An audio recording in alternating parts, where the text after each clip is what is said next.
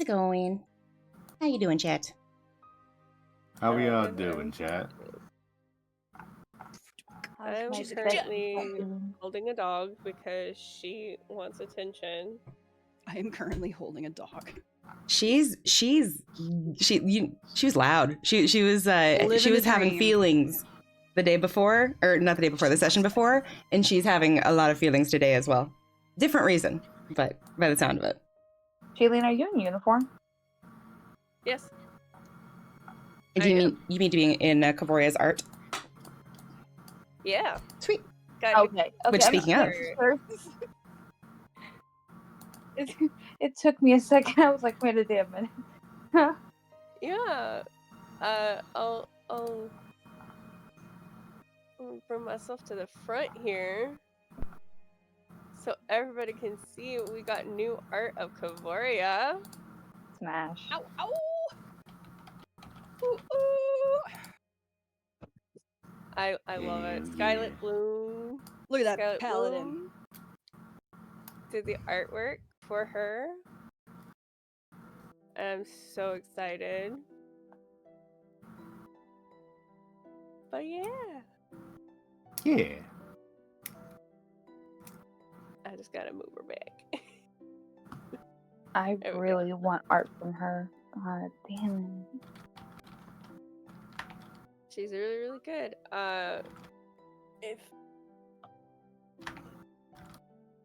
Put a dog down. If you're in my chat, I think it should appear in both chats. Nope, it's only invisible in mine. But if you're in my chat, you should have the link tree to Sky's. Heck yes. Tree. Sky's work is great. Amazing artist. She's done pretty much almost all of my art that I use on the channel. Except the emotes, that's a different person. Mm-hmm. But yeah. Shall we just dive right on into it? Hell yeah. Sure. Let's go. Let us go. So, last we left off, the party and Ignacio's family arrived into Endeavor.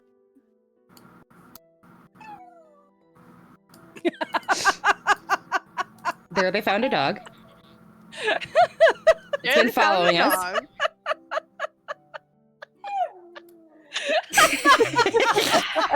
If this isn't a stage dog, oh my god, Shelly. Wow. They arrived. I'll be right back. Oh my goodness. Crowd noise is brought to you by Mm-hmm. Shelly. Oh damn it! I was waiting for it to go. Oh my goodness. Okay. Sorry about that. That is true, Fen.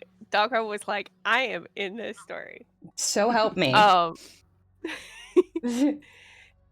They arrived in Endeavor, as I was starting to say, and they immediately met one of Ignacio's siblings, Isabella, much to the dismay of one of Ka'voria's siblings, Shaban.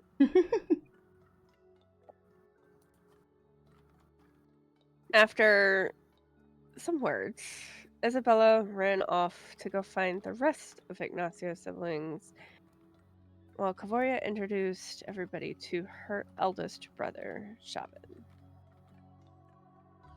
After meeting back up with Ignacio's parents and siblings, though, everybody made their way to Shaban's manor grounds, where Ignacio's mother, father, and siblings all went to a guest house, and the party went to the main manor.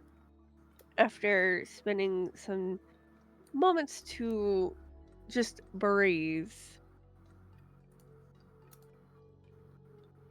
they all went down for lunch, minus Ka'voria and Ignacio. And found out some information about Serephina's grandfather, father, and mother. There they also met the High Prince Toto. Excuse me. Toya. You combine Toya and Shoto. It's okay. I did. We're not in Kansas anymore, Toto. Sorry. Didn't mean to do that. That's why the dog is here. It is. That's the prince. That's the dog. And at the very end, Toya received a letter. And that is where we pick up.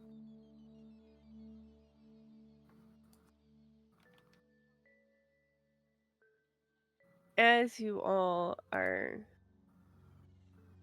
sitting around the table, and this member of the guard brings Toya a letter. He goes and he opens it. And once was a happy face turned serious. Last time Sienna rolled pretty high, if I recall correctly, to catch who that was from. Because his response was give it, gimme, and then expected that to continue. So when his face turned serious, does Sienna notice?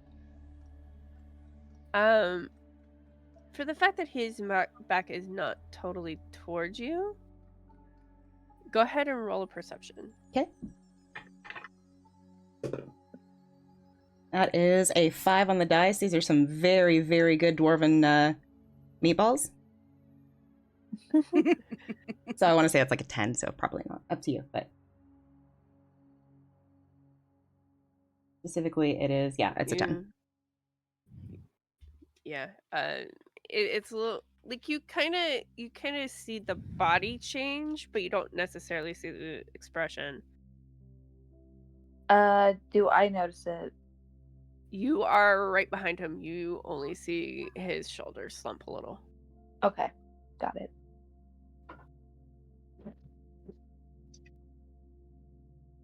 Shavan's like, what's wrong?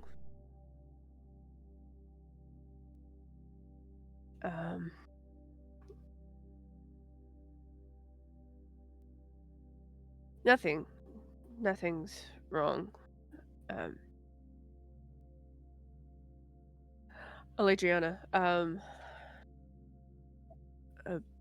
please go show this letter to my father. I want to know this. Of course, Your Majesty, Your Highness. And she immediately leaves. Is Eladriana one of just Prince Toya's aides?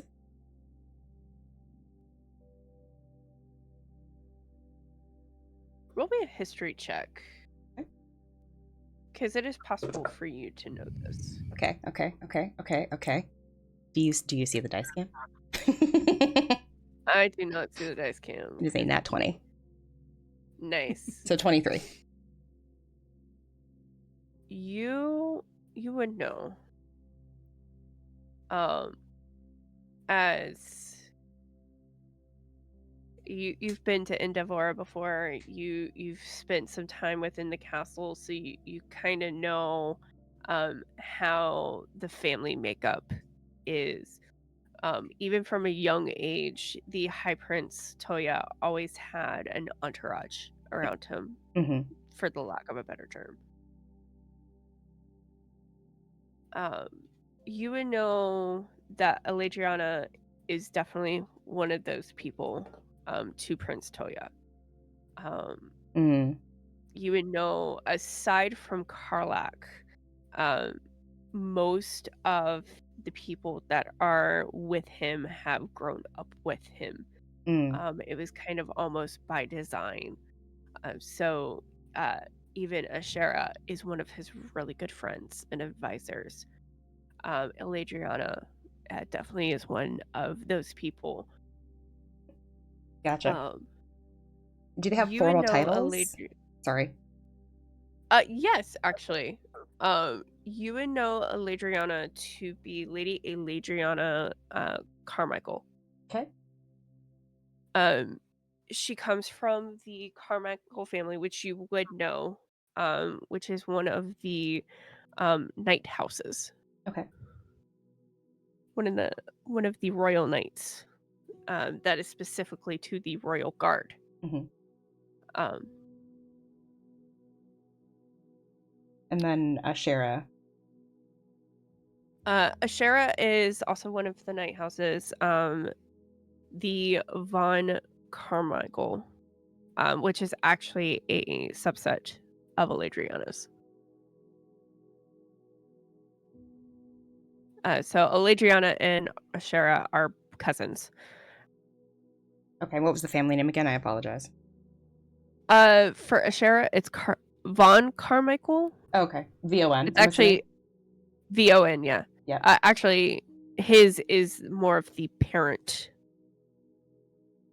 family. of Eladriana's family, which is just Carmichael. If I said it, if I said another name, it's Carmichael. I couldn't find the note at the moment. We got you. You good? Yeah. Okay. So Eladriana's family is a subset of Ashera's family. Gotcha. You would also know that Eladriana is a half-elf. Ashera is human.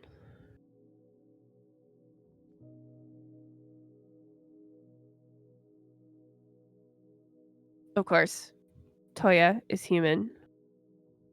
And then you would also know that Karlak is elven. Okay. He's an older elven man. You don't see him here, but you would know that was definitely one of Toya's inner circle. Okay.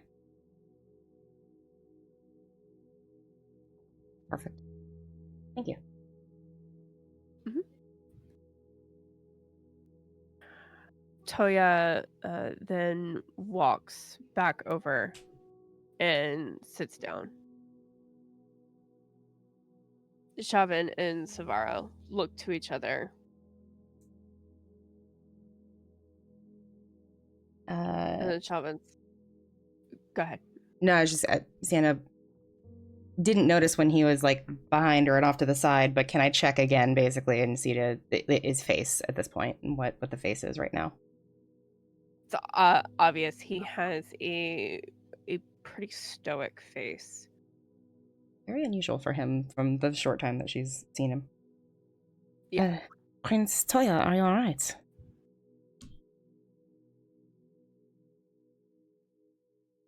Yeah.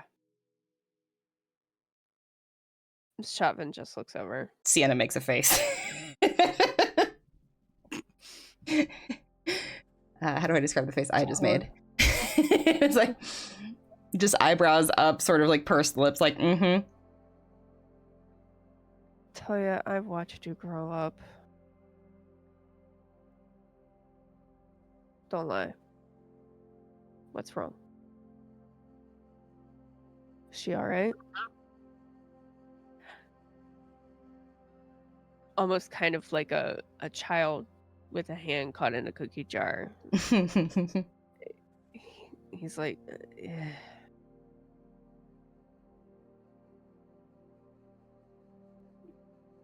Sandgale was attacked again. Again? Yeah. When?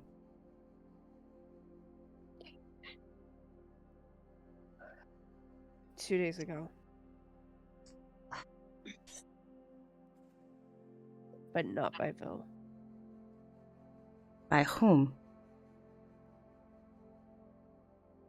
That's the thing. They don't know. Why would anybody target Sangil like that? It's a small fishing port. It's not anything...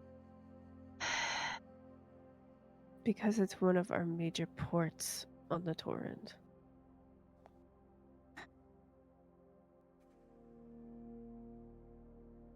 Sienna sits back and sort of like pushes the plate back.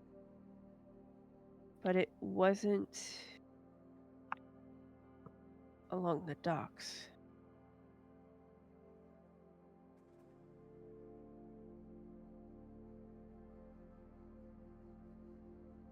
Where was it then? There's a district in San Gil that is around not the Raven's Temple, but the other one that's in San Gil.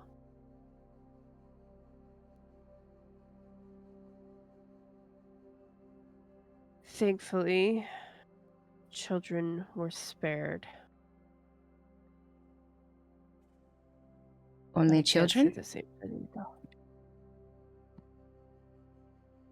Can't say the same for the adults.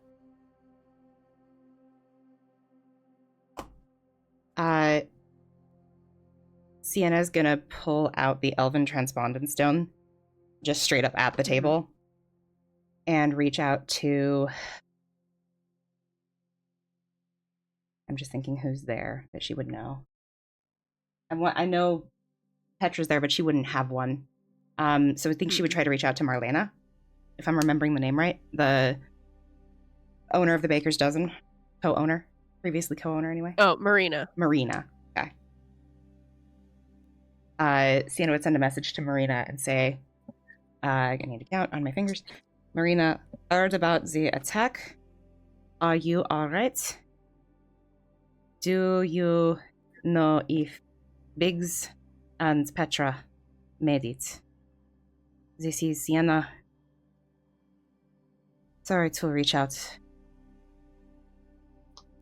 like this. I'm one over, but she might. Sorry to reach out like, and then it would probably just end. But yeah.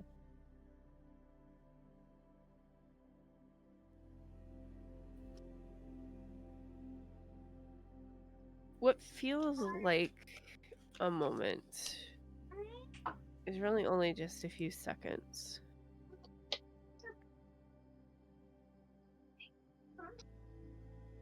I don't know who you are, but Biggs and Petra are fine.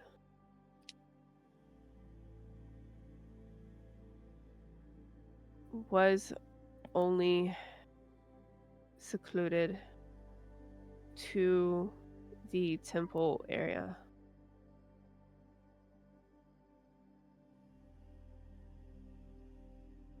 Investigation,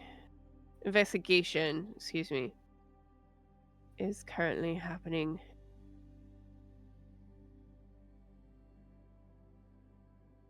And that's it. She stops at 23. Yeah. She'll reply, sorry, Marina, this... Okay, let's count. Sorry, Marina. This is, Sienna Nishiyama, Petra's daughter. And I traveled with Biggs briefly. Thank you for the update. Please keep me posted if you can.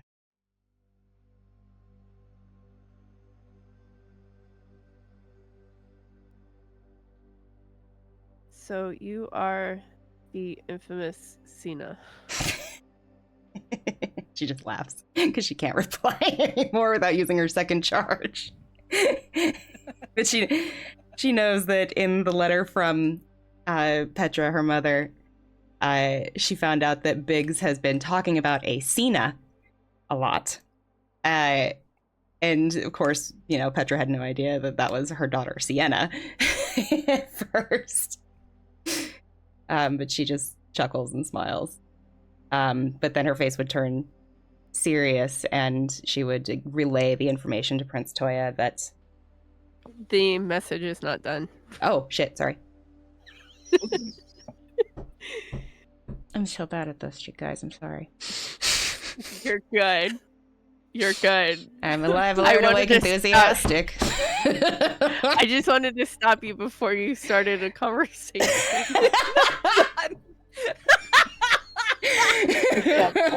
There was more to the message. This is where you may reply to this message. Exactly. It's actually really helpful.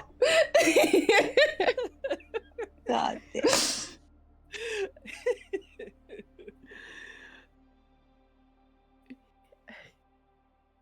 So you are the infamous Sienna.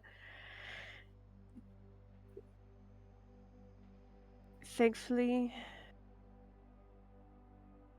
in some ways, two words are one.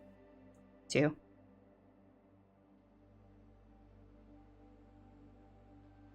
The children survived, but it is still a devastating blow.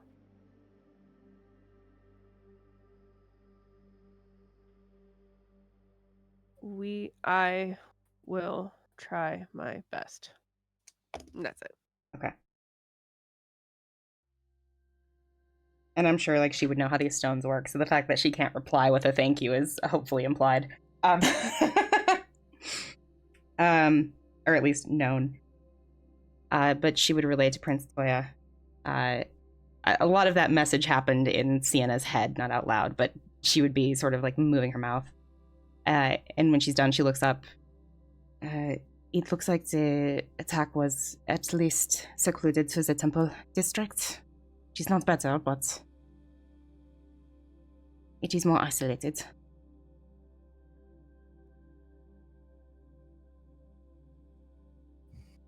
That's good.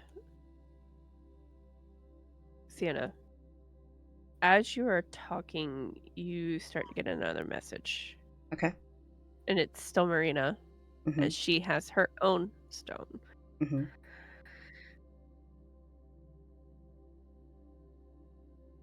There were a few survivors, though. And the story they tell is frightening. They say some were clad in red. Others were on fire. And that's it. Clad in red. Others were on fire. Okay. Sienna would have hastily reached for like a notepad during all of this and would be scribbling down anything Marina says. She'd relay that line specifically to the table at large. Just say, they say some were clad in red and others were on fire? Does that mean anything to anyone?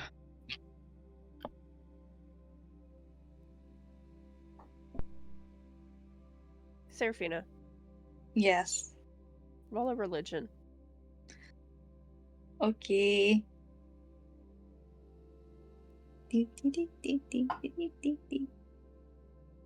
Rolling out religion check, let's go.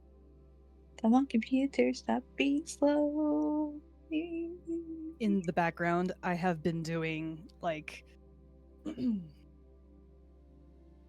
attention span checks for Elery, since this is still the same day that they just arrived, and was testing out the overwhelm and how the dice is letting her take this in. So I just, for funsies, went like, I don't know, is she like still cute into this conversation, whatever, and I rolled a 2. Mood! So Girly is present physically, but is super not there right now. Okay. Great. Actually, Serephina, Shavan, and Savara, all three of you hear the clad in red and some are on fire. And kind of almost simultaneously, you and the couple realize you're not talking about anybody on this plane. Oh.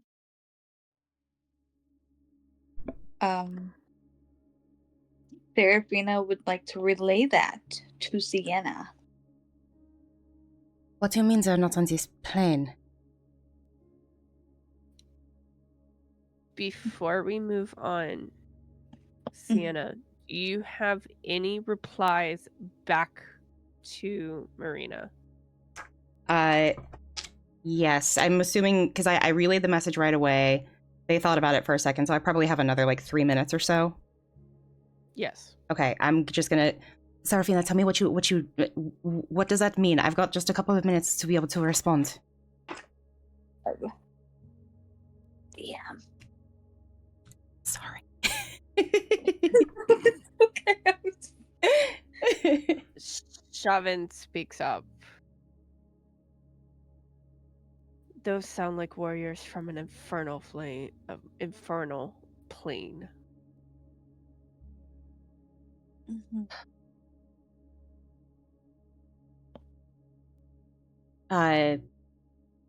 Any other details that you have?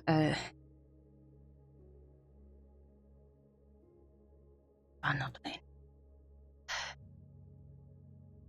It's Go ahead. It sounds like if they're clad in red and some are on fire, they were probably from the 5th ring of the Hells. Okay. So she's scribbling that down. She grabs the stone, shaking right now. She says, I am with people familiar. Sorry. I can't count. I am with people familiar, and they are saying those sound like attackers from the infernal planes, likely the 5th ring. Anything else? Thank you. She has enough to say thank you. Finally. I'm going to take on the role of Travis Willingham and just count. Thank you. Absolutely. Wondering what you were doing. Float pretty good. You have so for the audience's sake, these stones operate very similarly to a sending spell, and if you're familiar with sending spells, it is an instantaneous thing, but so that it's not basically D&D phones, you are limited to 25 words. So you have to be very judicious about what you say, and there's plenty of bits in the Critical Role realm about this, especially because of Jester. I was just going to say, if you are familiar with the Mighty Nine campaign and Jester trying to do sending, this is what's going on. But nobody here is Laura Bailey, so we're taking it seriously. 100%. You don't have to use all 25 words, for the record. Yeah. But it's more fun that way. It is. Not to mention, when you run out of space sometimes, it lets you fill in elsewhere. Are you pooping? You pooping? So that she would have relayed out loud, since she's kind of involving the table in the conversation at this point. Yeah. That's a shame.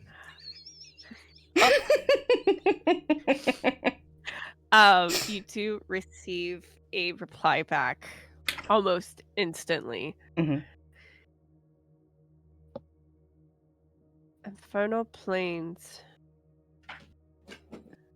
sounds scary, but I will relay the message. There was word that one may have seen someone with horns and a flaming sword. And that's it. Okay, she relays that verbatim to the table and just quickly replies, "Thank you, Marina." You do not have a reply. I don't. Okay. She reached out, I replied, she reached out again. There's no reply on the third one? Because time ran out. Ah, makes sense. Okay, understood. Worth it. I needed to catch the table up on it, so. Yeah. For the audience, so the Elven Transpondent Stones, which is kind of a reskin of the Sending Stones, have a slightly different enchantment where you can have a back and forth conversation, 25 words each time, up to 5 minutes. Mm-hmm. So you have like a 5-minute window for a line from you, a response, a line from you, and a response. However, if that time ends, unfortunately, you don't get the response. Yeah, I like we have do. here. Do you think Sienna would know that? Like, it's close enough that I'm wondering if she would try to reply, but be like at the 501 and not realize it, you know? Yeah. You would feel the spell end. Ah, okay, perfect. Okay.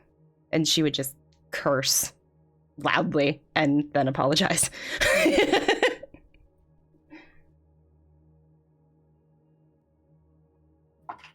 Fuck. Elery heard that. Sorry. Looks up, like snaps out of where she is, looks over at Sienna. Doesn't say anything. Just looks over at her, has her attention. Oh shit.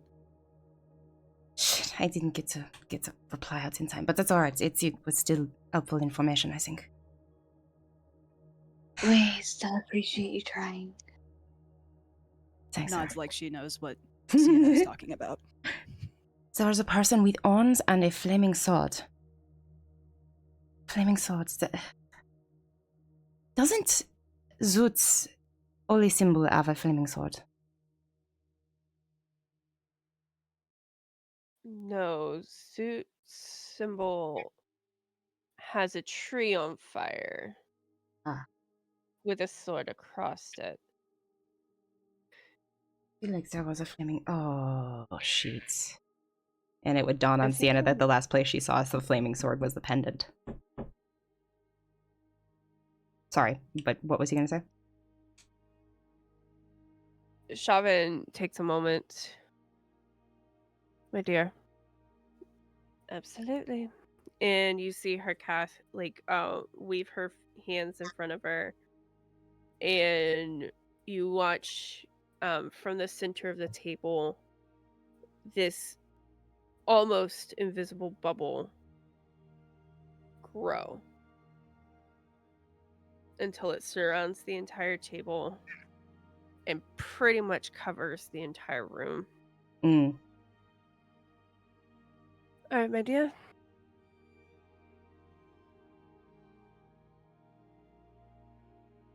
I know Toya and Ashera, my wife, all knew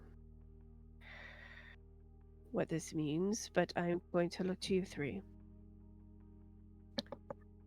Whatever set in this room stays in this room. Got it?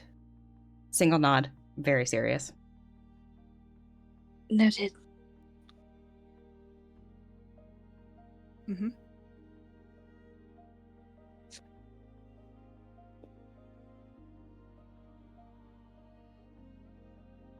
He'll glance to Toya and then back. 5 years ago,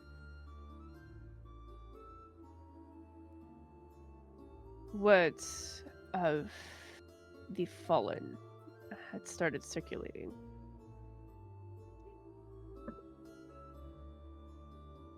Most notably that one had a reincarnation.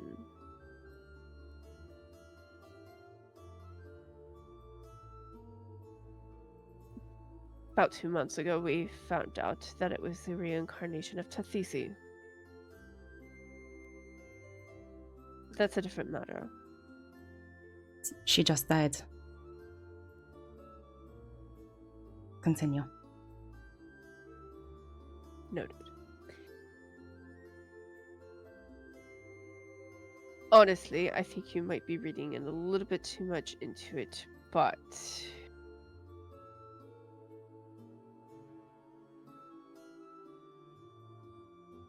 Zephyr's symbol contains a flaming sword. Mm-hmm. I don't think there's any connection, but it's definitely something. Sienna pulls the lead box out of her bag and speaks a word at it. What did I say? Sorry. I can take my notes. I'll find the word shortly, but she speaks the word to unlock the box for a moment with the arcane lock spell. Passes it to Chauvin. He takes it. Please look quickly. But we found this in Darlin. It belonged to someone that attacked us. Purple skin owns.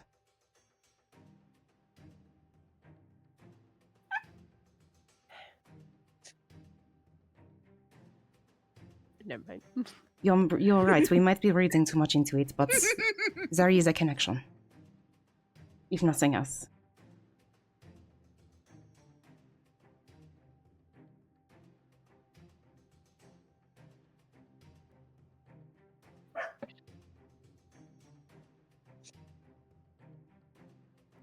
Give me one moment.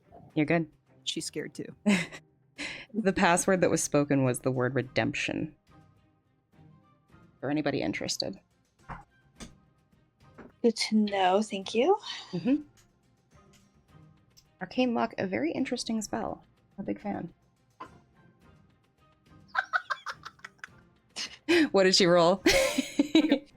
So realizing that Give me she has one moment. not paid attention, no worries. Realizing that she has not paid attention to this entire conversation at any given point, since Sienna swore, Elery is like aware that there's a conversation going on. Mm-hmm. So I thought to myself, you know, how good is she gonna be at hiding the fact that she was not paying attention this entire time? Which I mean, Serephina and Sienna would know by this point the overwhelm when she gets and the dissociating and such.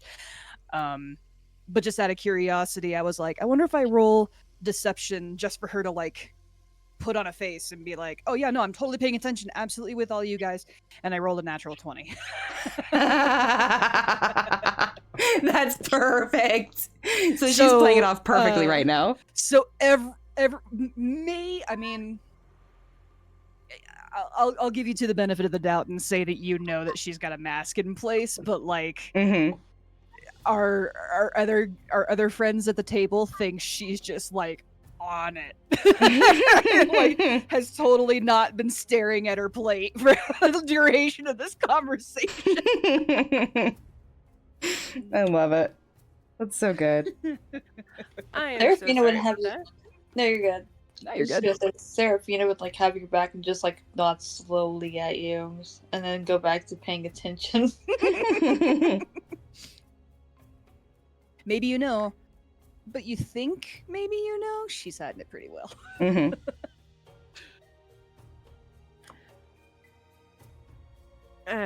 Sorry about that. You're good. I just myself got a message.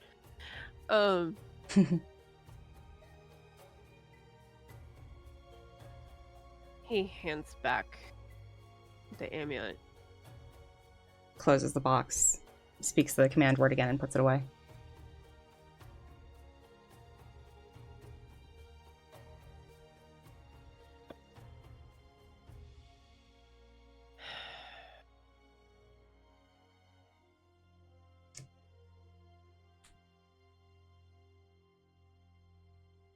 About half a month ago,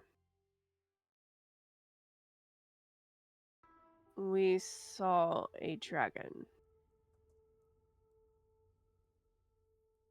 that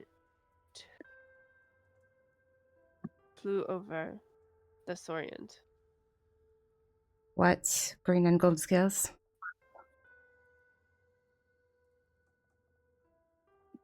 Yes. We've seen it too.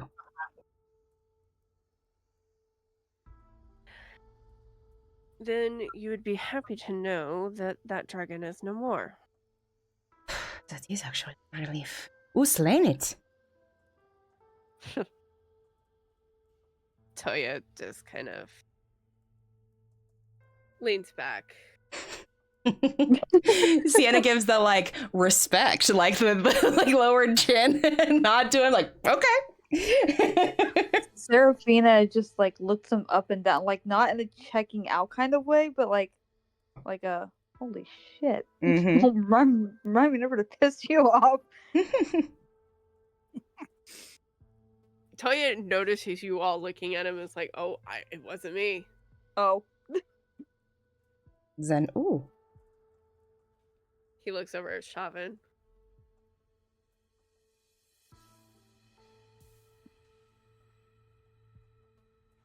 Holy shit. Sienna's eyes shift to Shavin. Shavin's like, I wasn't trying to toot my own horn. Gosh. Hey, you were the one who slew it. I was just there helping. Gentlemen, all due respect, I'm sure that she gestures to Shavin's partner, because I can't see the name, but Shavin's partner. Savara. She gestures to Savara. I'm sure this spell has a time limit. Keep going. Oh no, we're good. We're good. It has a pretty long time limit, so don't worry. Oh, then never mind. I'm sorry. Seraphine's just like doing a slow kind of clap and respect. Like, God damn. I mean, when you're a paladin of Darag, dragons surely are pretty easy. Yes, I am a paladin of Darag, hand chosen, might I add. Holy shit. Anyways, So you've been a paladin of these since before the veil. oh, I'm not that old. I'm only 935. Sienna just smiles. I was like, Elery's probably making a bit of a face, though. I'll catch you. I don't know if you heard Shaylee, and I'll catch you up. Since Sienna swore and Elery like locked into the conversation all of a sudden, just for fun, I was like, how well is she hiding that she super doesn't know what's going on, but is pretending like she knows what's going on? And I rolled a natural 20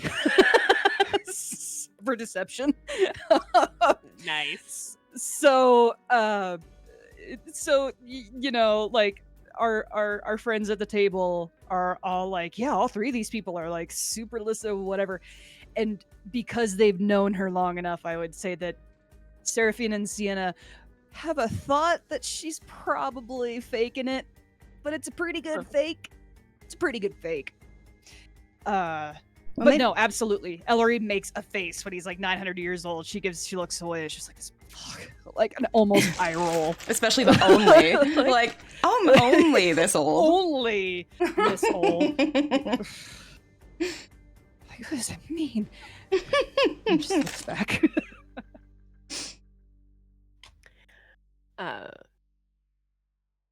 He's like, no, I was probably the first one of my siblings to find out that Shinji is not my great-grandfather, great-great-grandfather, and that Darag was. Of course, I didn't share it with my siblings because at the time I wasn't speaking to my family. Oh, except for save a few. Vori for one, and Alron for another.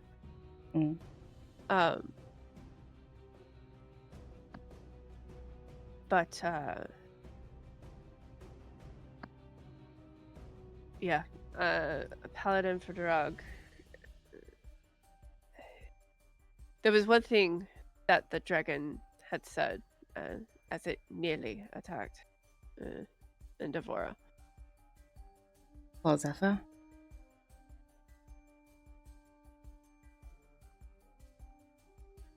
One of the things he said.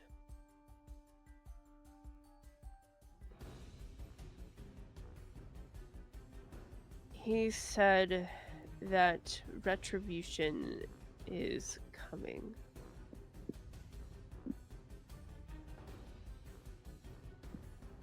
What that means, I have no idea. Does that ring any bells from Sienna's conversations with No. Granny Chico and Torino? No. Okay. No.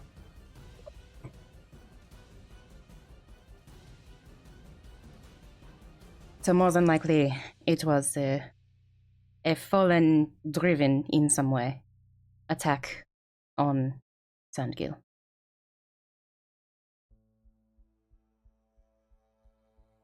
Most likely.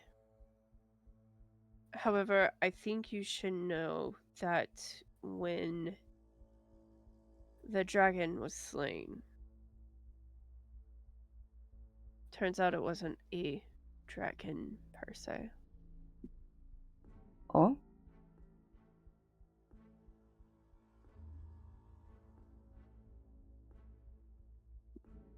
I had to seek guidance myself for this.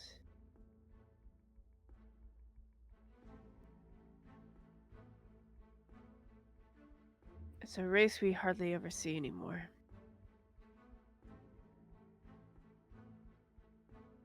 This person is known as a dragon kin. Hmm.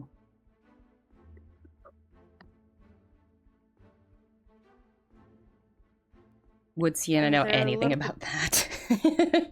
No. This is a race that is so ancient, it's not even in textbooks. Gotcha.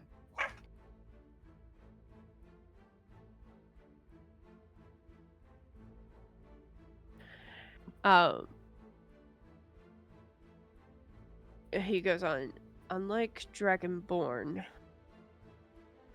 who typically have the features of dragons, like a bipedal dragon and whatnot. Dragon can look human or elf or whatever race they desire. And that's how they're born. When they come of age, they get the ability to transform into a dragon. And it's not a polymorph. It's a true transformation. Hmm.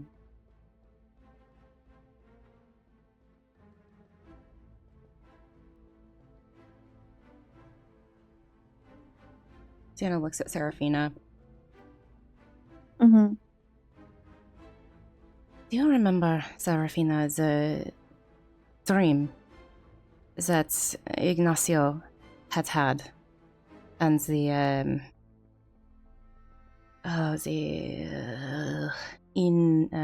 Dorley, no, in Killeen, the high priestess over the Temple of Ravines. It involved 3 dragons. One of fire, one of ice, one of poison. Mm-hmm. And she would look up to Shavin and just say, could those be Dragonkin?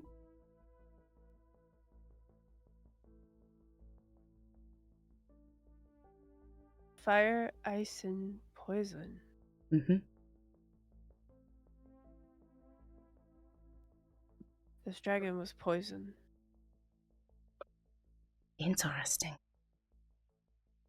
Meaning that we have a nice fire one coming, or already approaching. Possibly. I mean, that's assuming that it is the only poison dragon in the Dragonkin, maybe.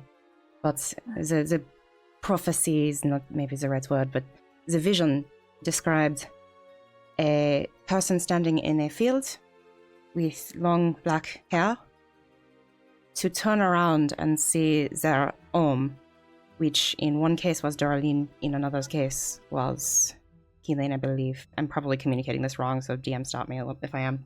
But both were Darlene. Both were Darlene, okay. In both cases it was Darlene, and Darlene was on fire. It became personal after that for each person who had the vision. For the champion of Jorania, it was seeing his father. And for the priestess of the temple, she saw her family. Mm-hmm. But, Seraphina, am I forgetting anything? I'm misremembering it.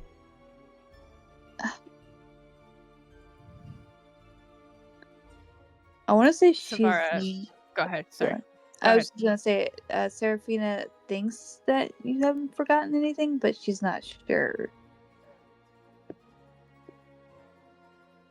Savara speaks up. These were dreams that they had. Almost identical. In theme and content, up to the point that it became personal for the person. Mm-hmm. It was frightening enough that the high priestess of the Temple of Ravines left town for a weekend with her family, concerned that the prophecy was going to come true in a certain span of time. It didn't, thankfully, but unfulfilled prophecies have a saying about coming true at some point. You see Savara, who's always had her back straight. She looks like a proper noble woman. Like she has her back straight, her posture is perfect.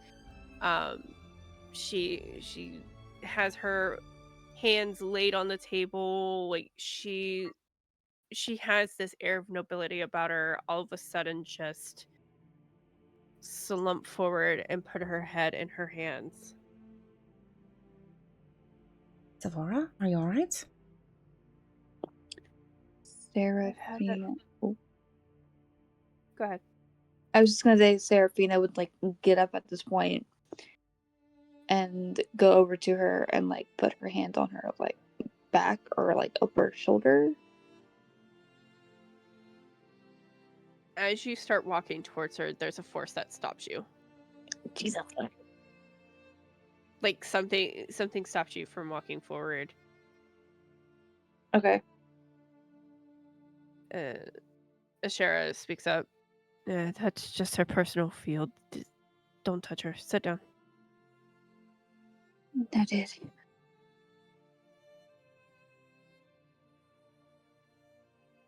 Savara's like, I've had the same dream.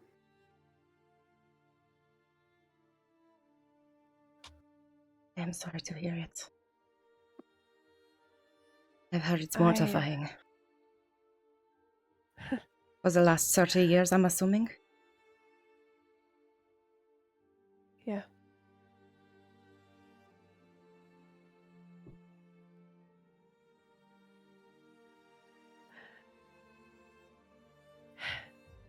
It all starts the same. There's a woman, long hair,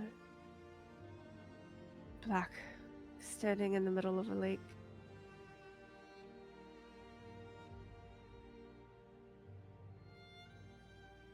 As I would call out to her,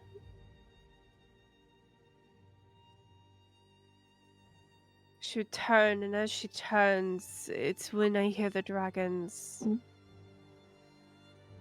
See the fire raining down, the ice, the poison.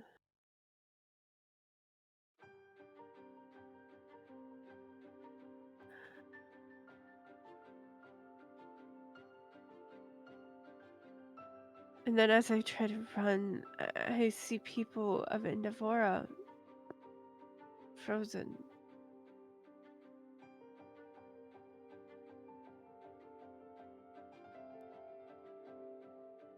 And then I see my family.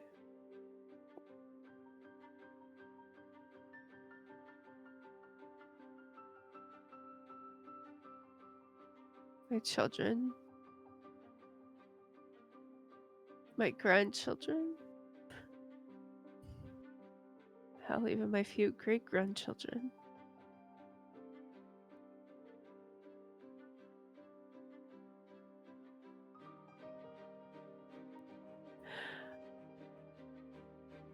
And then he's there. Who is he?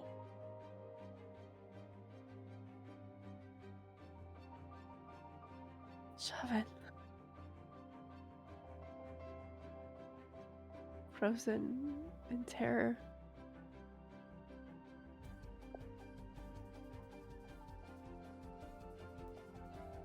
You hear Shavan speak up. Hun, you don't have to. No.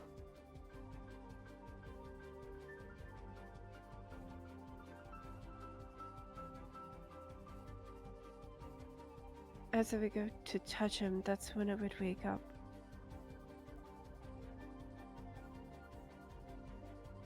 For 30 years, I've had this dream.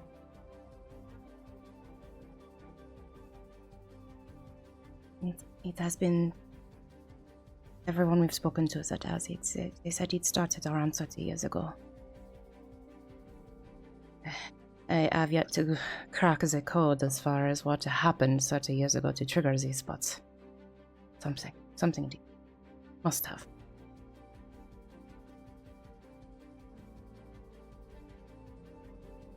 "30 years ago." Toya speaks up. There was something that happened 30 years ago.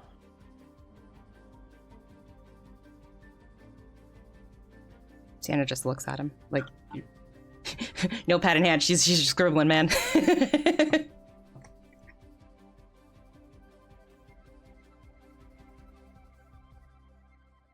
There was a message that came out of Captoria.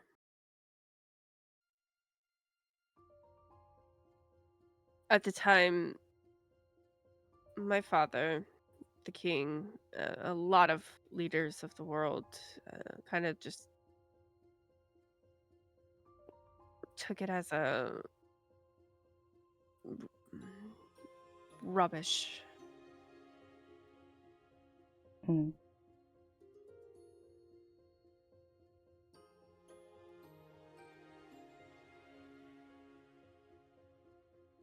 The end draws near. Retribution will be had. Same as the dragon said. Looks to Shavan. Shavan just nods.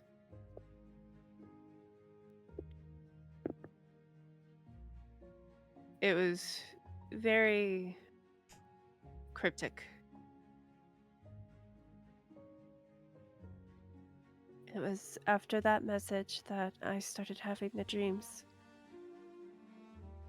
I imagine you did not make the connection right away, if at all. It's very vague. No, we only made the connection after this dragon attacked. What? Thankfully, we stopped the dragon before it got to the city, so no damage was done to the city itself. Our ballista shot it out of the air, and myself, Toya, and a few others were there to meet it on the ground. Yes, this is very good. But there is a mismatch, right? She looks back to Savara. You've seen this place frozen, not poisoned. And then looks back to Shavan. And Darlene was seen on fire.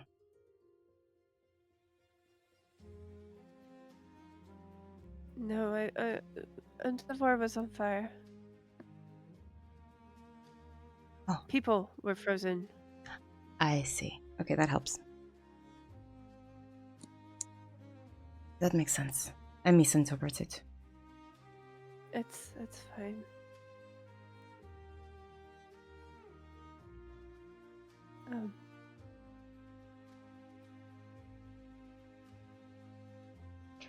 So what do we do with this information?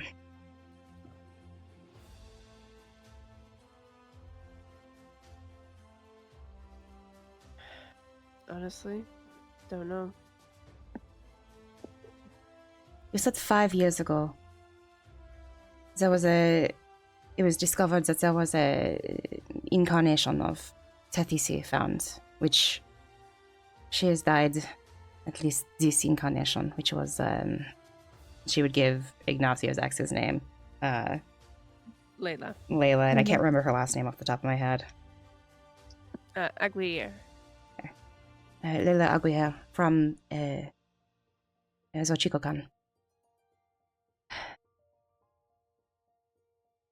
What she's obviously more than 5 years old. Is this how did this information, how was it discovered?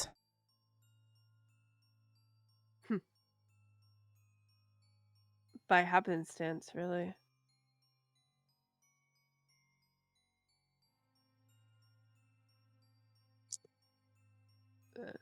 Savara's like, that might have been me. I was reading the stars, as I do as a hobby. There was something not right. I dug further, and that's when I discovered that one of the fallen had, in a way, found her way outside of the veil.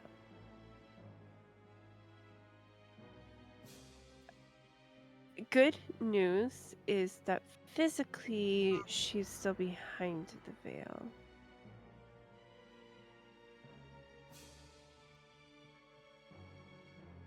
And it was only just a small portion of her soul.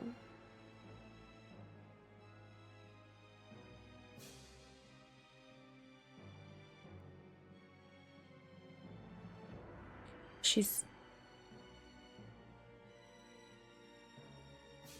For her soul to be able to get out, wouldn't she need to be dead? As Tethora was.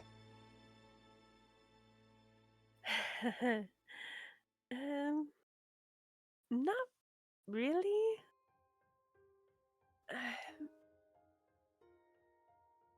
The demigods, they had a power that was unique.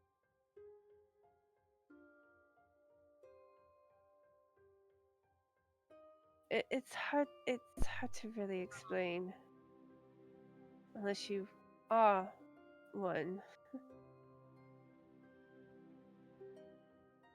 So, Are you one?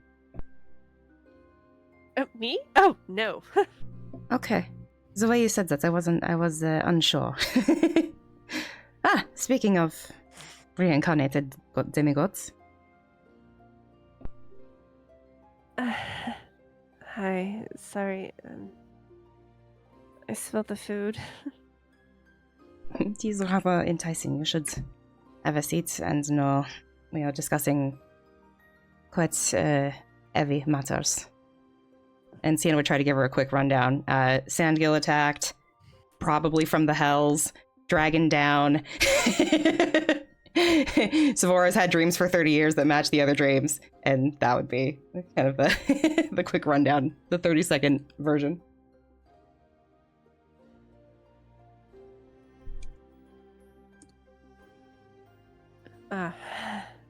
Wow.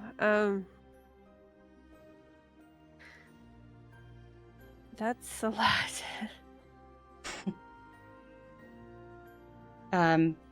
Sienna would nod and turn to Shavan and Serephina. This makes going to the libraries to find out what we can for the fallen even more urgent, I feel. You've obviously been, I would imagine, and she'd look back and forth between Shavan and Savara, I would imagine you've been researching these for some time at that point, if you have the personal connection of the vision. Any recommendations for places to start?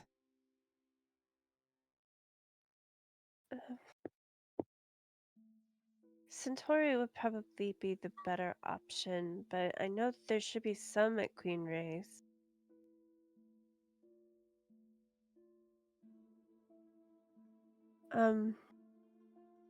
But there is one thing that I would like to try. I kind of wish Ignacio was here, too. As soon as you say that, Ignacio would just stumble in, sort of groggy. Speak of the raven and he shall appear. The man of the hour. She'd give the same 30-second rundown after he grumbles. Like, yes, you're waking up. Here's the information. Ka'voria just pats the seat next to her. Ignacio would say, I'm on my way. And then he'll sit. We were just discussing the fallen and the fact that Zanzgil has been attacked again, but this time near the temple. And from agents, we believe from the elves, the fifth ring specifically.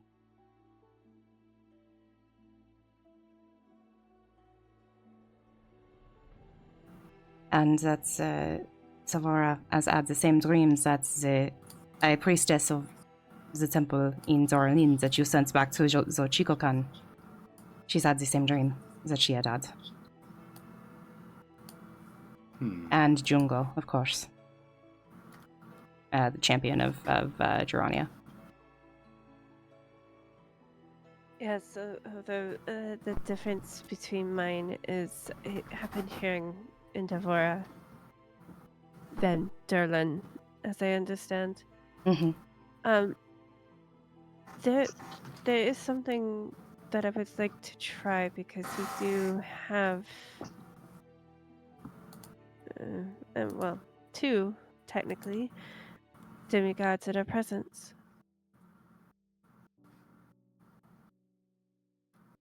Who is the But second only... one?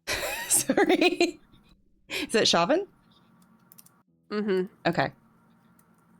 But only one holds the soul.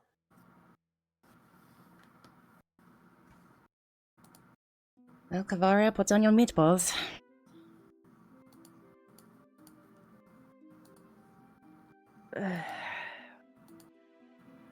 Savara, it's not gonna hurt, is it? No. But it may be able to provide answers to a lot of questions.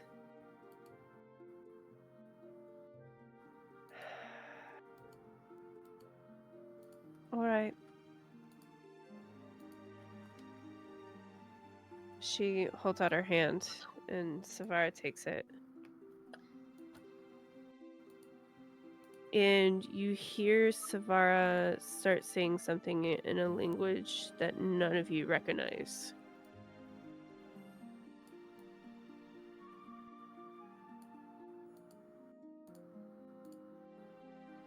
And then you watch as Ka'voria's head just slumps for a second.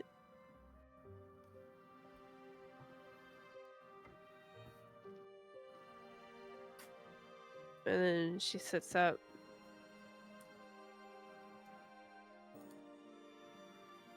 Crosses her arms and leans back. I was wondering when someone would finally decide to ask.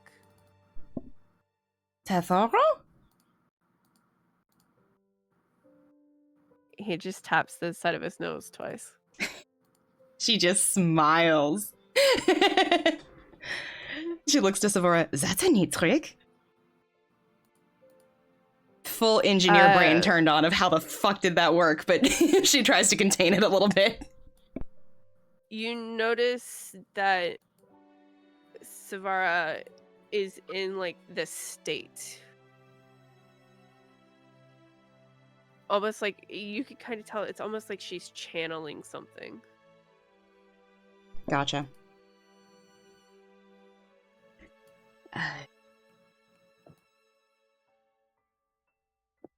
But it's weird because it's a male voice coming out of Ka'voria. How's Ignacio taking that? Oh, that's beautiful. So good. Ka'voria? Don't worry, she's still here.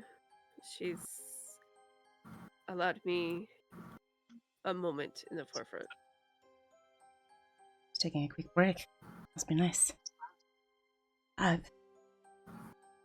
are so many questions, so many things to ask you, but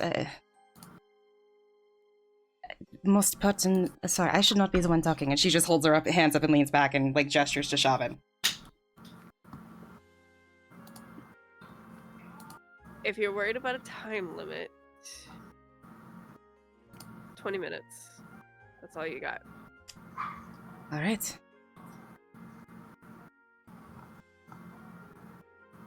She waits for somebody else to start talking, and if they don't, she's going to.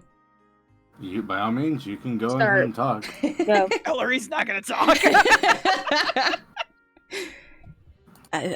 Okay. 20 minutes. Tethoro. Yeah. What is going on with the Fallen?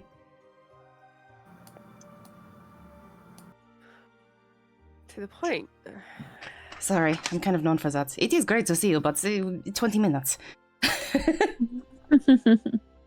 It's great to see. I can only imagine.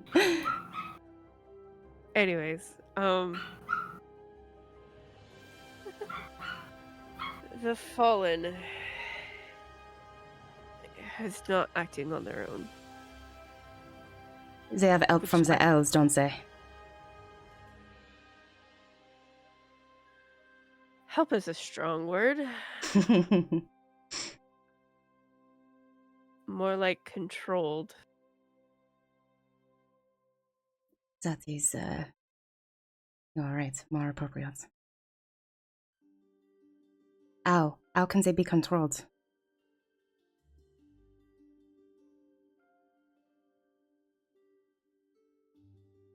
He looks down and messes with the amulet that Ka'voria wears. Mm-hmm. They must have amulets. That's how they got them. Amulets. And before you say anything about holding on to amulets or anything, don't worry. The hells haven't messed with amulets for years. Because they've always had the ability, but the doing so is new.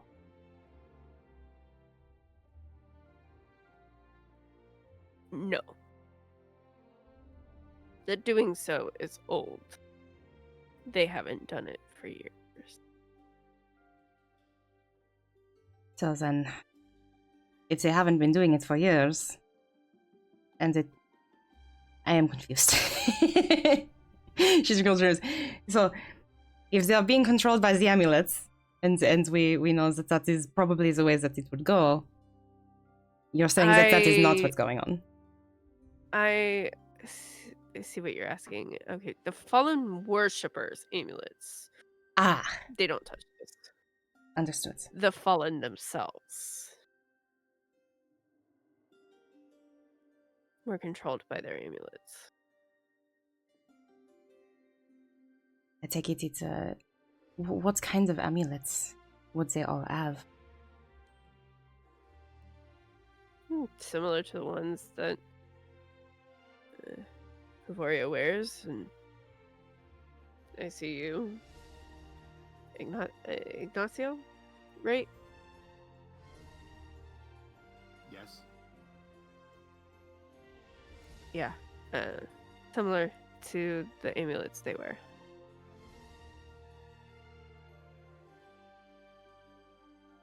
But it is possible to break them. Break them out. Be difficult to do from behind the veil.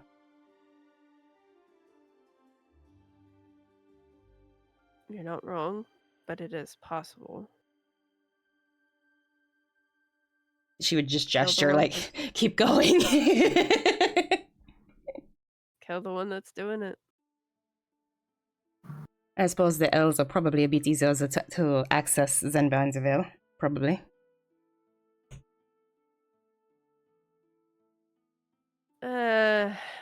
Yeah, the hells are a bit hard to access.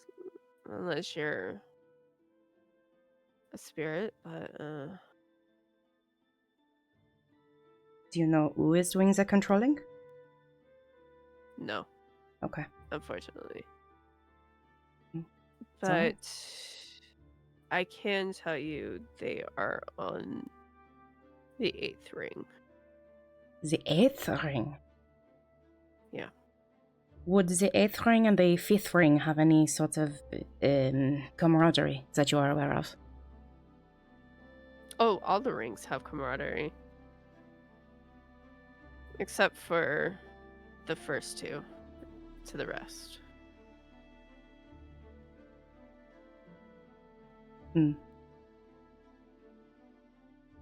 There was something explained to me, long story about how I got there, but just straight to the facts, that Zephyr attended the wedding of the princess in the first ring right before he fell. And that there was rumors of some sort of uprising going on, but the details were very vague. I remember that wedding. I was there too. You remember anyone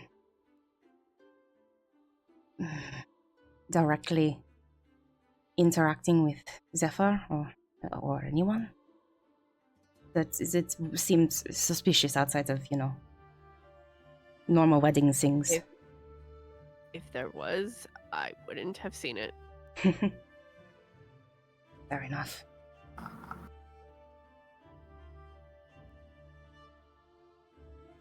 I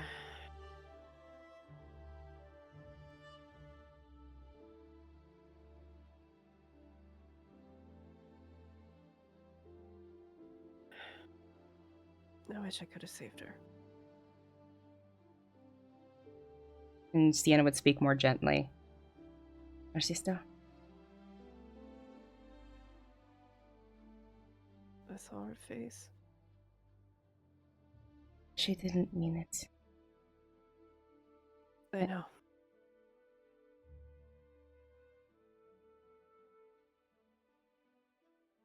I don't know exactly. Even though I was... Go ahead. No, you're good. Pretend I didn't say it.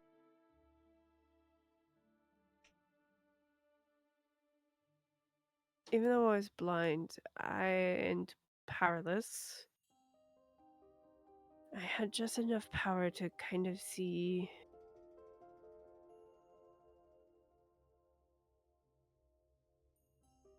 Or as kind of a way to describe it.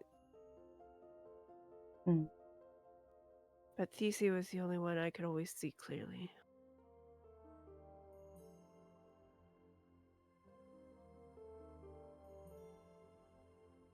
Was Just it her. Was it clouded? It was clouded, but she always shone through. She was my other half. She was my twin. Then one day I couldn't see her. I could hear her, but I couldn't see her.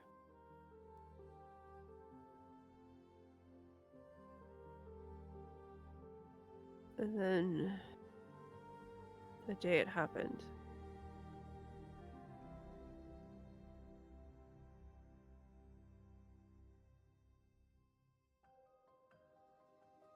she became clear as she drove the knife.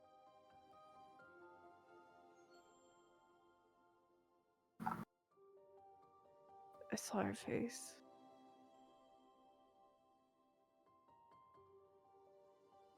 She called me a name I hadn't heard in years. It was a name only she called me.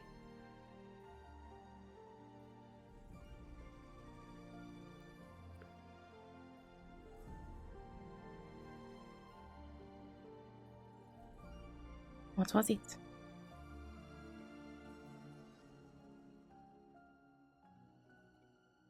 Ro-ro.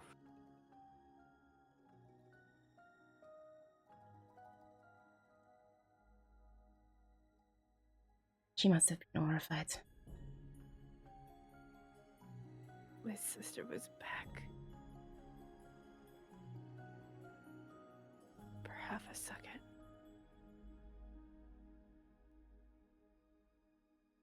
Well, the half second that I saw her.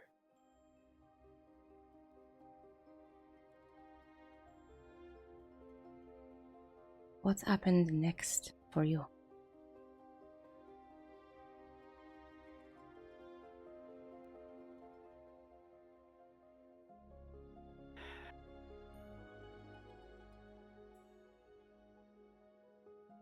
Revenge, forgive me. I found myself at a pool. Revenge was there. Well, a spectral version of him was there.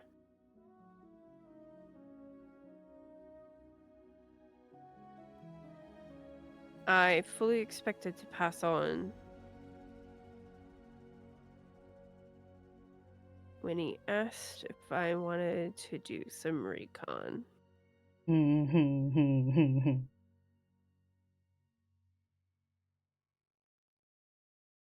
Sienna glances at Ignacio. Not now.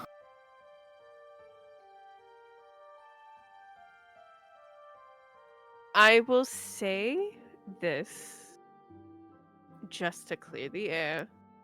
Anytime you two do that, I turn a blind eye. Anyways. You mean, oh my lord, oh god. Welcome to my nightmare. I need to step out, please. Just. And then he'll just open the door, shut it, and you hear nothing for a bit. You don't hear anything for a good long while. Now it's his turn to be embarrassed. Anyways. I don't think that's what you were talking about when you said recon, but it is funny. What were you talking about when you said recon? I wasn't really talking about that. I was talking about whenever they were cuddling. Gosh. Anyways. Cuddling is subjective. Anyway, continue. He sent me to the house. Did Zoot know that you are aware of? Yeah. I figured. I met him a few times.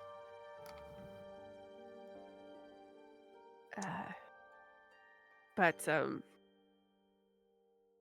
I was only able to get to the 5th ring. That might have been far enough for at least something. We believe there was an attack on Sandgil from representatives from the 5th ring. Yeah, no.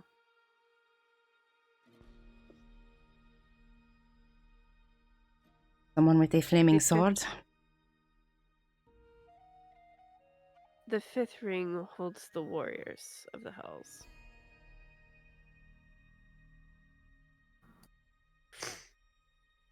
The 5th ring, the 8th ring, and the 9th ring are all corrupted. By anything you happen to know? No. Okay. But that was the source of the uprisings that the king and queen of the elves were receiving word of around the time of the wedding. Exactly.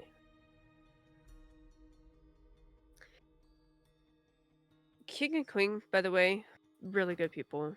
They really respect life and the people of the Prime Plane. They just wanted their own kingdom. Understandable. That's by the by. Seems like somebody is not happy with the way they are running things.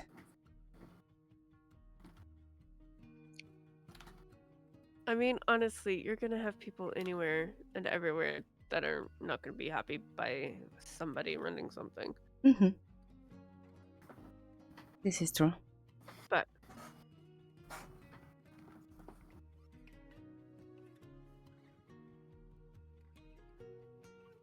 While I was down there, I heard that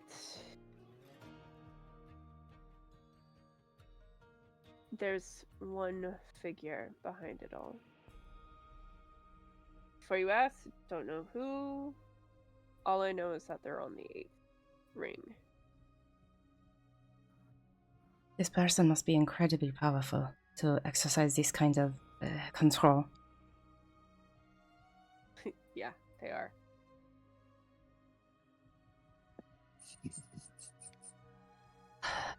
Stupid question, but did the elves exist before the king and queen were appointed there? In a way, kinda. But more barren land, in a sense. Hmm. No denizens, no nothing. The denizens came after the king and queen. Who put them there? Obviously, Zut and Ravines placed the king and queen and their families, but the rest of the denizens.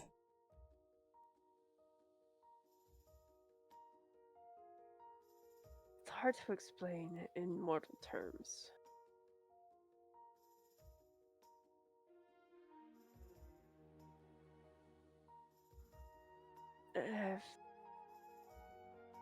Just trying.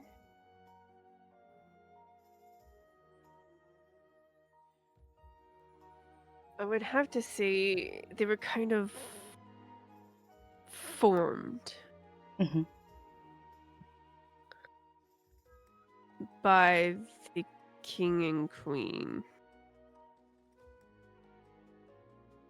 Different from creating a child, by the sound of it.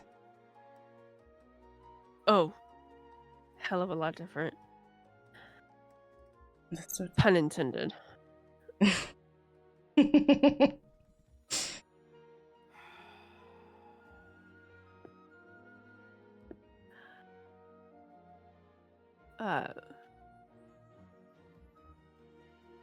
Anyways,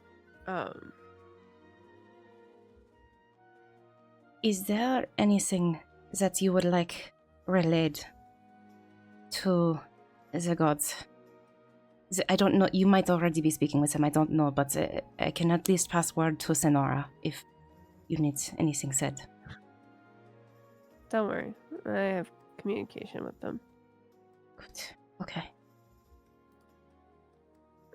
Specifically Ravens, but they all know of my spying, in a sense. What happened 30 years ago?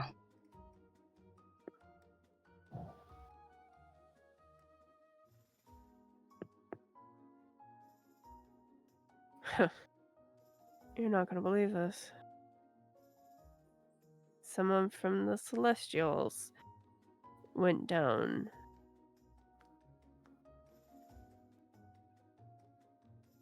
And took over Captoria. No, I believe that.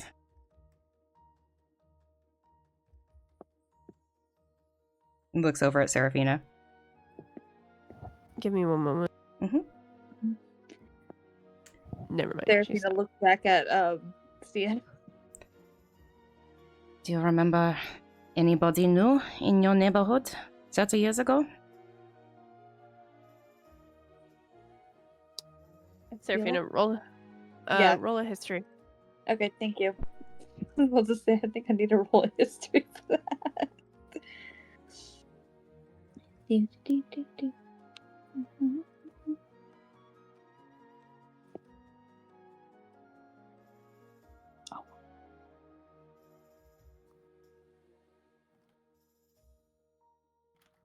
Give me a second.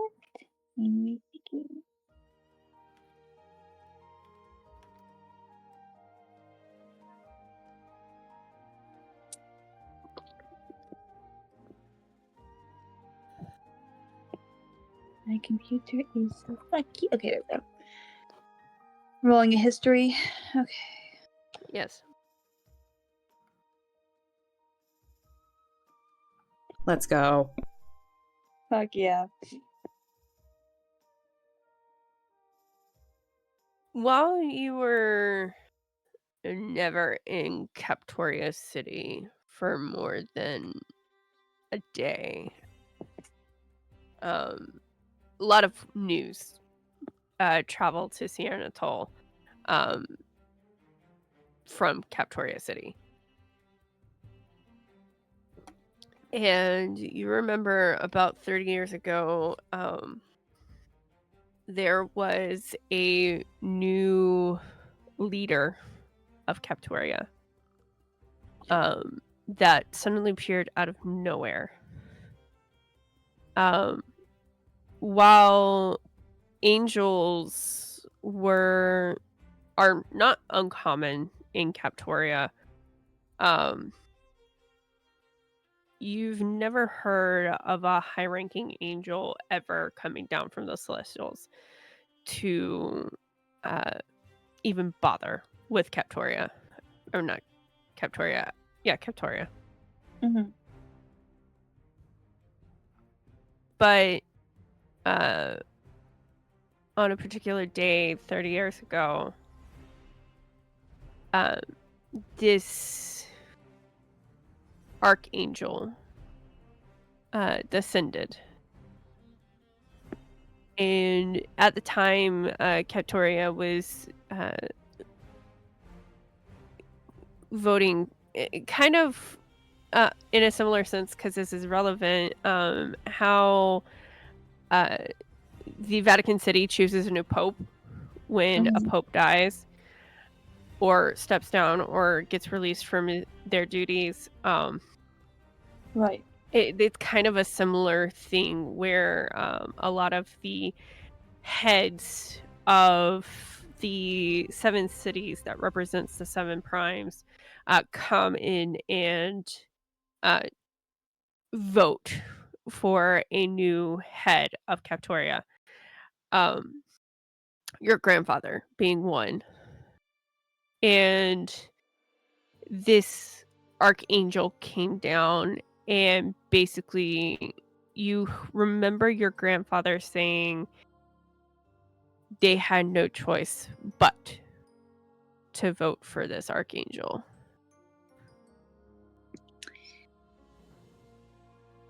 I will gladly share all that information with everyone at the table.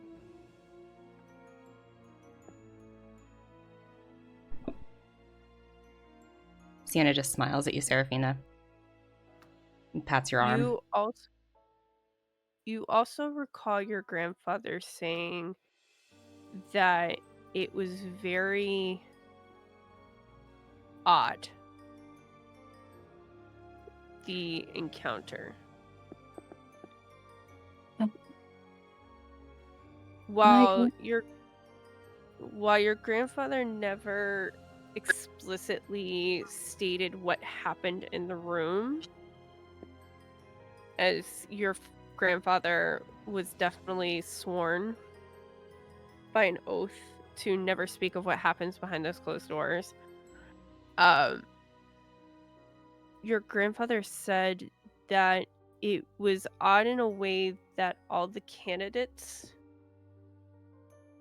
that were up for this election disappeared out of the room. Like poof. Oh.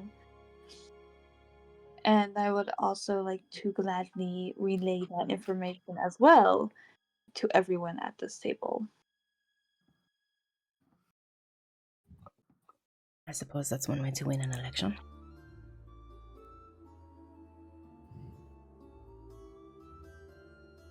Something doesn't sound right. Yeah. Is that Shavan or Tethora? Tethora. Okay. What do you mean?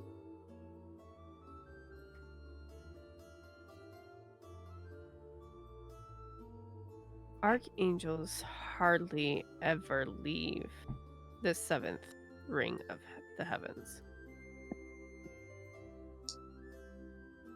If they do, it is for war.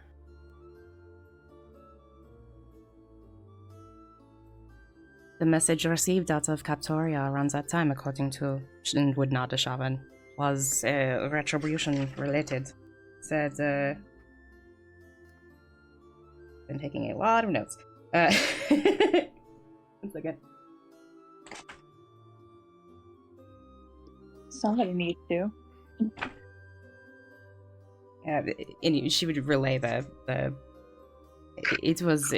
there was a strange message about retribution is coming from the dragon. This was associated with this, but there was also the message from Captoria that said something similar.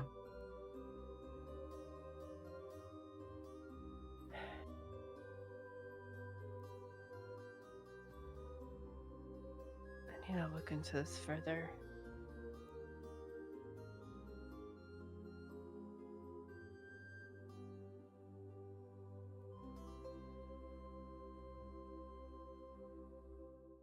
Is it the right move with everything going on for us to continue to search for the champion's weapons?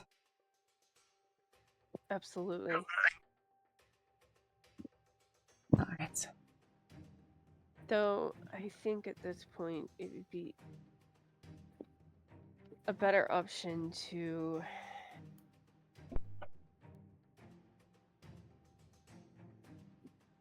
send out people.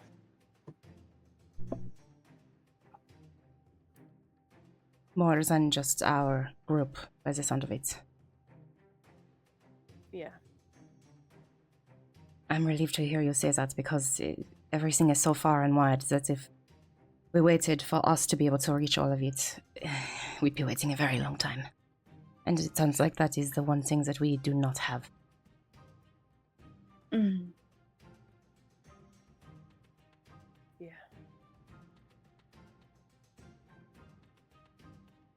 I'll speak with Dad and the others.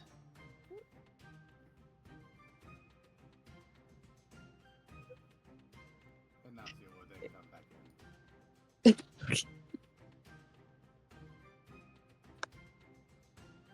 By the way, I was just mentioning cuddling. I don't care right now. Just, Anyways. I've overheard, so don't worry. We don't have to relay the information again. Alright. I dare say it may even come down to having maybe 1 or 2 members from your party split off.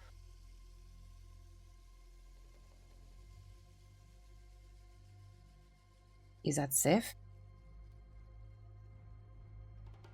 What is? Valid point. At this point, nowhere's safe.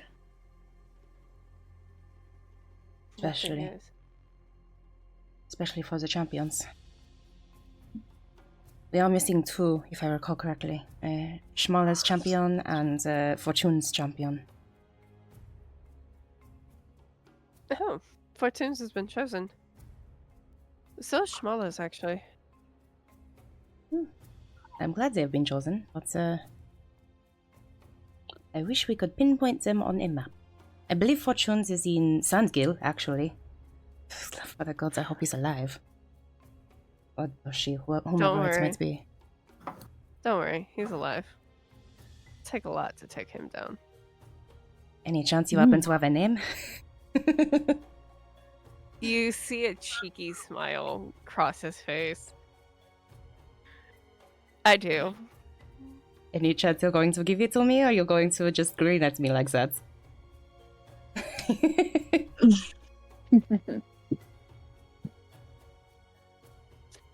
Hand me your notebook. She does.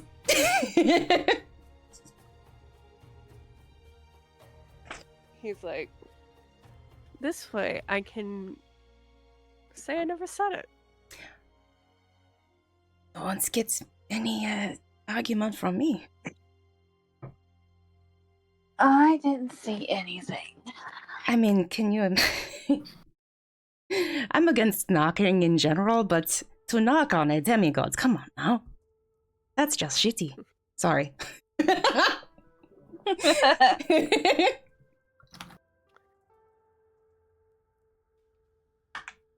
You see him writing.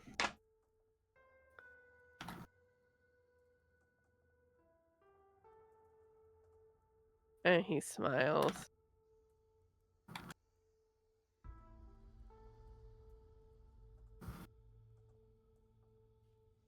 I think I was very panicked when you showed up, so I did not say it is nice to meet you, but it is very nice to meet you. It's nice to see. Is there... There's been much conversation between many people, but Sonara asked me to find what changed Zephyr. And I think we're on the right track with whatever is controlling from the Feast or its ring. But do you think there's anything more to it than that?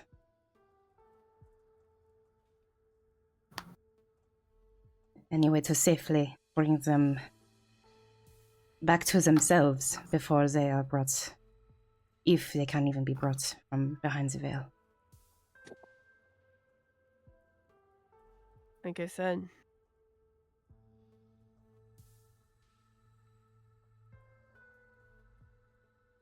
killing the one who has control is probably the best thing.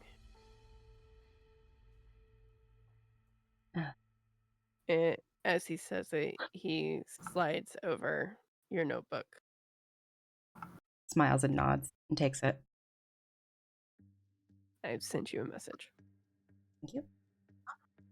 You said that one or two of us has to go alone, right? It would be wise in order to gather the weapons and more efficiently. I would say that I go. Are you thinking with your family to Aldeno? Aldeno? See.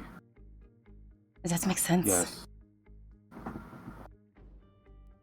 You're clearly very capable of handling yourself. Very.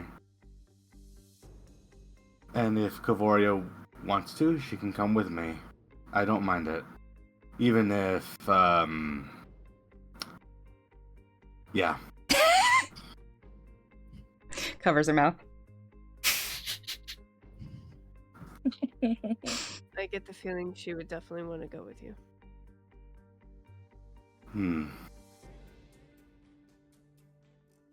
Very well. I think that it would be wise that me and Ka'voria go as soon as we do what we need to do here. Or we can depart right now. I am not picky either way. Well, we did just arrive. You may want to rest, but it will be sorry to lose you, both of you. I understand. But this isn't goodbye. Just a see you later. You better take care of yourself. For now, just rest.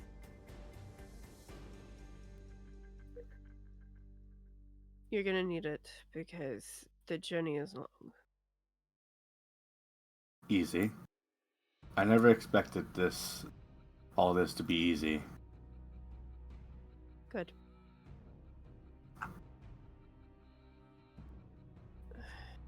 My time is drawing. Is there Any anything? more questions? Is there anything you need or want us to do outside of what we have discussed?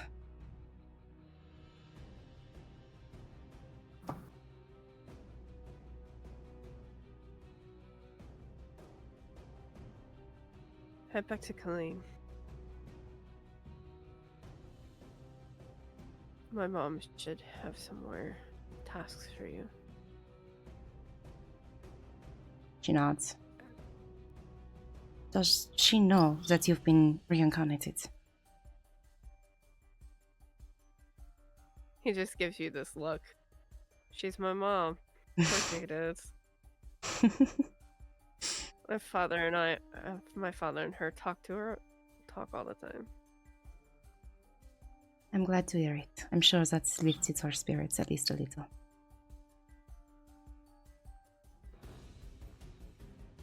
Lifted a little, but she still mourns that day.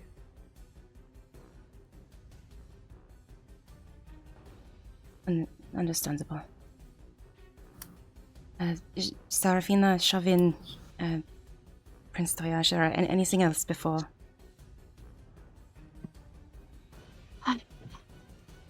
I don't think so.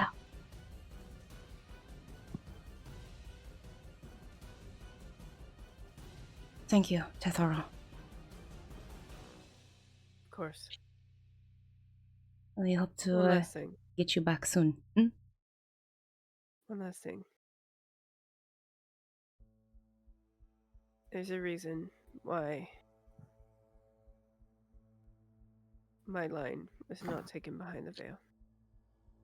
What is it?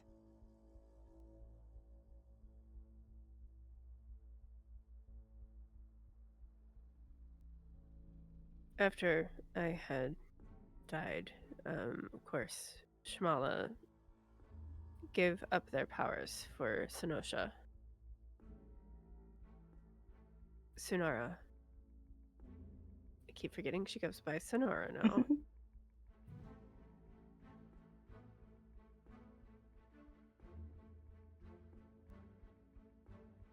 It definitely took their powers down by one. You need 7 powers to open that veil.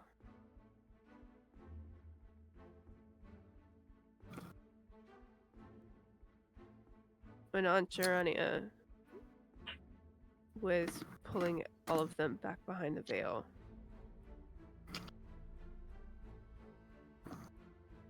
my father gave her a suggestion. Essentially, I was mortal, and a word,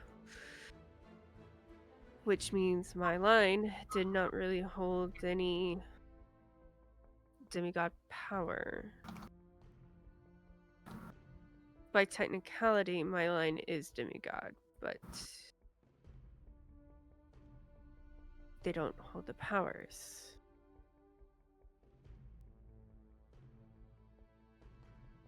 Because they all went to Tethisi? Or I'm not entirely sure if that's how it was. I just didn't have powers. But ever since passing, I've gained powers. that is good. Which makes my line the best line to help open the veil. That is what Sonara meant when she said... And she would stop herself.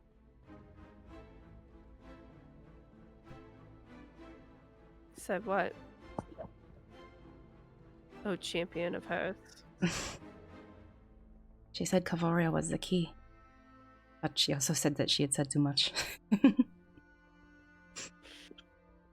Yeah. When the time comes, with Ka'voria's help, I will be helping opening the veil. When is the right time to do that?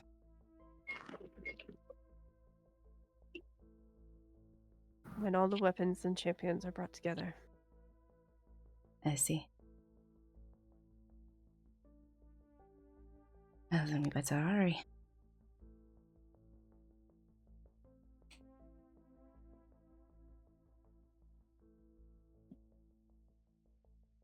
When you find all the other champions and their weapons, gather in Killeen.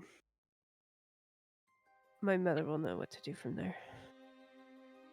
And at that moment, you see the head, Ka'voria's head, just kind of whip for not quickly, but like pass down, and she puts a hand up to her head.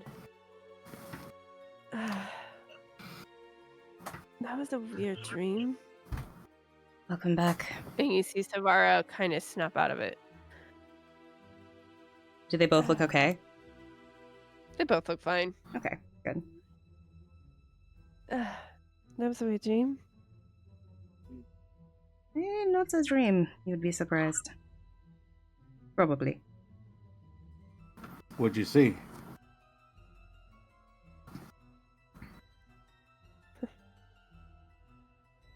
An elven male standing there talking to you all. Not too far-fetched. Good to know. But he was right. I'll go with you. Okay. Just need to buy a few things. And also tell my brothers and sister that we'll be going to... what's that place called again, Shaylin? Alno? Alno. Yeah. Let's spend a few days preparing. Of course.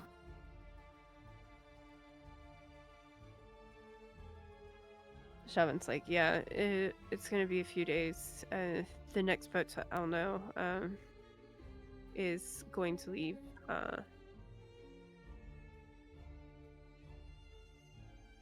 one Merkday, I believe. Toya's like, I believe so. If you want, I can suggest someone to go with the three of you. Good friend of mine, if a bit very rough around the edges. I mean, of course. No, I'm don't mean that this as like a compliment. I mean this as a warning. He's very rough around the edges, and will find excuse to fight almost anyone who even thinks that. Should I say this? I don't know. We're all adults here. If he finds someone or someone looks shifty, he will actively go to that person and try to beat them up. Is this your younger brother?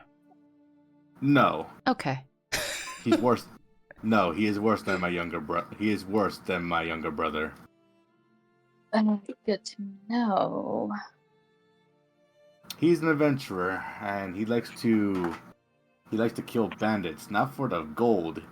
He does it for the fun of it.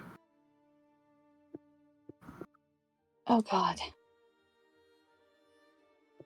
So, but in all fairness, as long as you don't say that you enjoy enslaving anybody against their will, you and him should get along just fine. And who is this grizzled friend of yours?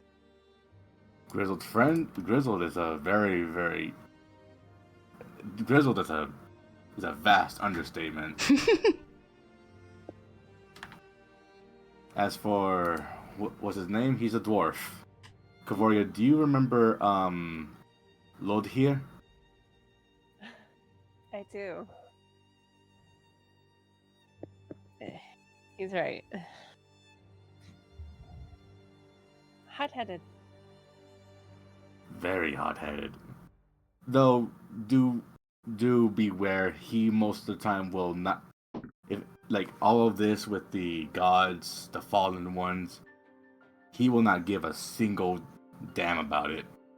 He's mostly just there just to act as like a bodyguard.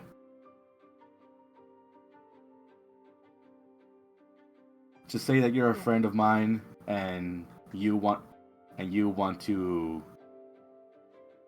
hire him for his services. He sounds fun. Do I know this person by chance, just out of curiosity? Is if he's in Devoran?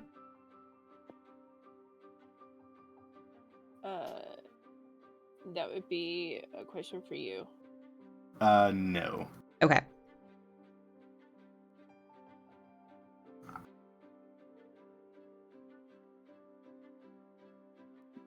Time for me to make that character. Hey, let's go! Before Ignacio goes on his journey, like maybe the day or like 2 days before, Serephina would like to have a word with him. Okay. Okay. So where in the city are we talking? Or are we talking inside the house? We're in the manor. Or where in the manor, I'm sorry. We're on the Quanchen. Not the question.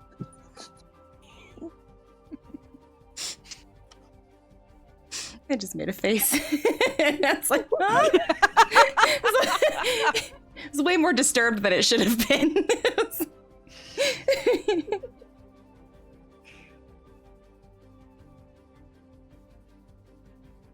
Okay, so let's say here in this little living room space here.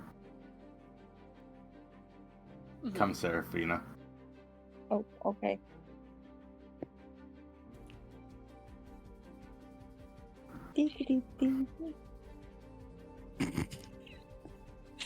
As you walk into the room.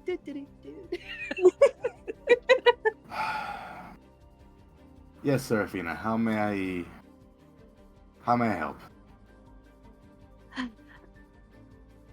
I just wanted to let you know that I'll miss you. Again, Serephina. This is not farewell. This is just a see you later. No, I know. I know. I really want to say something, but I really don't. It's gonna sound very quiet without you here. Don't be worried about that. Lord here will absolutely be very loud. Oh dear God. Not in that way. If anything, he is very.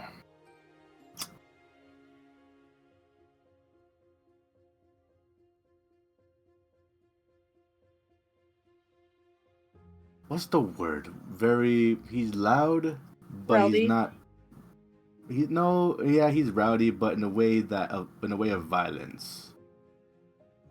That dude craves a fight like no other. And that's Okay. my parents. I'm sorry. Basically, okay, it's not insane, but like, he will crave a fight. okay, Not, yeah, I get it.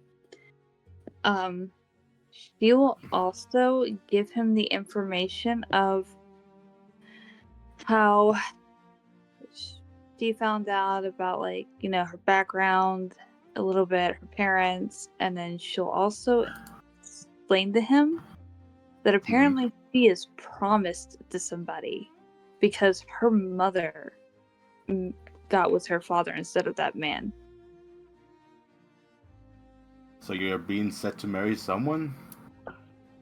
Yep. Because my mother didn't marry him, which seems a little... You're gonna love Lode here. Lode here is very much against that. Well, I'll be glad to tell him everything.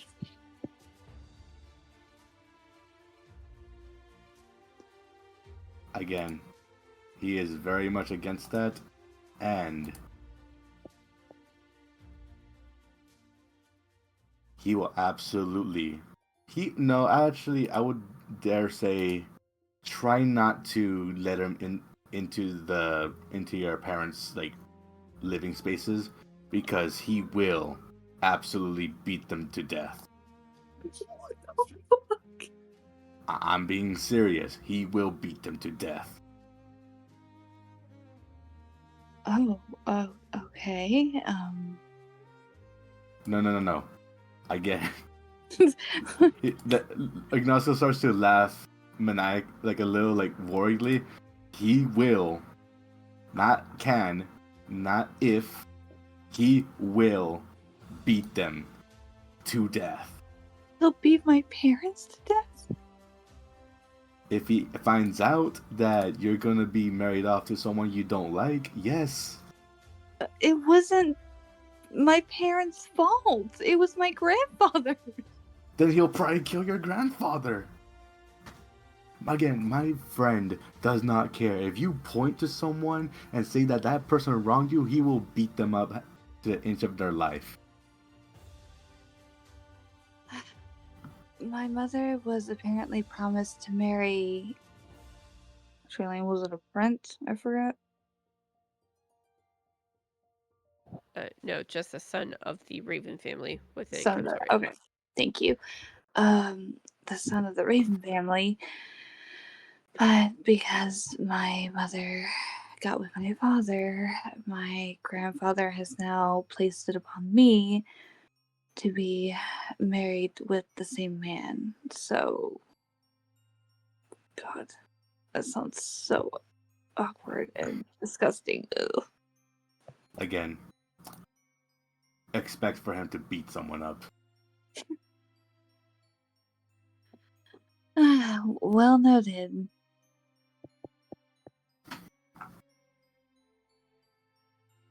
But I know this isn't a farewell. This is more of a you've been in my safe space for a while and you're going to be gone for a lot. And I'll miss you. And Ka'voria. I'll miss her too. Me too.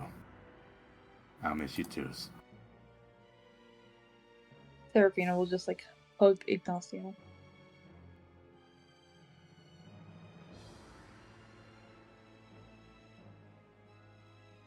Just do me the favor.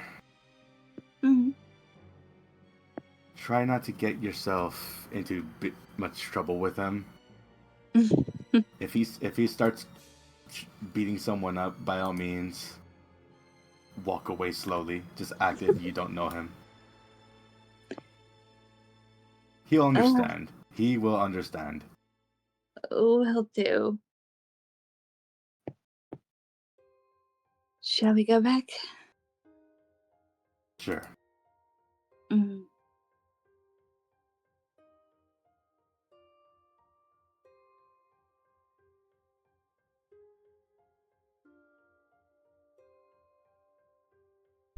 And then he will go here.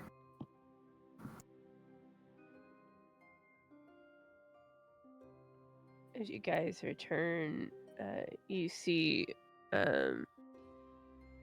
for those who were down there earlier, Eladriana open the door and then just run into the bubble. Savara looks over and be like, "Oh," and she dispels it. Sorry, Eladriana. It's fine. Your Highness, your father would like you at the castle now. Yeah.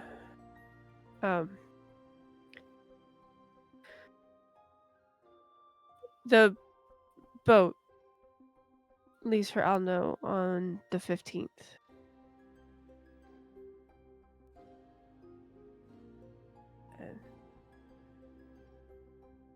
Shaman's like, on your birthday, Ka'voria.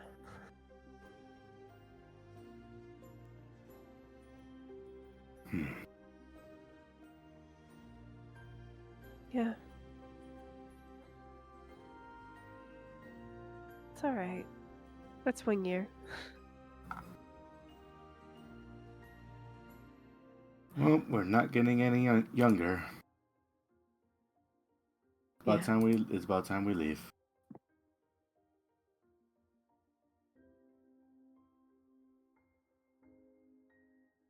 Well, Sienna, Elery,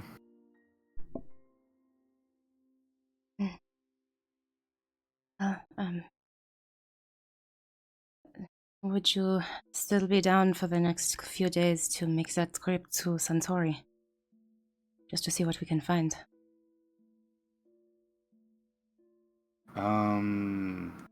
Sure. I don't see why not. It would be massively helpful. It sounds like they're better equipped than Rice University. Sure.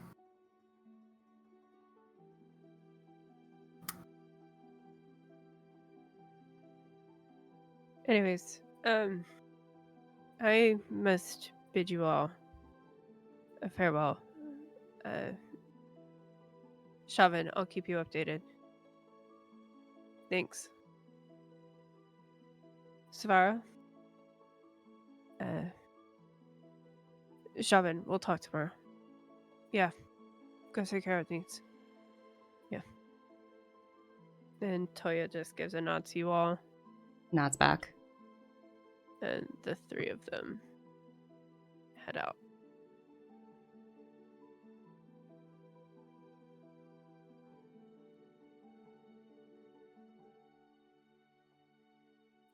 Let's see. Sorry. No, please. No. I was just saying, let's see. I was gonna say Sienna would just sort of make a face and kind of grab her stomach and go, I'm not feeling great. I might go back upstairs for a bit.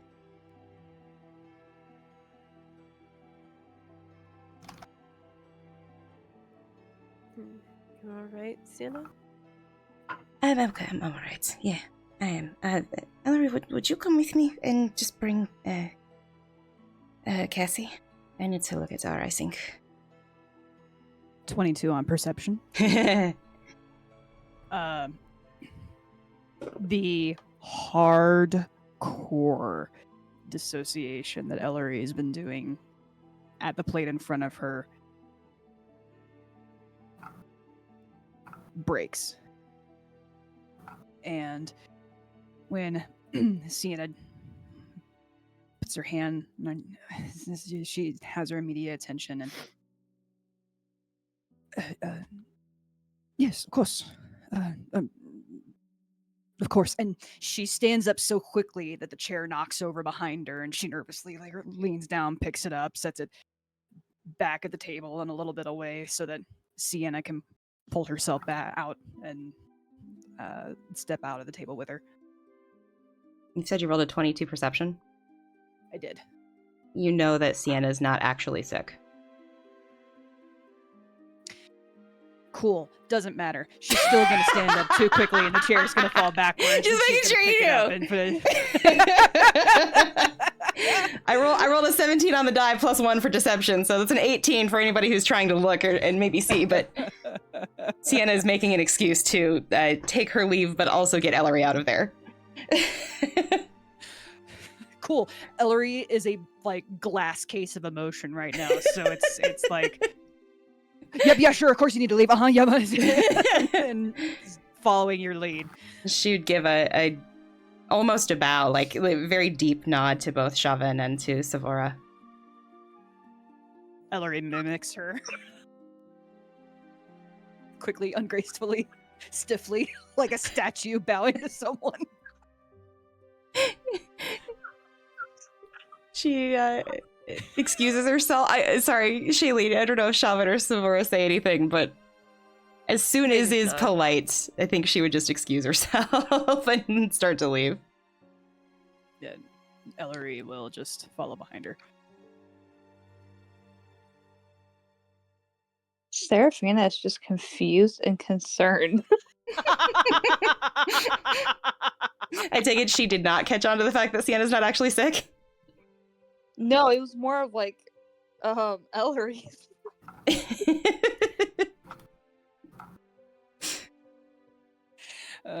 Roll for grace. What's All the right. dis- Where am I rolling?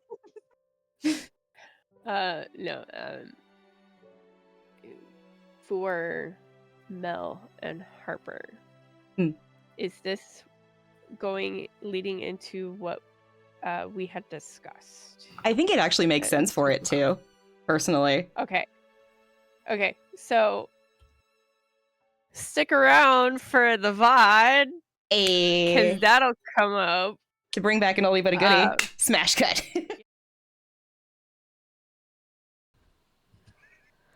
Hello.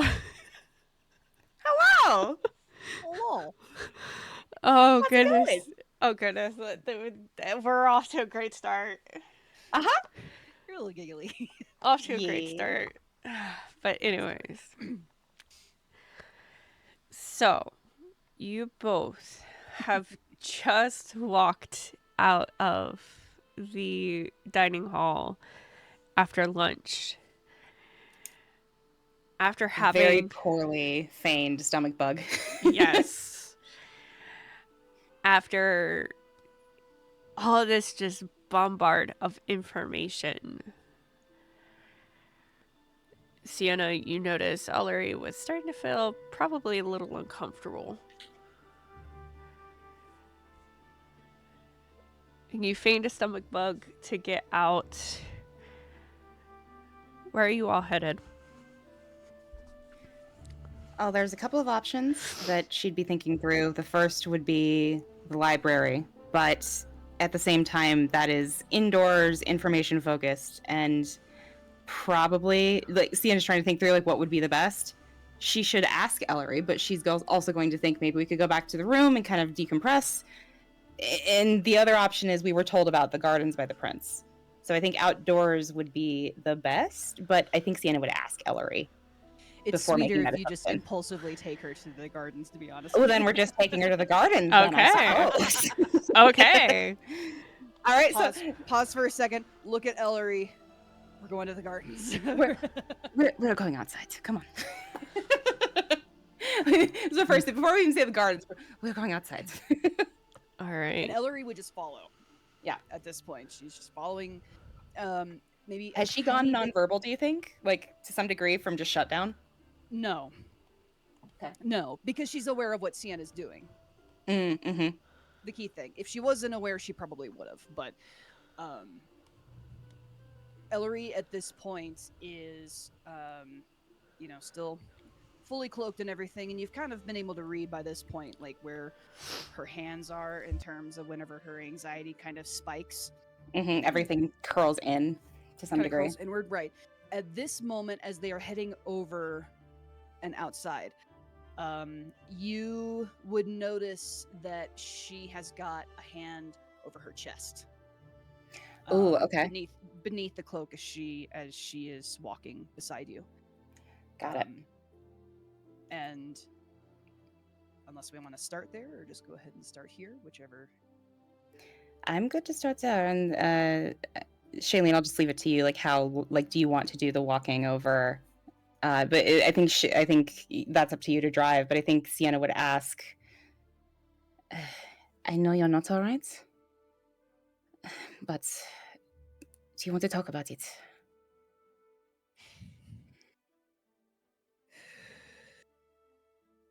She gives you a little smirk.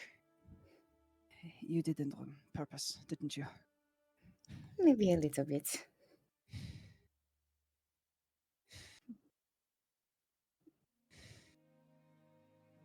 Take a deep breath, first of all.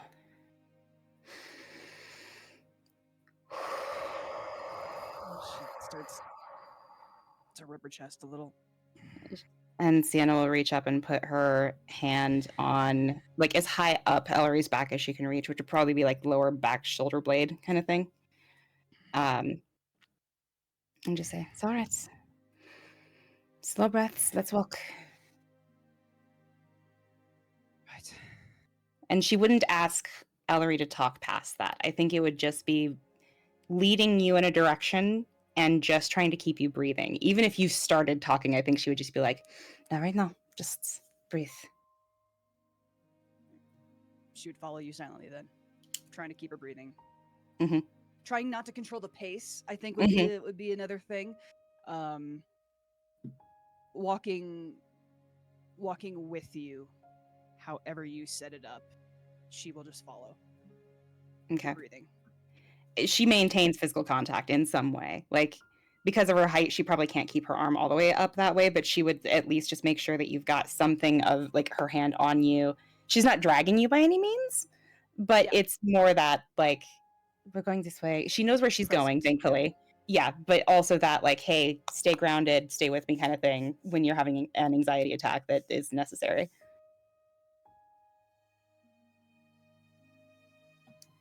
And they'll make their way to the castle. Downtown. Not walking fast. Going slow because anxiety sucks. Because they're homebound.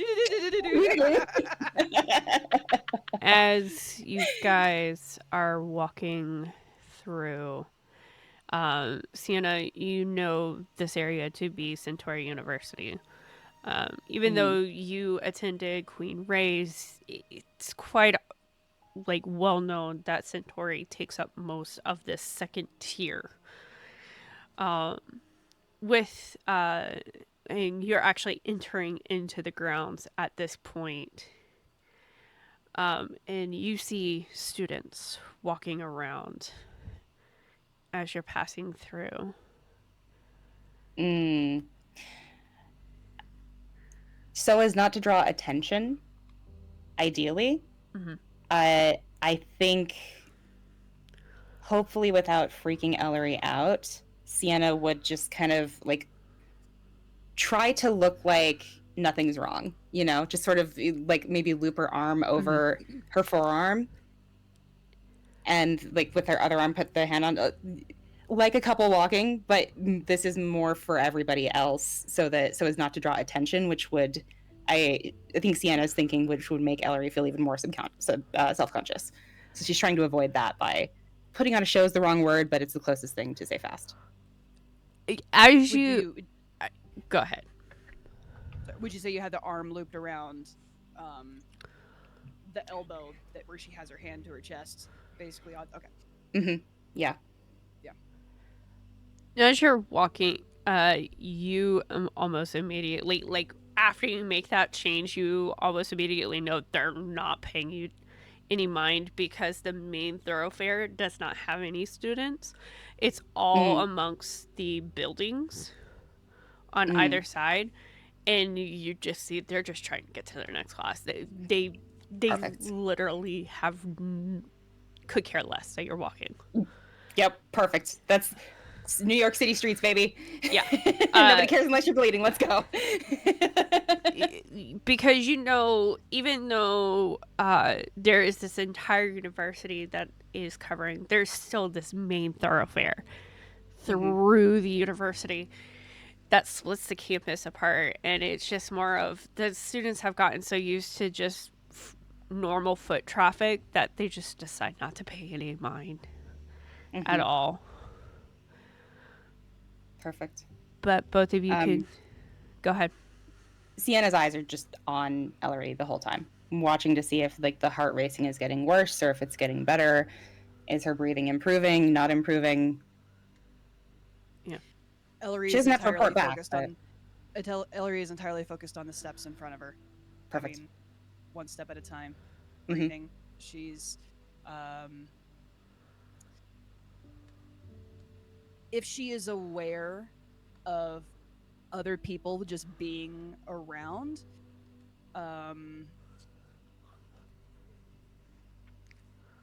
she doesn't show it. Perfect. It was like a 20. No, it was 18 on deception. So like. Eventually, you make your way through Centauri to the steps that lead up to the castle. You see two guards posted at the bottom, but they just give you a nod. It seems like their job is just to make sure that you're not aggressive. It's not their job to screen. She'd make eye contact and just give a nod. without breaking pace. You both make your way up, and there is this outer gate. There's no guards next to it, and it's not really a gate that closes. It's just this archway. And you... Do I recognize the stonework? No. Okay. Not the work itself, but you have seen it before. You do know that this stonework is even older than your mother. Okay. Your mother was only brought on to help maintain the stonework. Yeah, because there's the formation, which some of that was done, but most of it was preservation and repair. Yeah. Yeah. And as you walk through the gate, you see a guard shack immediately to your right. And a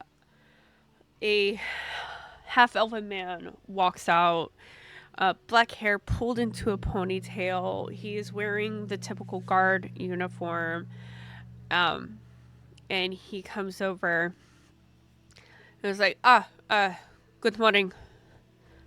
Good morning. Afternoon. Oh, yes, good afternoon. State your business. We were hoping to visit the castle gardens, if at all possible. Prince and the Ilani in me is wanting to say Shoto, and that is incorrect. 1 second, please. I have it written down. I took so many notes last session, I gotta flip back quite a ways. Yeah. Prince Toya gave us an invitation. We are guests of the...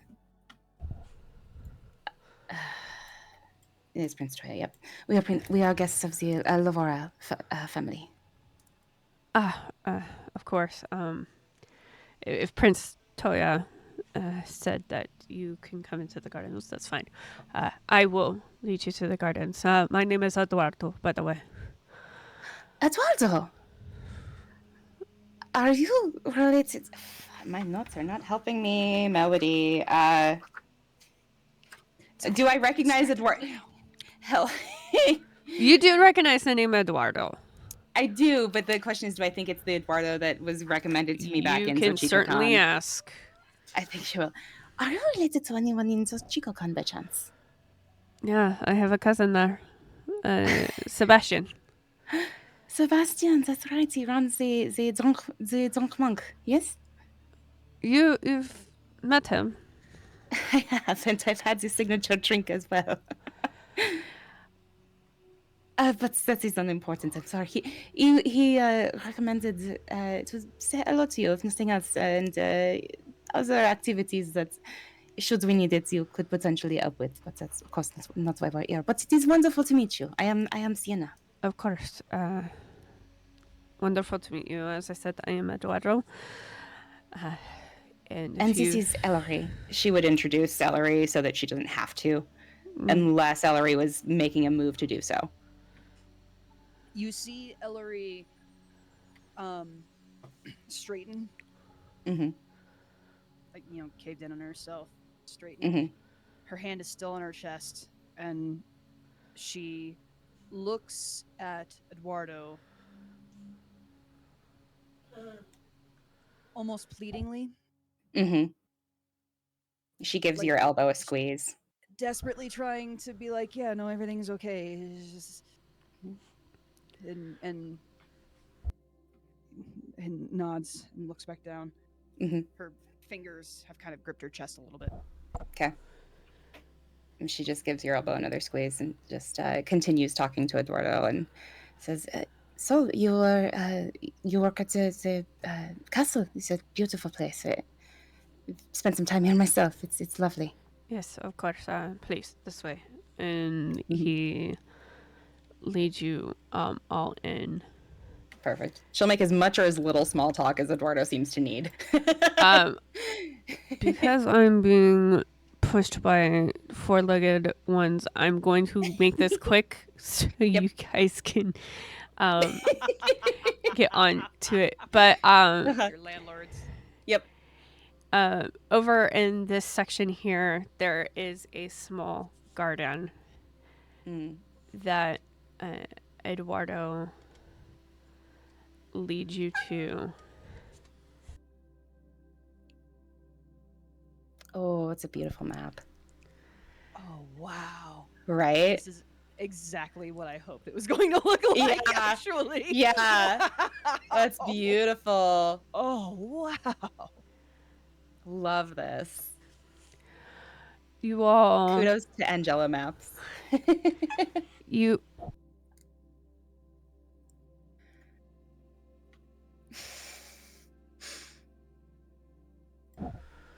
Sorry about that. Don't worry, Shelly. We're letting her go soon. It's okay. He leads you all in, and he says, "Feel free to go anywhere in the garden. Just please note that at the very other end of the garden is the resting place of Her Majesty.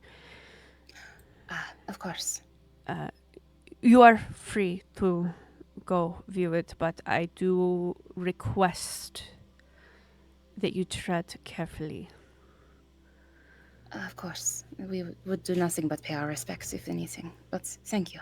Of course. Feel free to leave at any time. Hard cutoff is when the sun goes down. But course. you are free to spend as much time here, especially if High Prince Toya has given you permission.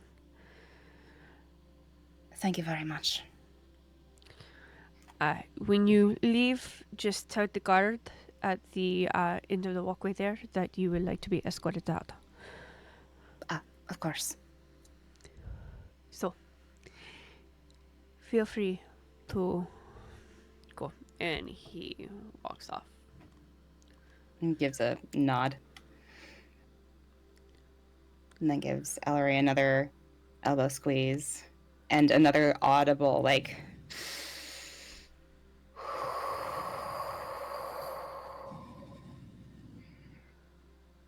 And she'll start walking her forward.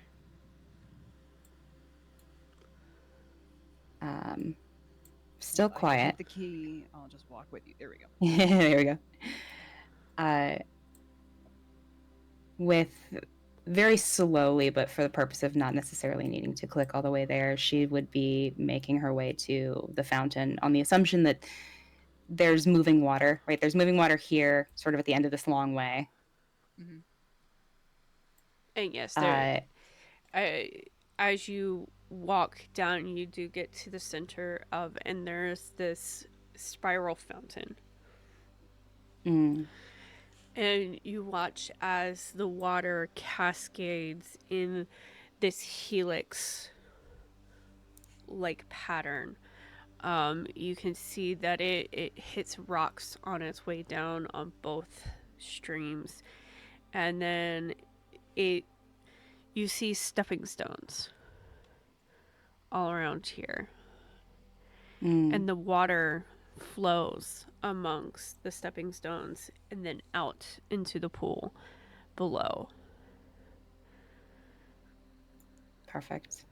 I think she would see this bench, and that would be the first stop, is just getting Elery to a place with fresh air, flowing water, and would wait until breathing steadies, until the clutch on the heart, like the tension in her hand, as much as she can tell anyway, starts to relax. She'd just give her that space as much as she could, while still being in physical contact with her, right? Like there's that grounding doesn't go away.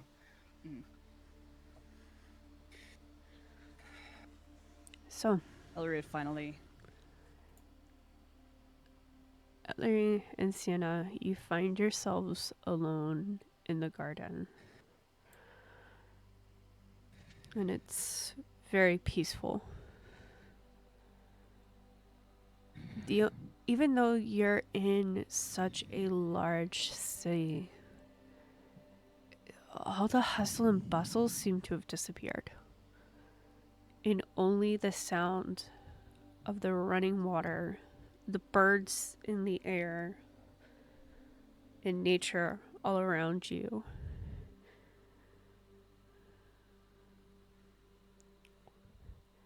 And if you close your eyes, you can almost picture yourself back in the forest. You feel the breeze touch your skin, and it's like a hand putting itself on your cheek to comfort you.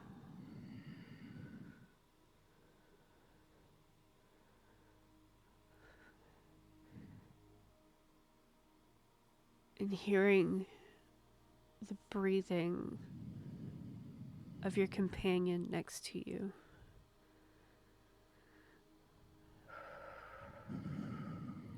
Elery, make a Constitution check.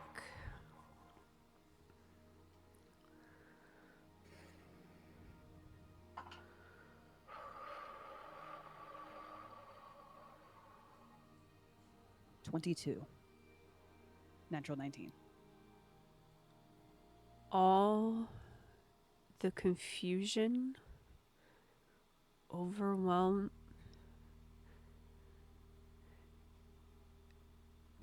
fades away.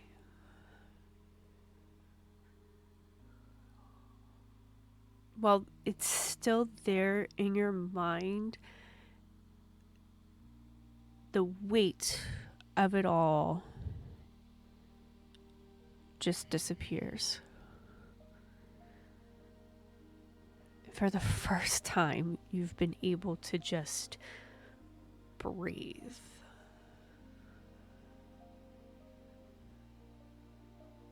Sienna, you watch as Elery just relaxes. Like, this was a good idea. The corner of her mouth pulls in.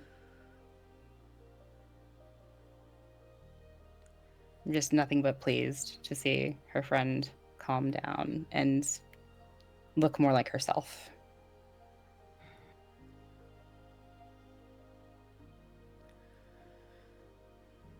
And as you sit there, using your best judgment, you can either start conversation or continue to sit in silence. The choice is up to you.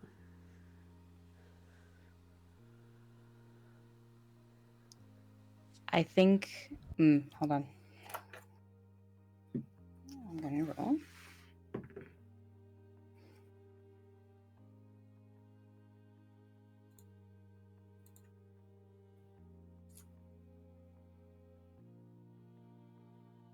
Well, she rolled a 6 total insight on a nat 1. It's a nat 1 still. Sorry. I know. Trust me, I know. Trust me, Shailene, I know. It's hard to read, but once again, it's left to your judgment. Mm-hmm.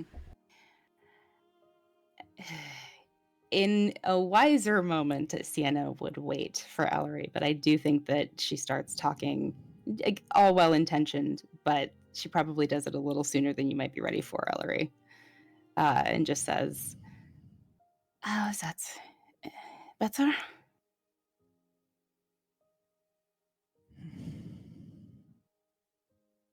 She keeps breathing. Mm-hmm. Grunts in affirmation. Eyes closed. Mm-hmm. You will notice that it appears that the clutch that she has had, or this is under her cloak, so you can tell that her hand was over her chest, and the best that you could tell, fingers kind of clutching after a while. To the best that you can tell at this moment, that has relaxed. Mm-hmm. but there's still a little bit of tightness in her shoulders and in her. She is definitely, it's not what it was. Mm-hmm. But there's still a little something there, and maybe even just kind of a slight tremble as she sits. I think as continuing to that nat one, she would give your elbow another squeeze, scoot a little closer, and player knows that giving space is usually the right option here, but Sienna does not know that, and she would scoot closer and just like try to like almost koala your arm a little bit. Trying to be comforting and honestly just being weird. And Elery allows it. And she just has no idea. She thinks she's helping.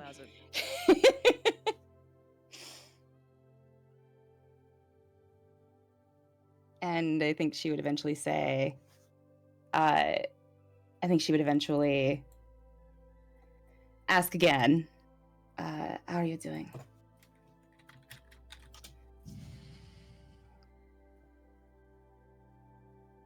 The tremble that she has goes on for a little longer than you think it should. Mm-hmm. And for a brief moment, her arm slips out of her cloak. Mm-hmm.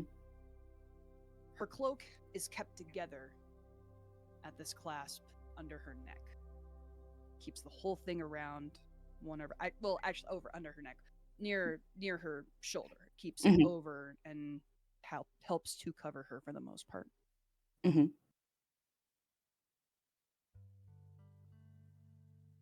She puts her hand on this clasp.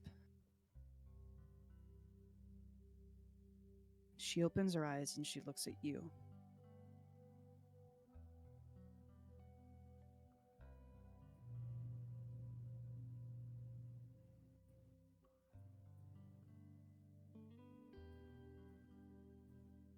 She struggles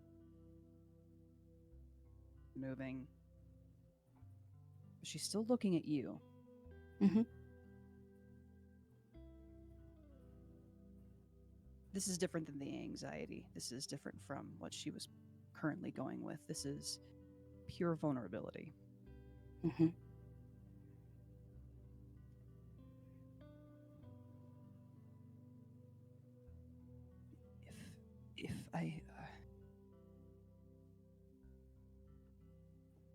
If I trust you with this, with you.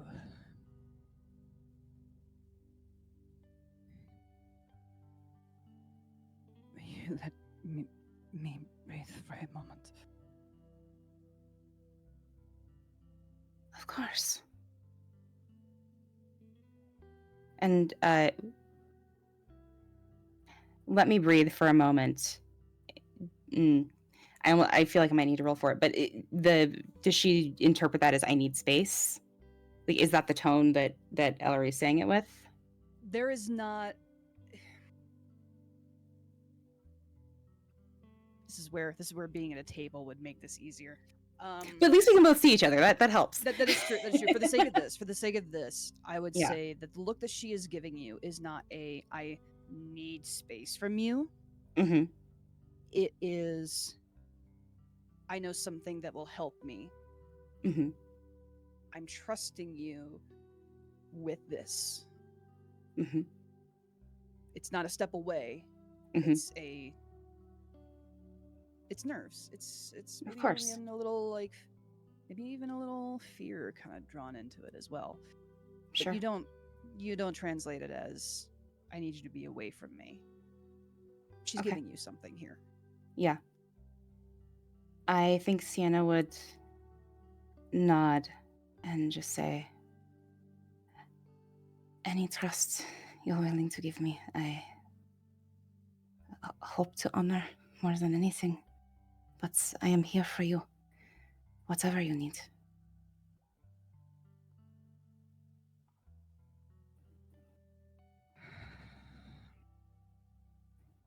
Another squeeze on the elbow. She finally breaks eye contact with you.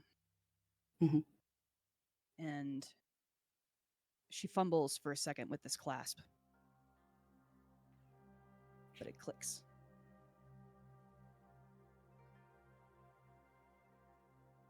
She pulls one side of it off. The other side follows. Mhm.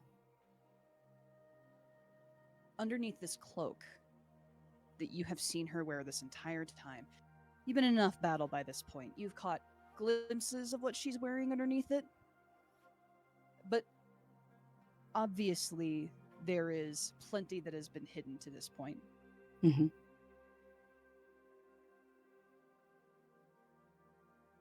She removes it from around her shoulders, shifts one shoulder then the next, and lets it drop next to her.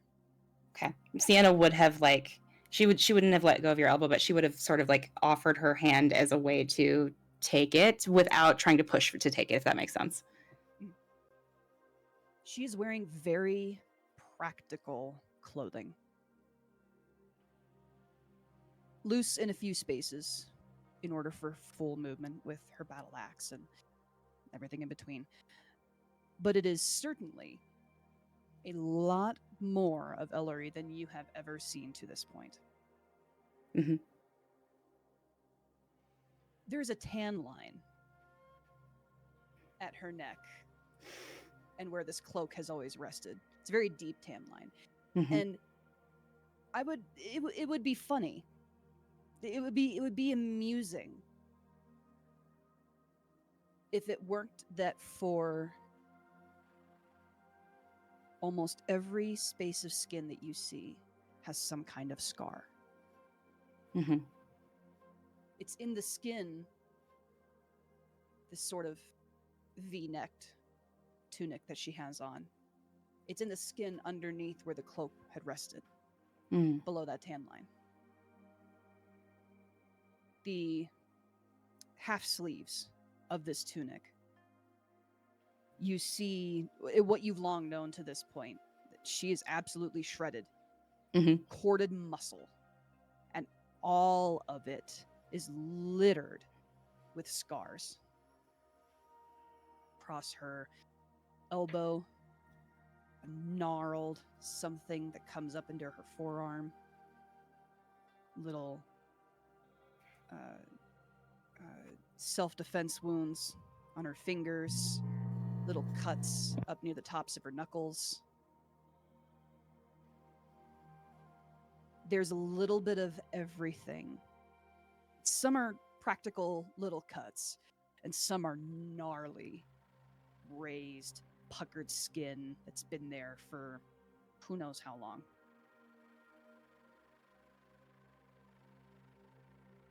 And she gets this cloak off from around her shoulders. She leans forward with her elbows on her knees and buries her face in her hands and breathes.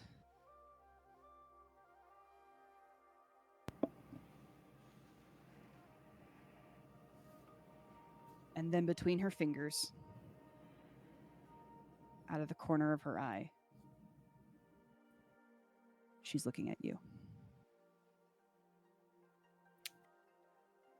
When Elery leans forward, first of all, there was no flinch from Sienna whatsoever when the cloak came off. There was no shock or amusement at the tan line or any of that.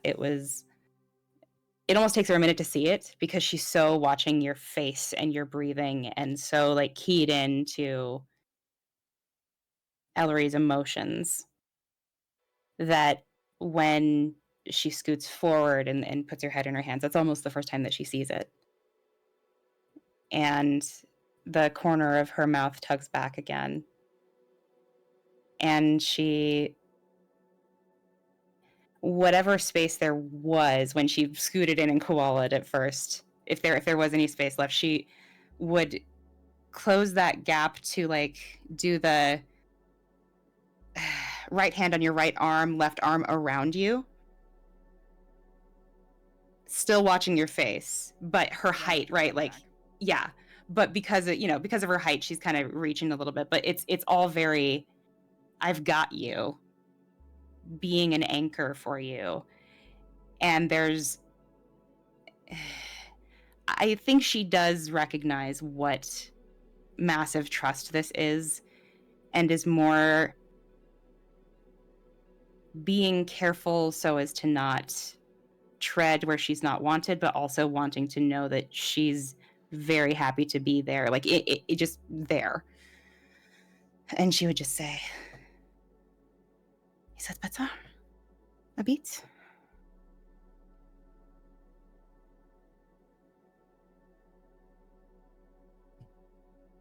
That eye is still looking at you through her fingers. Mm-hmm. Tiny just- little nod. There's just affection on Sienna's face, just warmth.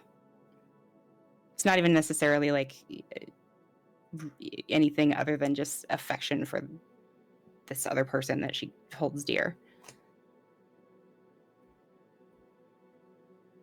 Is,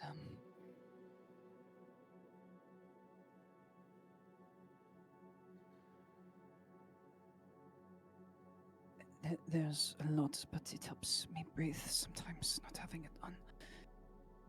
It's like I am back in the woods again with others.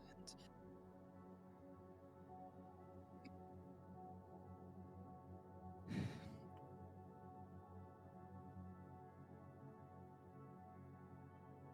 she looks down. Is it all right that I'm touching you?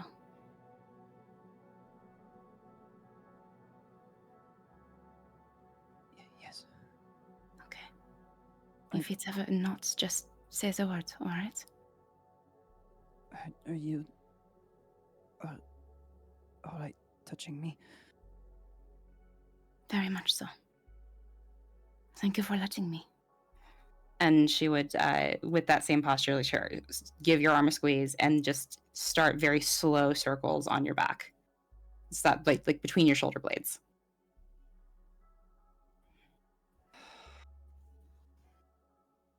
It is all right. You are safe.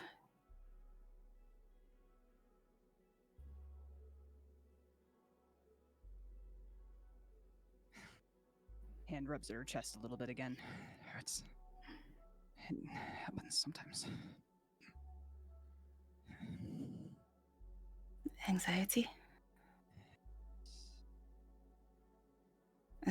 Said sort of feeling of terror, dread, makes your chest hurt.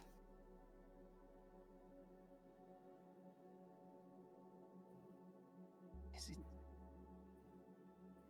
almost saying to herself, is it terror? Is it dread?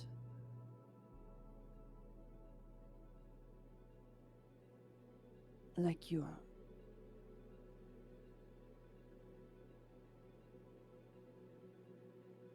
not enough.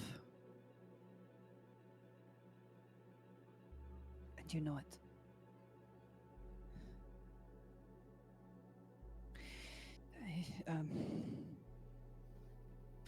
It does not. It does not always happen, but I like it better when I feel confused and not like this. That is understandable. The thing that's awful about feeling anxious or scared or terrified for any number of reasons. It shows everything off. Your thoughts, your emotions, how you physically feel.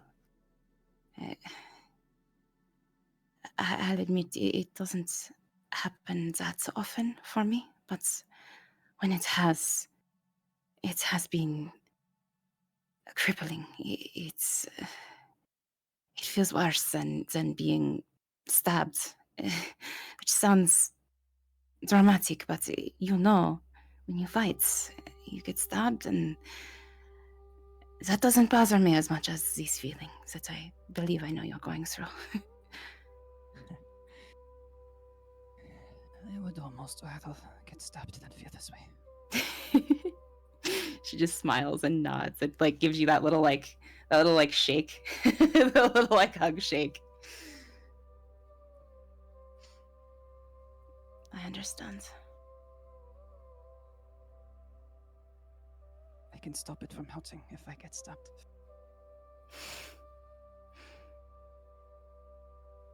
Sienna nods. This hurts and it doesn't go away very easily. Sometimes feels like it never will. Another squeeze, but she doesn't say anything. She just keeps looking at you. She lifts herself up and puts her back to the bench that they're on. Mm-hmm.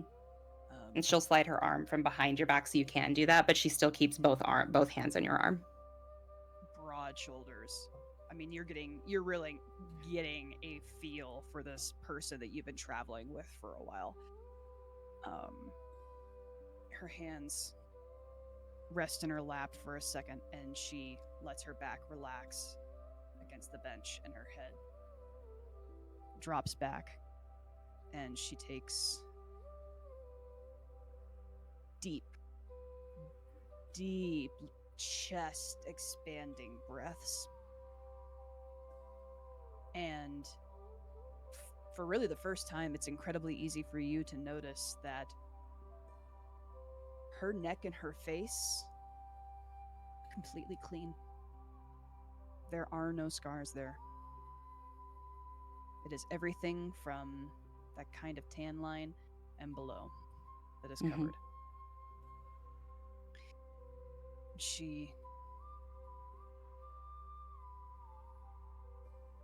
After she takes those breaths, it's almost like she's not snapped out of it, but awareness has kind of come back a little bit. Mm-hmm. And she starts looking around the garden and really kind of taking in where they are and what they're looking at. And Elery may or may not notice in this moment that Cassie is missing. I'm going to say definitely not. Okay, Definitely perfect. doesn't notice. Perfect.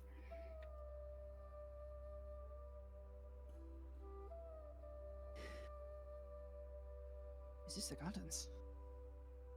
Mm-hmm. This is Castle in Savara's gardens. They've done a lot since I was last year. It is beautiful. Yes.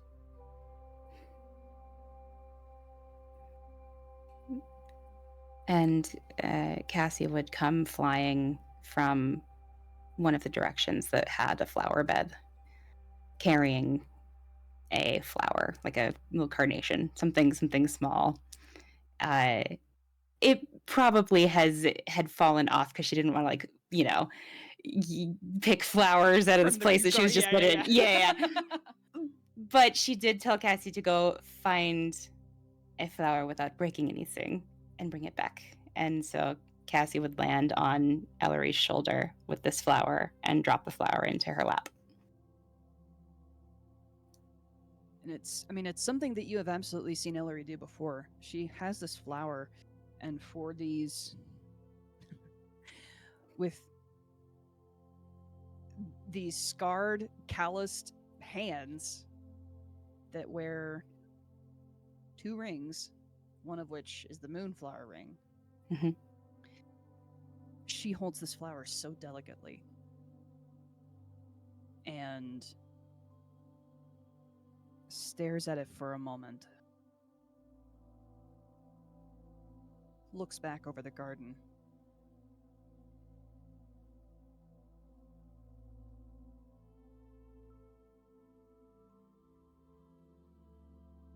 Sienna,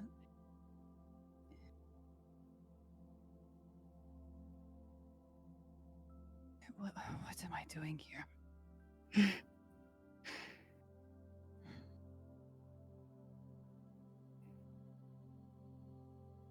helping in so many ways. You are helping me with the things we spoke of earlier. Just by being a friend, not even for bodyguarding or anything like that, just being here. You are making sure that the rest of us are okay, which you've done for me in quite dire circumstances. And you are being part of a group, and you belong in this group. That is going to make, hopefully, a big difference. But no matter the result of what happens here, 2 years, 3 years, whatever happens,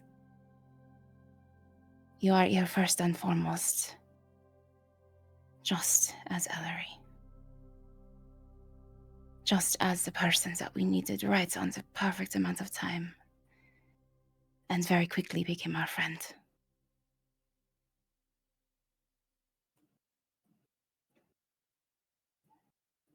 Elery, I wouldn't trade you for any other fighter.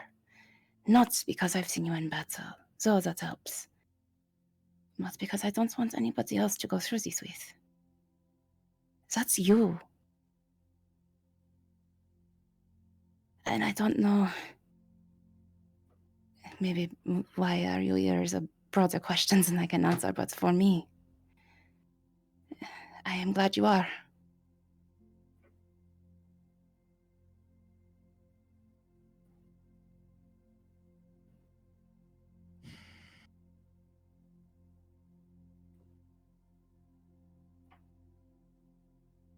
But do you ever feel like you should be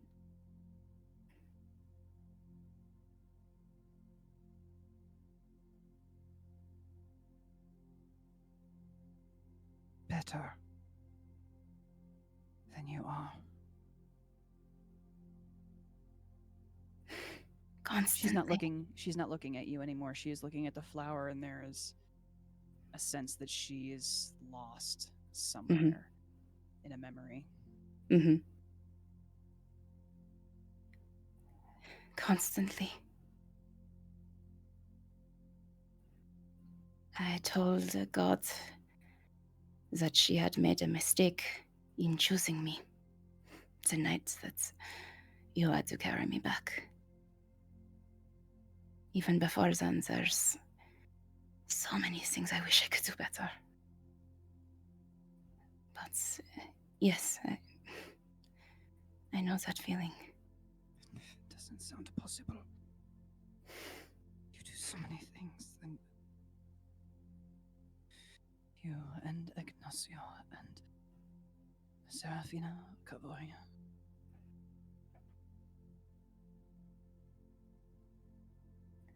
We do. But so do you.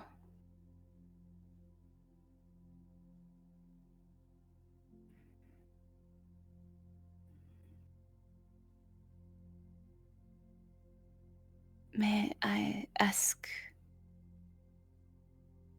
what are you thinking of right now? If anything specific, if not, it's alright, but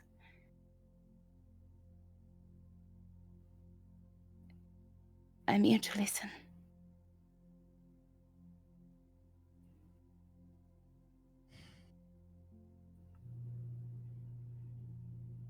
It's not enough.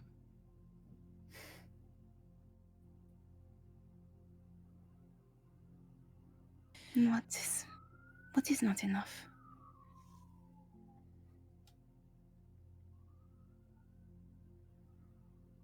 I don't do enough. She tilts her head at you. Do you remember back in the tavern when I asked you how you know how to ask questions and how you could talk to people and how you know what to say.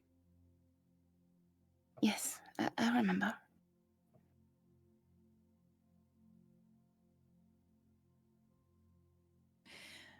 I want you and Ka'voria and Ignacio and Serephina. I want you sit at tables with royalty.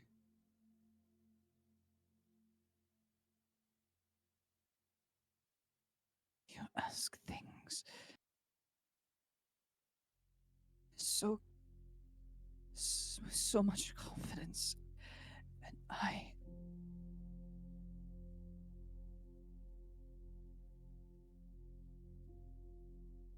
am still understanding what kind of a world I am in.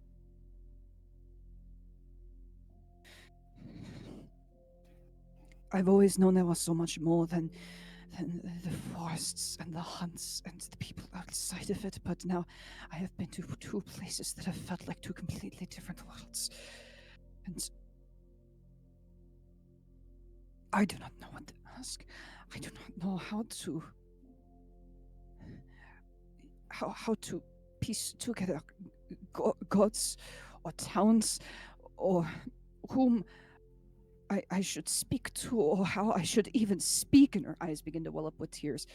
And there is so much watching you and the others at any point in time with bartenders and tavern people among the streets, and you know what to say, and I should know what to say. I should know better, and I don't. And we sit at a table with others with royalty, and I am silent, and I cannot think of what to say because I do not know what to say. And I do not know what I do besides fight. And I would be so perfectly happy with that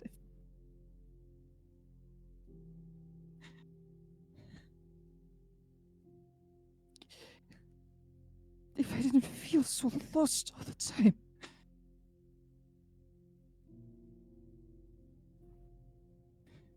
She's gonna try to pull you into a hug.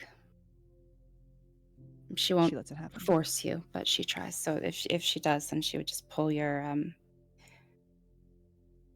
head onto her shoulder.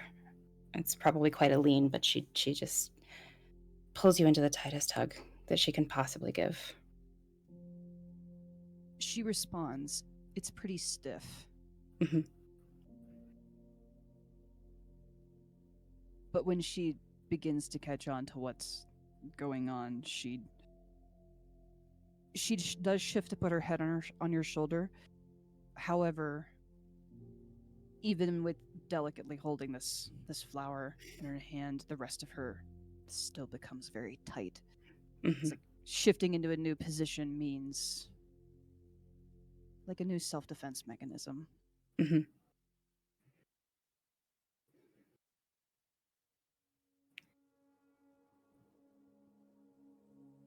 Sometimes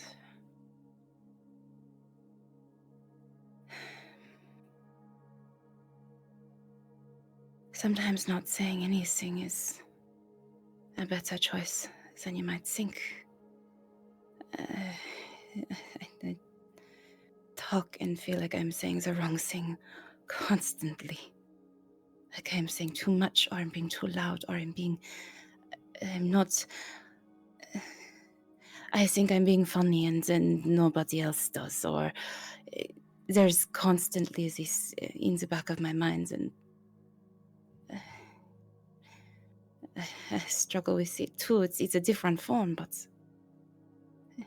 also, if you need to cry, please do.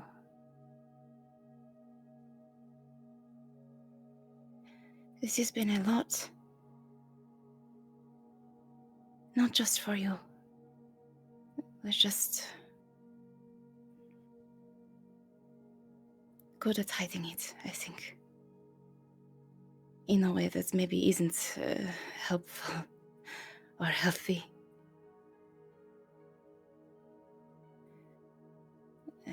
I know, if nothing else for me, I'm quite practiced at putting on a good face.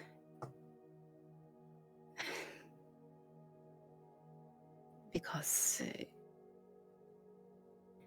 it felt like if I could keep smiling, keep talking, I wouldn't become a burden to anyone. They wouldn't worry. They wouldn't notice all the things I'm thinking about but not saying.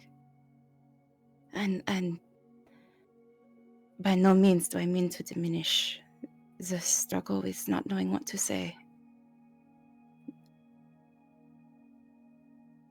I think, and maybe I'm wrong, I don't know, but she's still holding you really tight. The words that you say may be few, but they are always 100% honest and present to the moment and what you are thinking. What you say has meaning, Elery. You don't have to be talking all the time to have meaning, and it is all right to not know what to say. Sometimes I wish I didn't feel like I was pretending to know what to say all the time. Because sometimes it is a gamble. Sometimes I say it confidently, terrified inside that I've said the wrong thing and nobody is going to tell me. In some ways, I wonder if it would be better to not say anything. For me. So I don't necessarily know what it's like to feel that overwhelming uncertainty that you're describing, but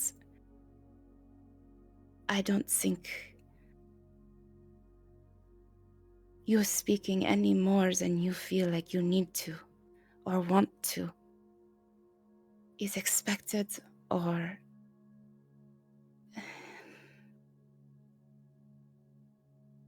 I like when you speak because I know it means something.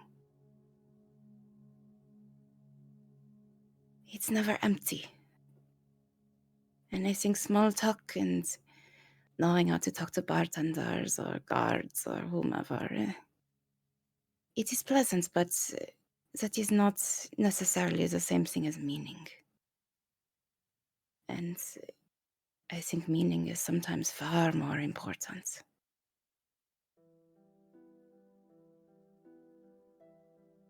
It takes strength to admit you don't know something. Strength a lot of people, a lot of talkers do not possess.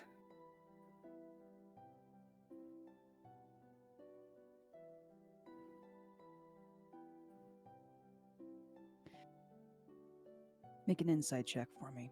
Okay.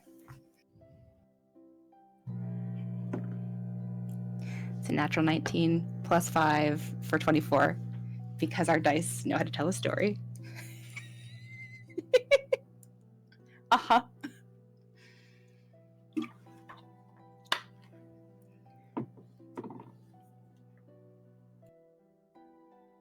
There is something very deep here.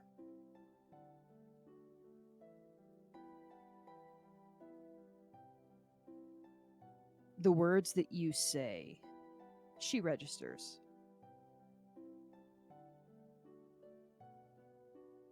They're meant to be comforting, and she's aware of that. Mm-hmm.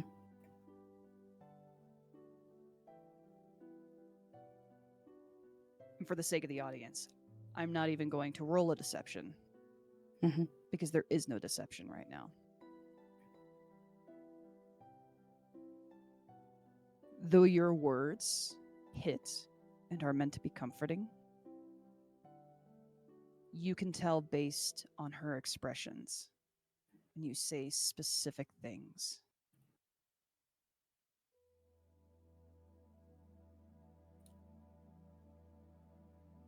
It has been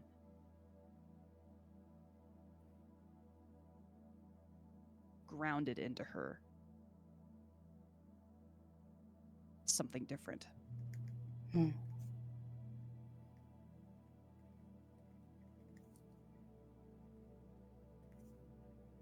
You say the words about how sometimes it is okay to not say something at all. She flinches. Mm-hmm. Because her arms are around Elery, would she feel that to some degree? That stiffness, not even necessarily like a jump, but a change in tension. Yes. Okay. Her head would shift a little from your shoulder and turn in a little. Mm-hmm. Almost like she's trying to hide. Mm-hmm. Not from you. Mm-hmm. Especially with a 24. Definitely from something else. Yeah.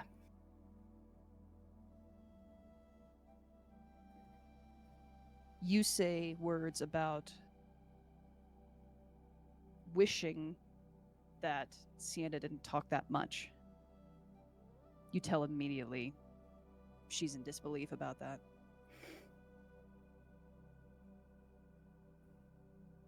You say things about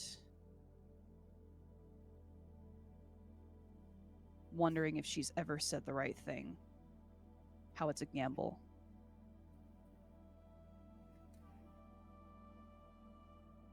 And you see something almost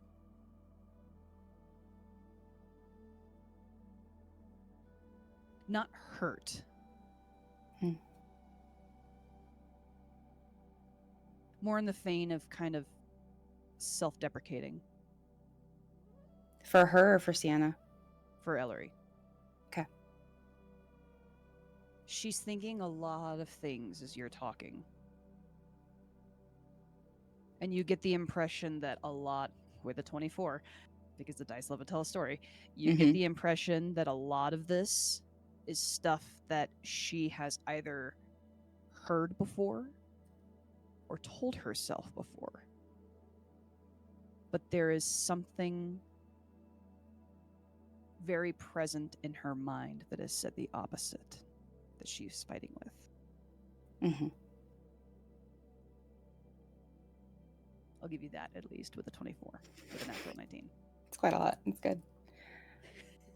Well, she's not hiding anything. Yeah. I think Sienna would have a thought process of, here I am talking to comfort someone feeling self-conscious about not talking, and sees the sad irony in that, because Sienna doesn't know any other way to comfort. And seeing everything coming out of Elery, there's a feeling of inadequacy in Sienna, of wanting to fix it, as she always does, and not necessarily knowing how to, and not knowing how to resign herself to the fact necessarily that she can't. At least not right now. And she would hold Elery for a while. And she would, reading that there's something else there, she would ask,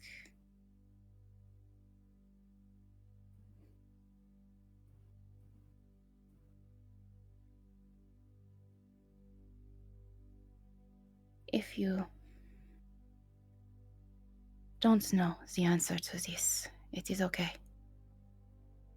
But I would like to ask a probably difficult, a hard question. Is that all right?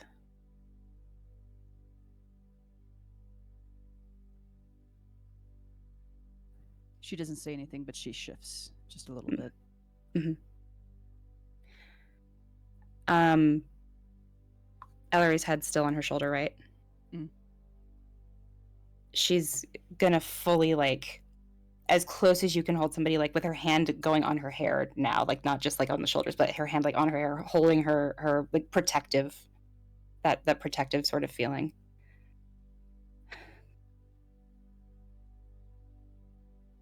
Whose words do you hear?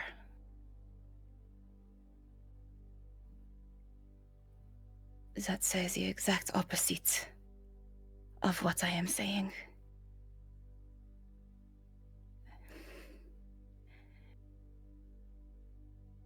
Because I fear they may not be your own. And sometimes there are things people say to us that we almost feel never safe from because they live in our minds much, much louder and much, much longer than they should. You don't have to answer, but whoever it is you are hearing,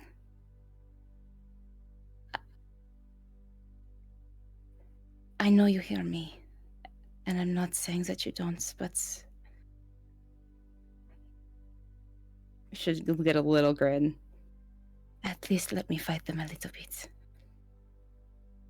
And she just holds your head as closer to her.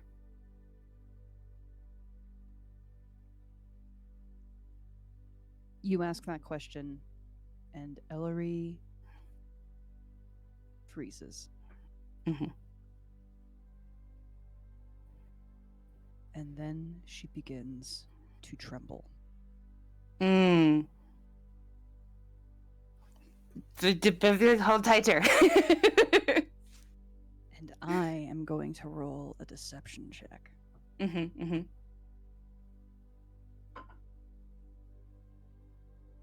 the dice love to tell a story. What'd you roll? Because I have no bonus to deception, and I rolled a 10. Oh, literally a coin flip. Okay. Literally a coin flip. Counter rolling insight. Please. That's a 7 on the die plus 5 for a 12. She catches it, but barely.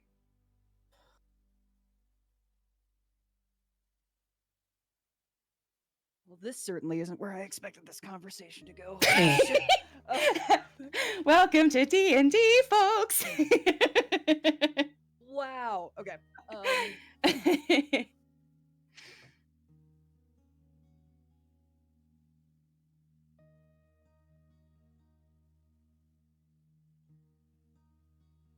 There is a long, quiet pause where Elery's trembling doesn't entirely cease.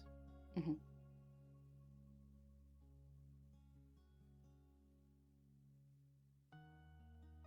And her head resting on your shoulder had turned into like a little bit of like her face coming in a little bit at one point. Mm-hmm. Mm-hmm.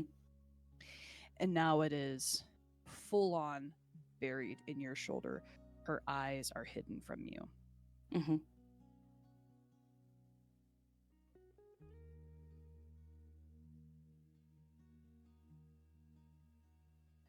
You'll be angry with me. Tilts her head into yours. And just like right into your ear, because that's the way it would line up.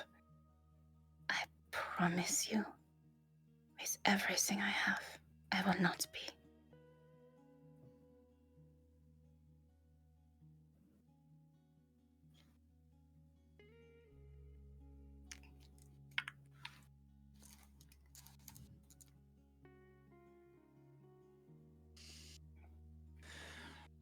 And her, like, Sienna's strong. Like, she's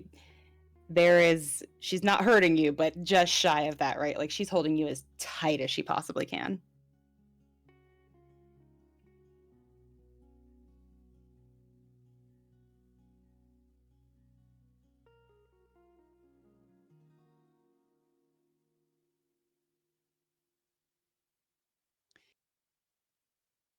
She takes a few deep, deep breaths.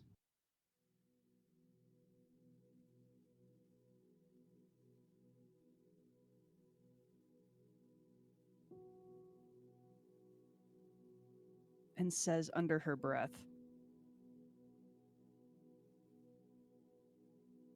"If this is where it is meant to end, then this is where it will end." She pulls back against you, Mm-hmm. against your hugger strength, Mm-hmm. and looks you right in the eye. Mm-hmm.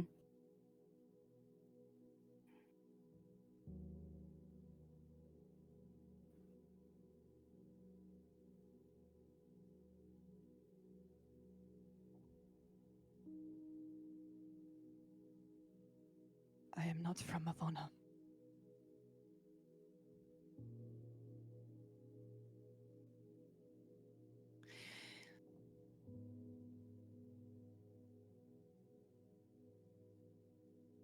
I ran away to there and I did not go back home.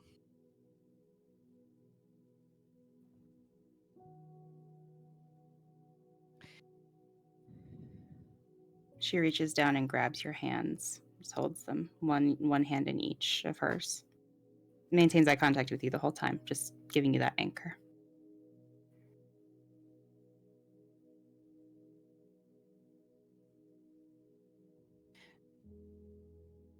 Because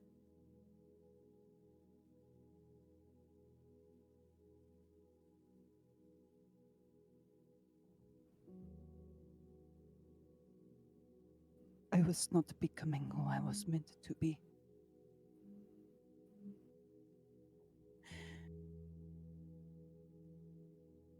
And I did not want to hear their words anymore.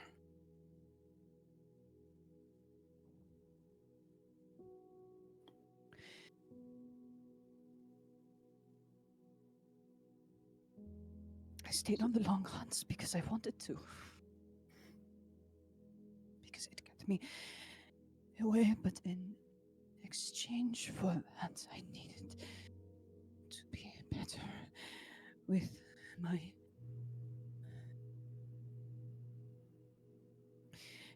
words and my actions, and I was not ever good enough.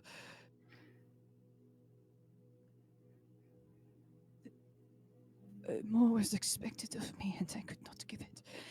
And so I became a coward and I ran away. She rests a hand on your cheek, and if there are tears, she would brush them away with her thumb. And if she's looking down, she would gently try to lean the chin up to make eye contact, and she would lean her head down to do the same. Elery, you have always been good enough. Always. Now, then, I am not angry with you for leaving. I am proud of you. I lied to you. I don't care. You didn't know me. We all tell our truths when we can. It is all right that wasn't right away. I'm not angry. I am proud of you. And she would tear a little bit, like genuine, 100%. And she would actually, like, the other hand would come off of the hand and just, like, grab the face. Yeah. It takes so much strength to leave.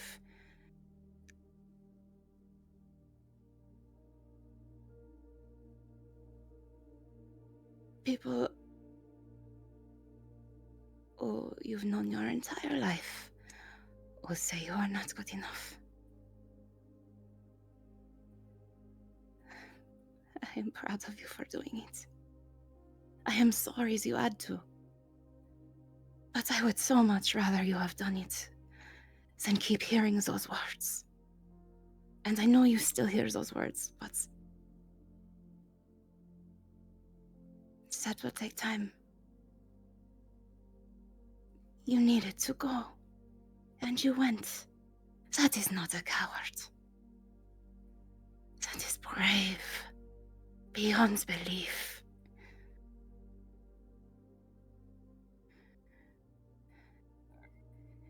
People saying you are not good enough and saying that you aren't becoming who you need to be. There's a little bit of like anger in Sienna's voice at repeating those words. There's no love in her heart for those words whatsoever.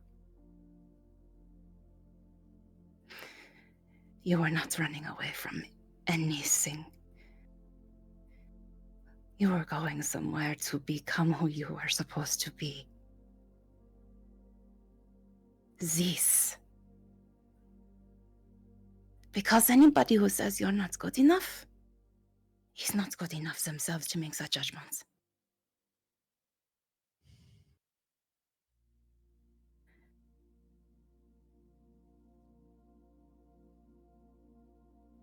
She brush away tears again.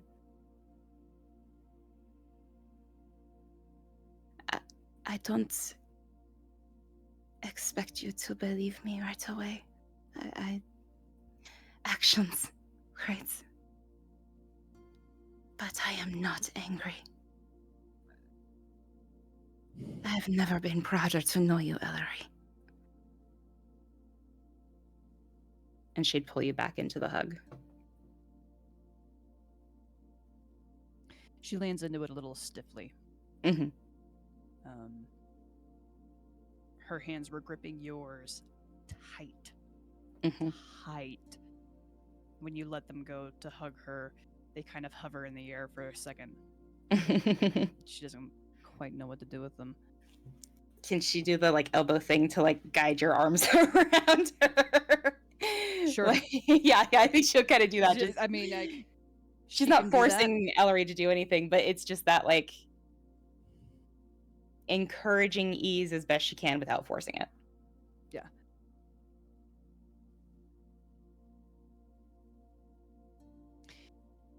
She has turned red at some point as well. And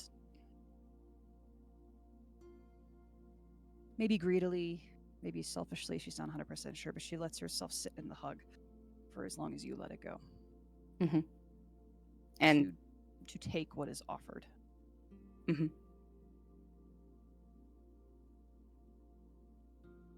I think at some point where they would have been, sitting sort of forward on your hips and like holding that way, I think at some point, because Elery's not pulling away and Sienna's not letting her go, she's gonna like lead them both back toward the bench so that Sienna's now fully resting and Elery can fully rest into her without fear of creating any sort of burden or anything. She just lets Elery know silently,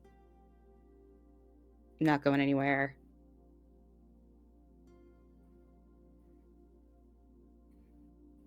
In the middle of this moment, this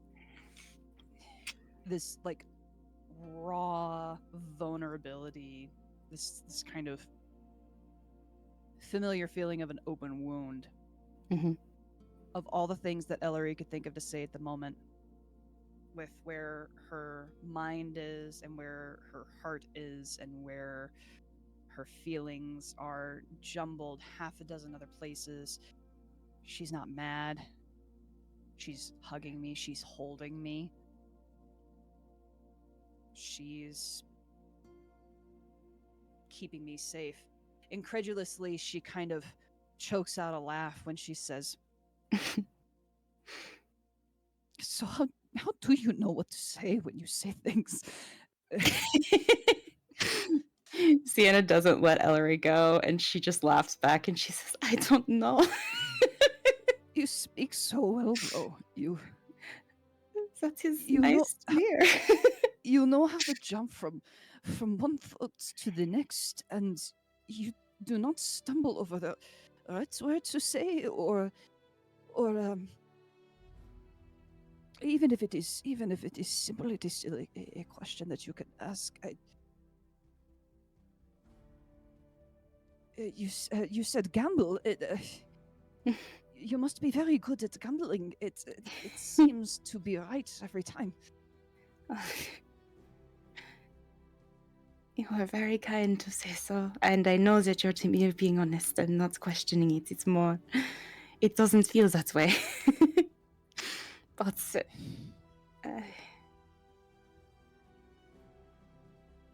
it is a defense mechanism. It makes me feel safe if I can keep the other person talking. Because then I don't have to say anything of meaning. And she would be embarrassed by that, actually.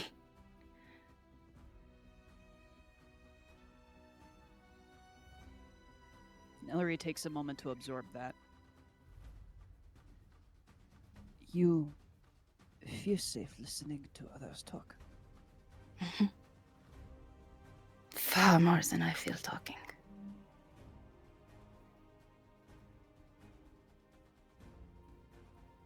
So I've learned how to keep them talking, and usually questions I ask, or I am curious, and I said that in the bar, but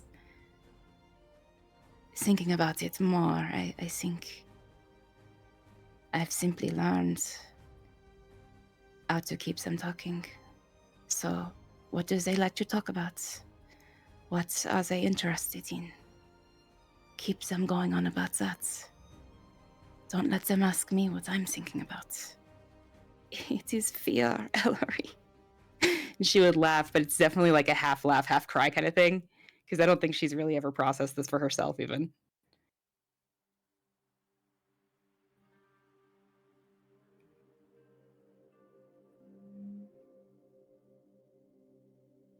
It is fear. Yeah. Mine is just loud.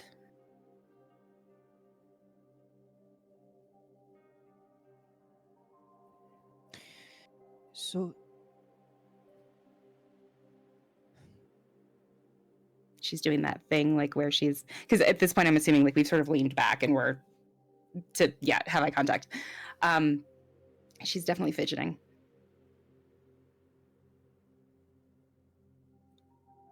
So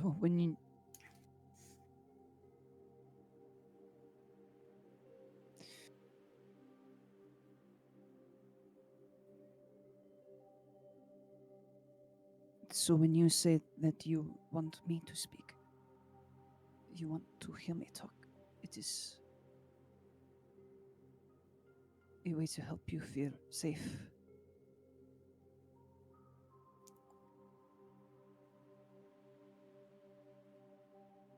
No. I feel safe with you without you saying anything. She's kind of looking off and just, I think I want to hear people I know talk, and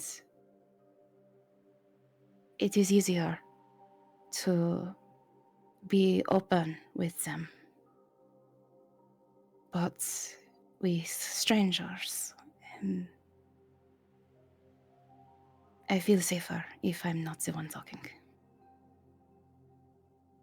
But usually for that to be the case, I've learned that if I wait for anyone else to do that, sometimes it does not happen, and then I have to answer questions. And that scares me, so I just try to beat them to the punch.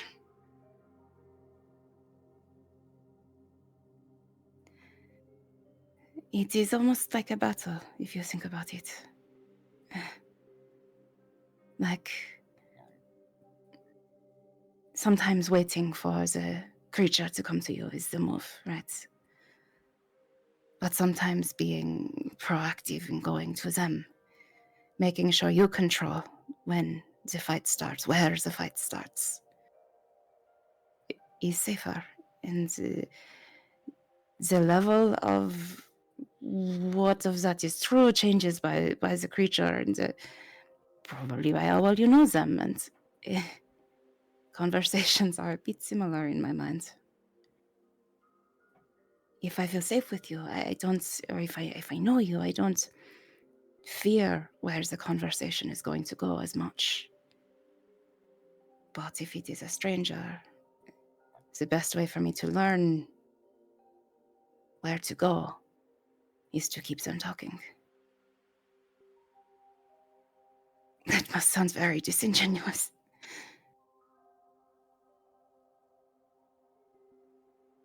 No. No.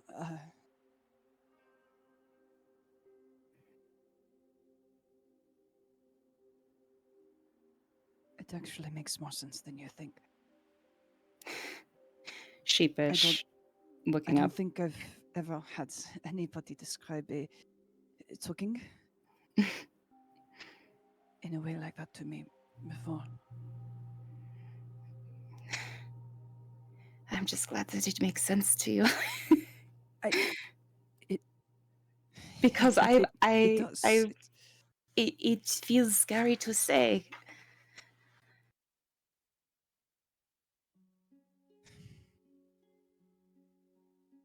I did not mean to talk over you. I'm sorry. She turns more fully to you and she hovers a hand over yours for a second. Looks at you, seeking permission. And she like, if she was fidgeting before, she would just stop fidgeting and open the hand with a little nod. She would put her hand over Sienna's, fingers around her, not to stop her fidgeting as much as it is to keep her attention. Something more grounding.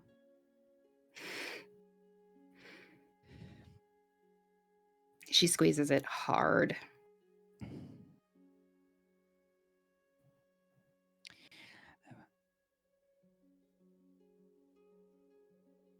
I don't know how much I want to talk about it right now. I thought you'd be angry, so I did not expect this to go this way. But when I was taught how to talk... No, that's not it.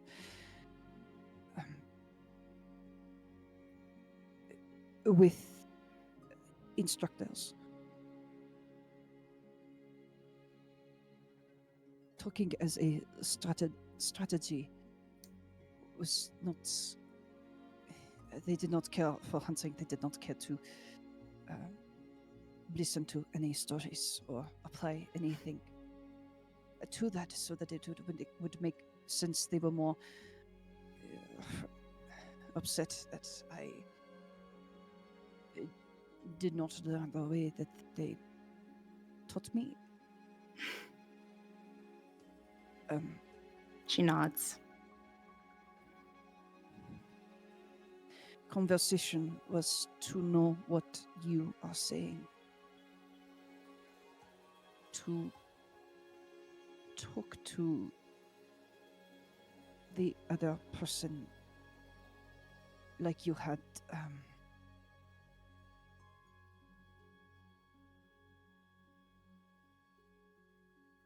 better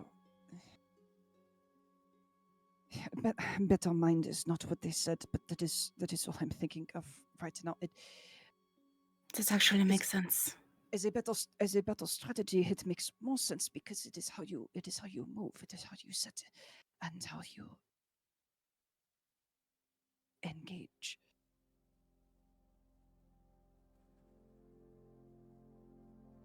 They wanted me to step in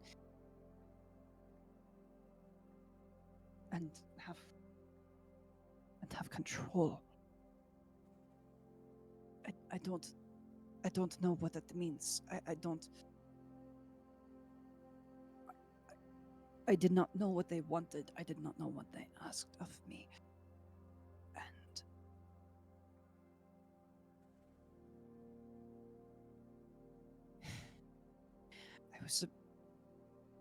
I was supposed to read books of all sorts of things, find ways to speak, and to become less of me.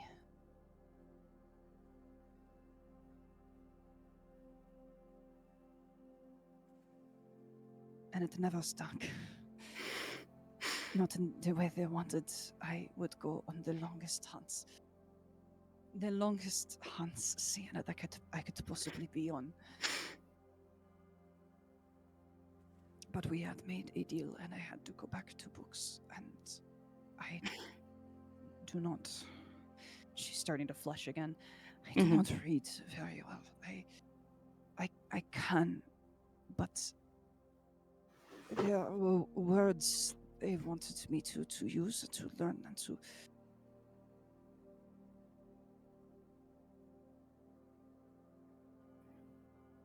She squeezes your hand and puts her other hand over yours in hers and says, "They sound like very poor teachers."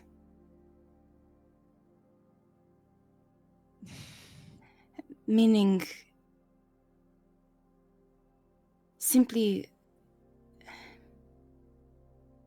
think about the way you showed me how to make a fishing net, and the way you showed me how to skin, right?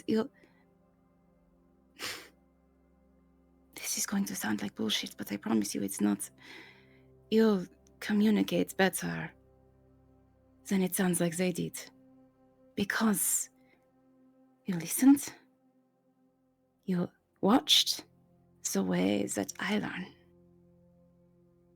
and you helped me do it in a way that I would be successful. You did not say, "This is the way I do it, and if you don't do it exactly this way, then you're doing it wrong. It doesn't matter."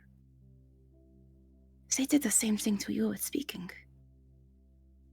You communicate so much better than I think you do. And I don't expect... they were trying to turn you into them when they should have been figuring out what you wanted to be, and then help you become that. Actually care about you, not whatever pride they wanted to feel by seeing you reflect them. They wanted to look into a mirror. They were not looking at you. And that's not fair.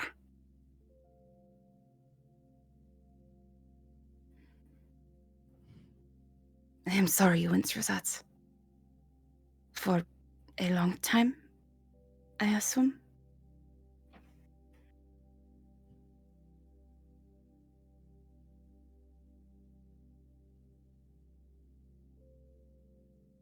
I had not been in Nirvana for very long.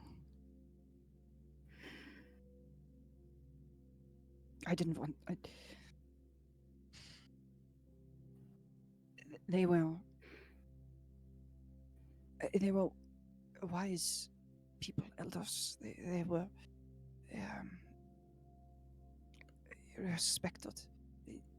respected, and to be seen by them often, for them to want you, was an honor, and I did not want to disappoint my family. And I did not want to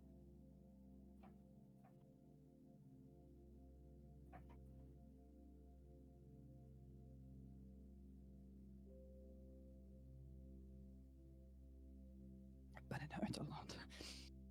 And I couldn't do it any longer. I needed to leave, and I did.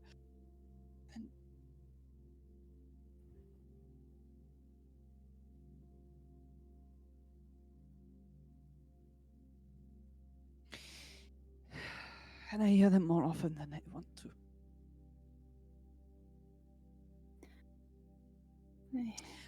They had told me, taught me for so long that once I was to sit at a table with royalty, I should have things to say and be in be engagement, be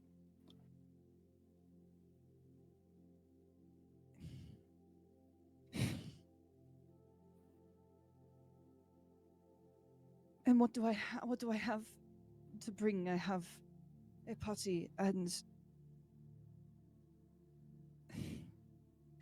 everyone knows what we're doing, and I don't most of the time. And being in new places, what could I possibly bring? What could I possibly say to a prince?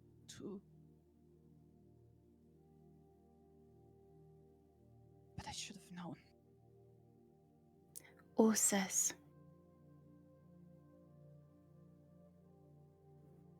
There should be something that I could say. Something that I've learned. Something that I could speak about, but I.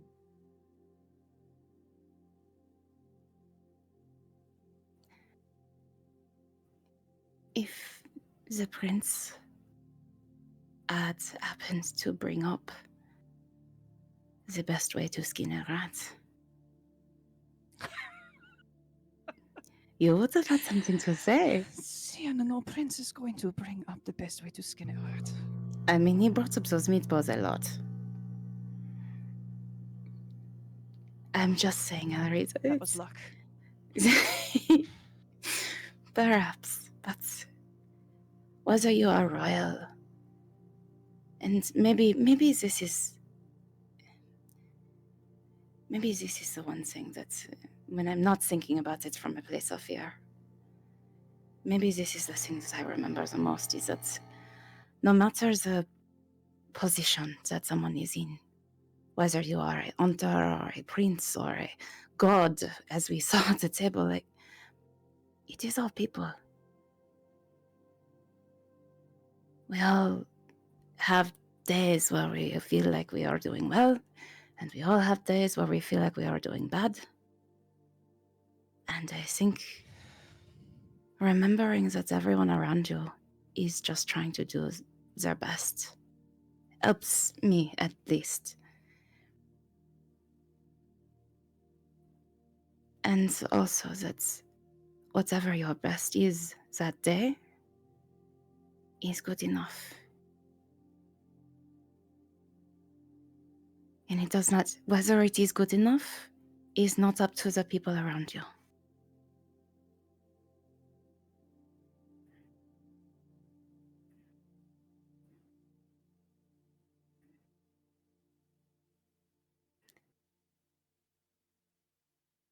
Then why does it feel like it matters so much?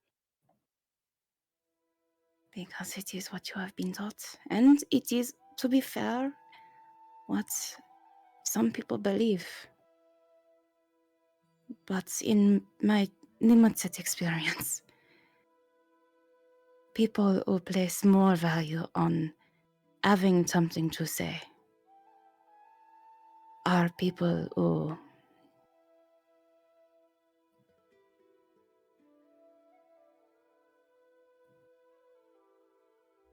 have more words than integrity, or have more words than strength, or things of substance, of value, of actual weight, because they're so busy listening to themselves and feeling good about the things that they are saying that they stop listening.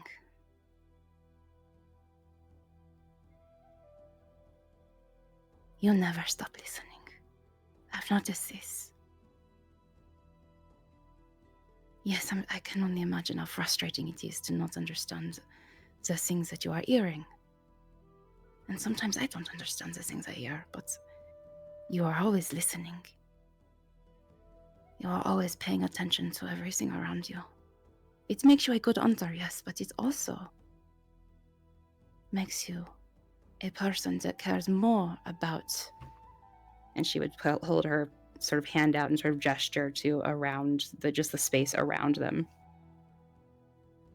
You value and care about what is happening around you, not just because you're trying to understand it, but also because you care what happens, and you care how Ka'voria is feeling, how Ignacio is feeling, how I am feeling. That is always the first thing you pay attention to and the first thing you respond to. Because that's what matters, and you know that. And those people that know things, she put air quotes, they never figured that part out. Because they were too in love with their own voices to give a shit about anybody else. And you are not that person.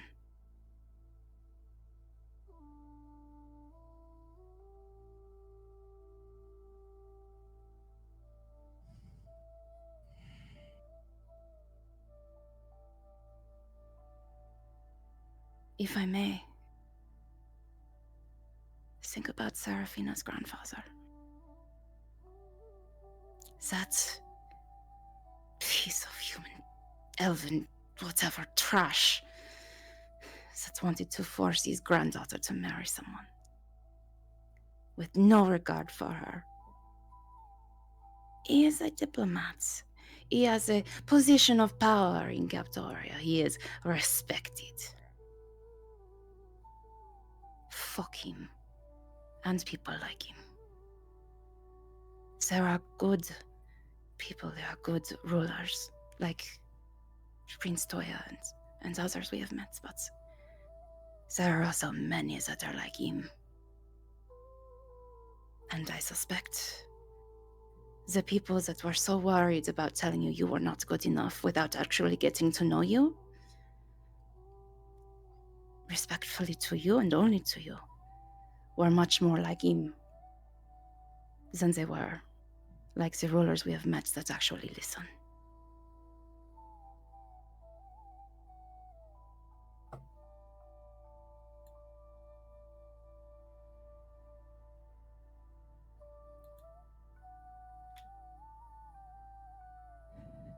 Elery takes another deep breath and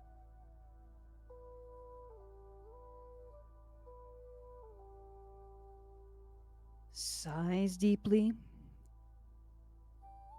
And when she does, you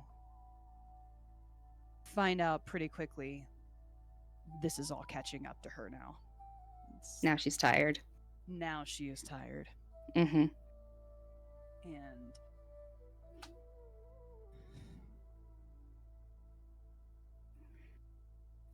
I'm going to say it again, and as many times as you will let me. That's because I needed to hear it more than once. I want you to, too. I am not mad. And I am so proud of you.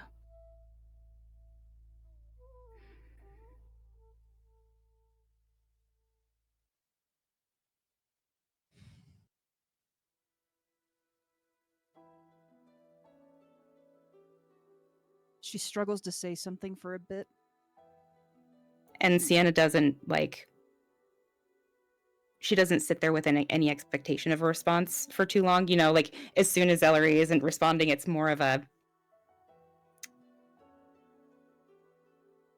just that grounding physical contact, whether that's holding the hand, whether that's holding the arm, and would let Elery lead, either standing up to walk around or staying put, whatever it is.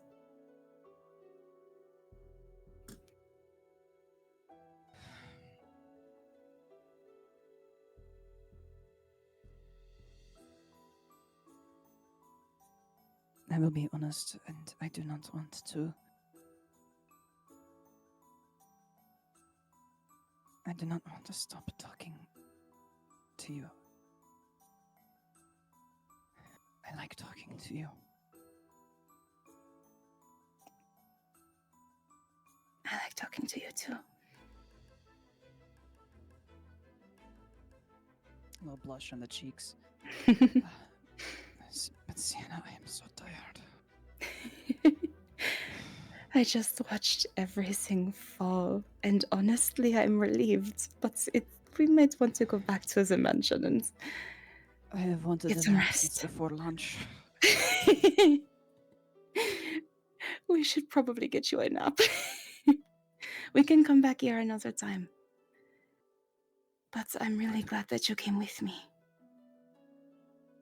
Thank you for your trust. I value it and I treasure it, and I promise to do my level best never to betray it. Do you think and she pulls back a bit reluctantly Mhm. and reaches for the edges of the cloak, Mhm. fits it back on over herself, attaches the clasp at the shoulder. Mhm. We are a very busy group.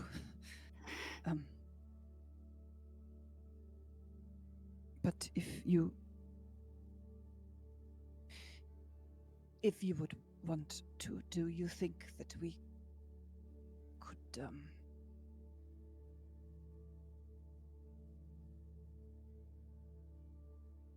talk like this more?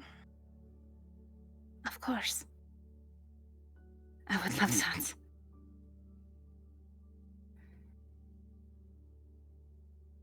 So would I.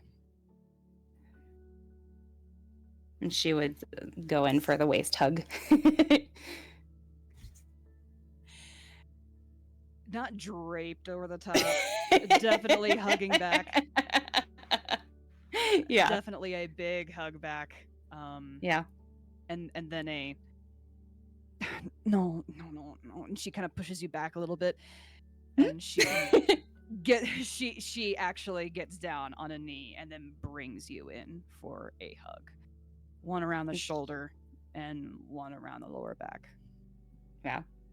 And not drunk this time, Elery would notice her nuzzling her head into your shoulder.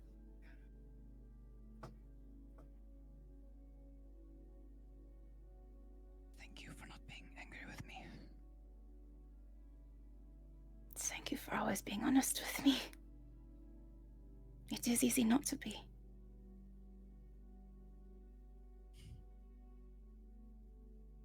It's kind of easy with you.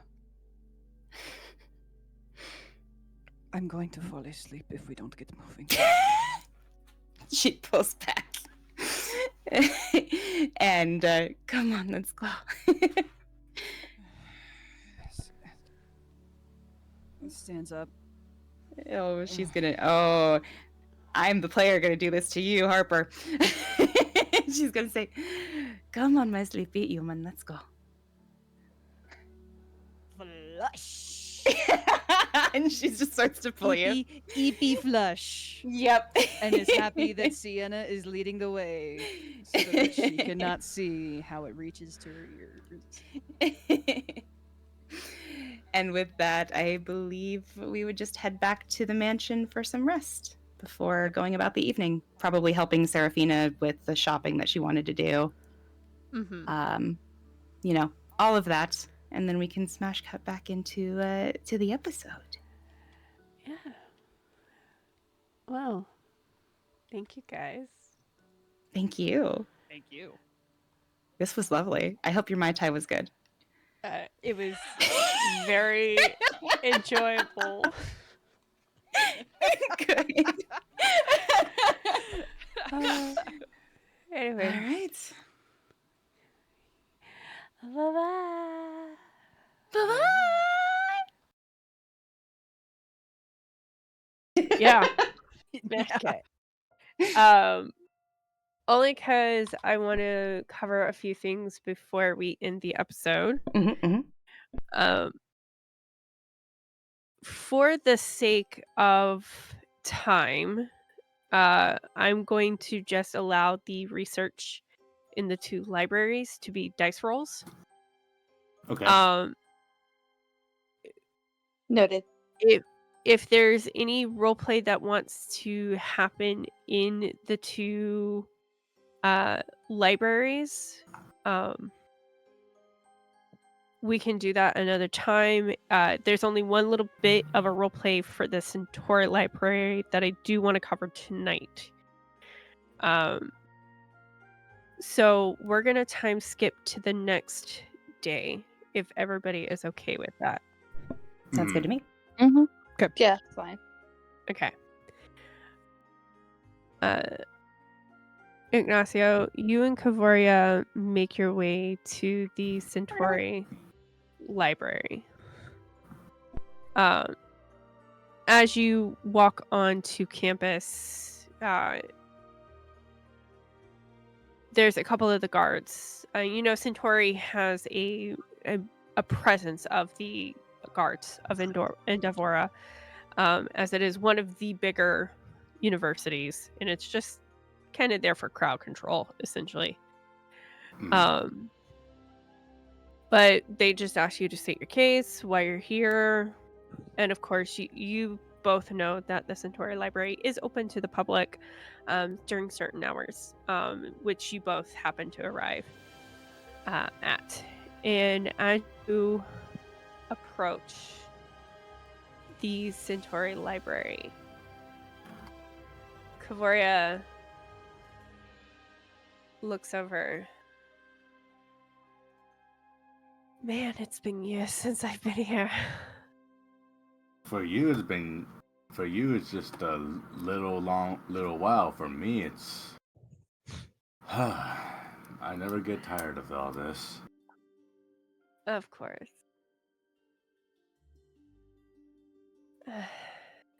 Shall we go in? Sure. Hopefully, we don't run into Lord here at the moment, because I don't. As much as I don't want to talk, I want to see him. I don't really want to talk to him right now. It makes sense. Although he doesn't seem the type to be hanging around libraries, though. Fair enough.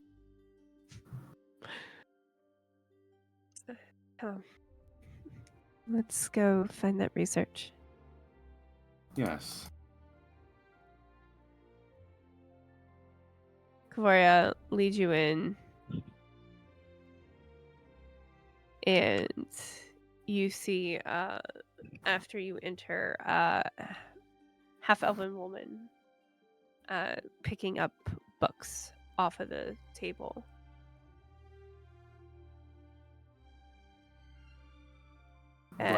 Do I recognize her? Roll a history. All right. Give me a moment.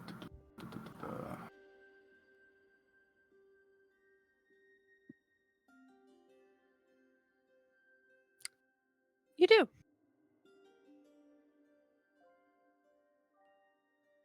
In fact, so does Ka'voria. As she picks up the book and puts it in her arms, she goes, "Welcome to the Centauri." Ka'voria's like, "Konoe." Oh my goodness. She's like, "Oh my gosh. Ka'voria, Ignacio. Wow, this is a blast from the past." Indeed, it is. How has it been, Konoha? It's been good. Sorry, Konoe. Pardon me. I just woke up. You're good.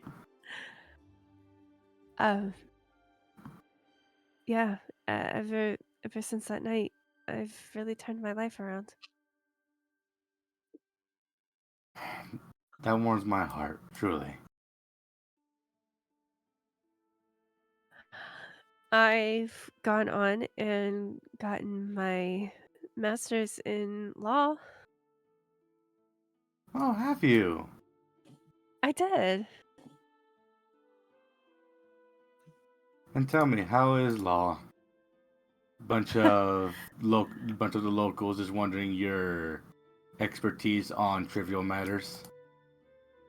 So much. Mm, But I don't mind it.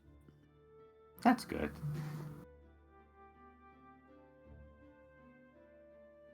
Just, I I'm sorry. Do mind my manners. I do want to ask. Have you seen Lothier anywhere? the I, last I saw Lord here, he was at the tavern. But that was that's like good. a week ago. Oh, a week ago. He's probably still there. Probably. I mean, after all, he is a dwarf. Now that's not nice to say. Yeah, he's a dwarf, but he means well. I mean, he likes to drink. Oh, what? So all dwarves like to drink? Well, that's not. Well, that's not inherently false, but still, just teasing. Yeah, but yeah, that was the last I saw of him. Why? Did something happen? No, just that a few of my friends are going to go look for him, and I want him to at the very least be prepared for it. Got it. Um, yeah, ever since that night, I took up a job here at the library. It's really helped. That's good. I'm glad you found something that's worth living for. You made a very convincing argument.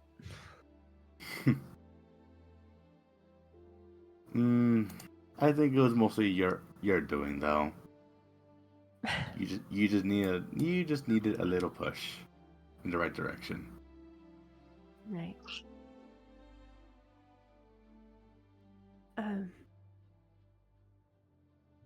Sorry, I do need to get these books back on the shelves. Is there anything that I can help you try to find? Yes, just a few books on the.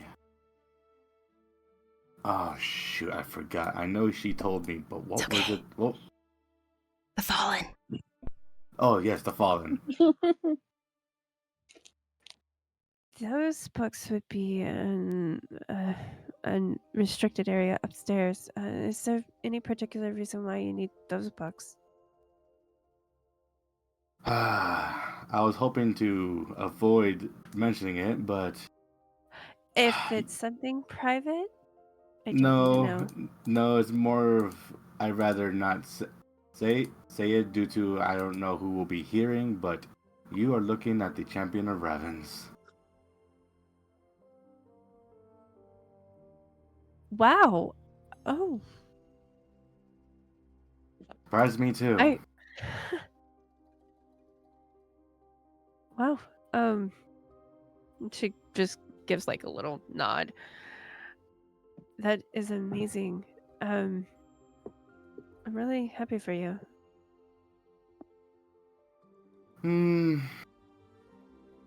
I don't know. I feel like this might be a little bit too much responsibility, but then again, rather it be me than anyone else, I suppose. Of course. Yeah, let me just go grab the key. I trust you guys, so give me a moment. Of Just course. be here. And she walks by this table and grabs a few more books before heading up to her desk. As you both are waiting, you hear clacking of heels against the stone floor. As Ignacio, you recognize Carlita as she's walking by. Oh, fuck. Just real quick, is this who I think it is? Yes, it is. Layla's God. mom. God damn it. Okay. Oh, Carlita. Oh. Ignacio, I'm surprised to see you here. Same as I. Listen, I do need to talk to you. Of course. You might want to sit down. All right. That's never a good sign.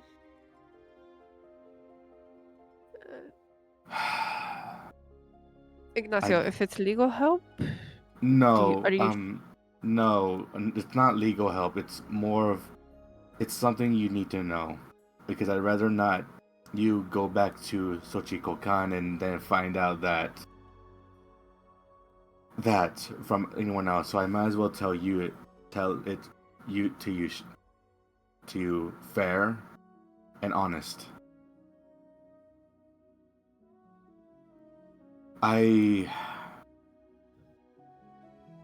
Your daughter, your daughter provoked me and my lover here, Ka'voria, and I challenged her to a flower duel. okay? She's no longer with us.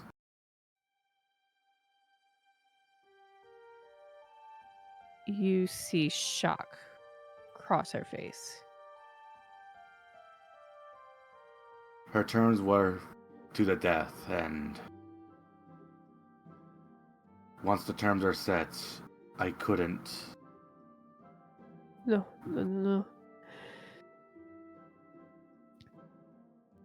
I understand.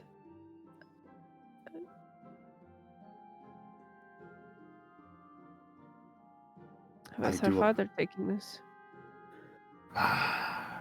Your husband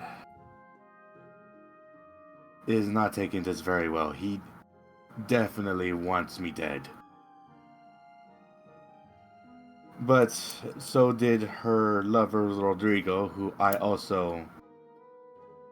Well, actually, he challenged me to a flower duel and as well as to the death, and well, I had them buried together.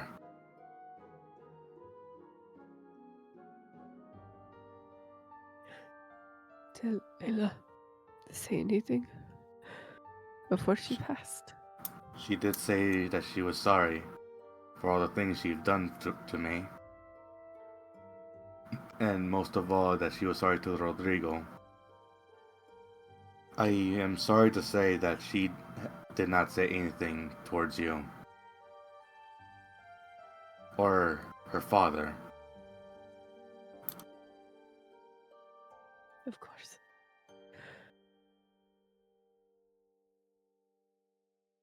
As upset as I am, I understand the terms of which were set. It doesn't make the pain any easier. I know.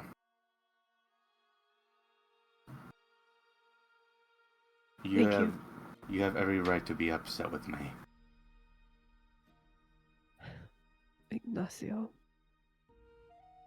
I never was ever upset about anything after what happened with you and Layla.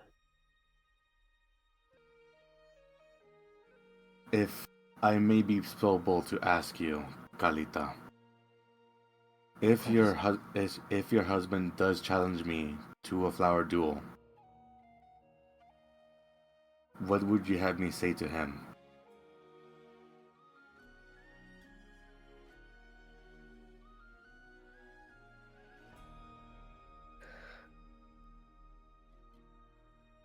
It is up to you what the terms are.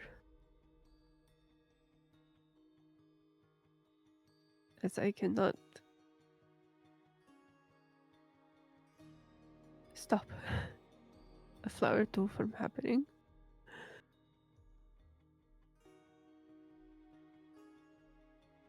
I'm not going to lie, I will be devastated if I lose him too, but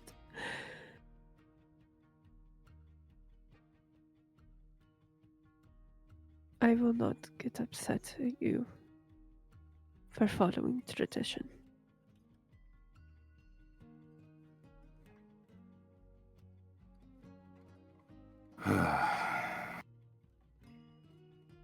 I will say she did pass peacefully.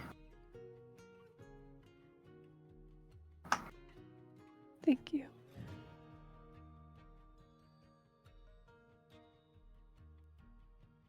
You can see she's trying to hold back the tears.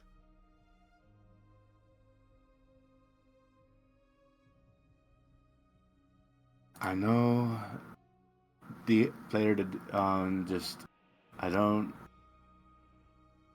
condone it, but I'm going to use calm emotions on her. Okay. It's okay to let out a few tears, but be sure that you are in your own private quarters. You see her take a deep breath and the calm emotions washing over her.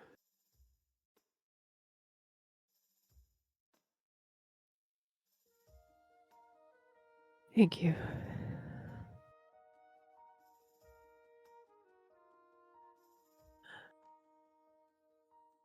I will inform my the head of my department. Yes, and if you do want to visit, I don't expect you to, and if you need someone to be there for you, I am happy to oblige. I buried them near the lake. Thank you. Layla loved that lake as a child.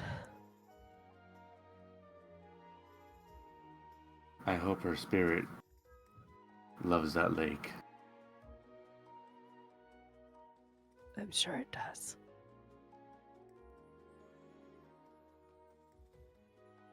Now, I need to go tell the head of my department that I will be taking the rest of the day off. Of course. Thank you for telling me. And you're right. It would have been worse if I had gone home and found out that way. Ignacio would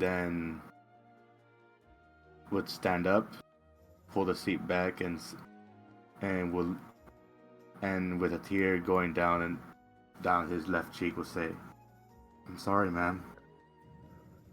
I really am." She stands up and brushes herself.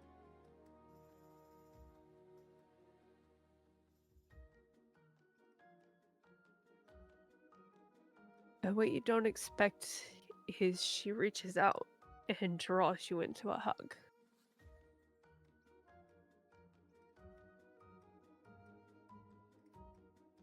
I hug her back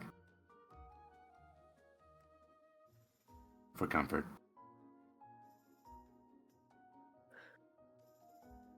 I never once disliked you.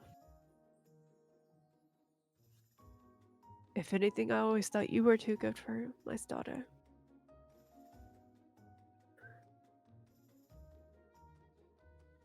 Now go. Have peace. You as well. Let's go. And walks out the door.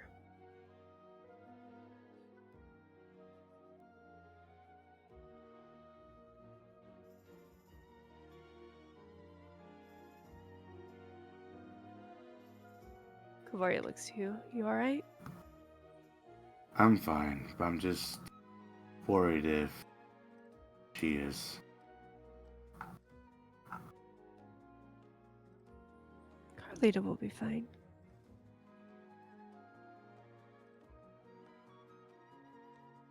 She's gonna cry. It's her daughter, after all. Mm-hmm.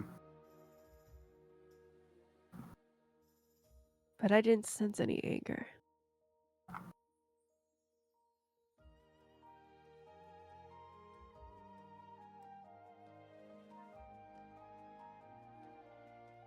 I don't think she'll be upset at you.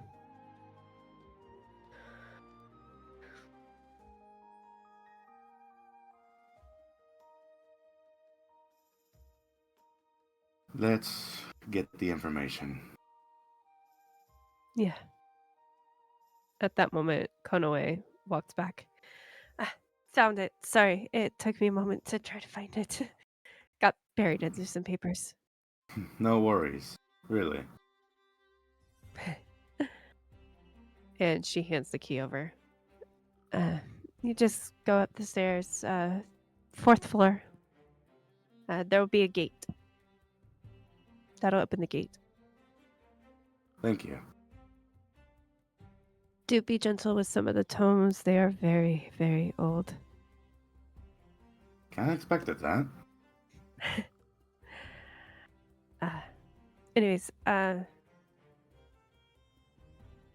you know what? Don't worry about trying to leave.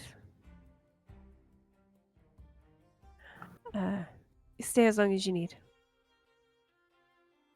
Will do.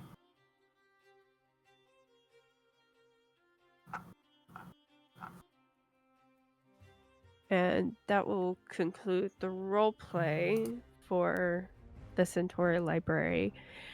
So now for the roles. Sienna, are you heading the trip to Queen Ray's? Yes. So Ignacio and Sienna, I need you both to roll 3 different history checks. Okay. May any of those be with advantage given that Sienna's been in the restricted book section before of Queen Ray's? No. Okay. No. I'd ask.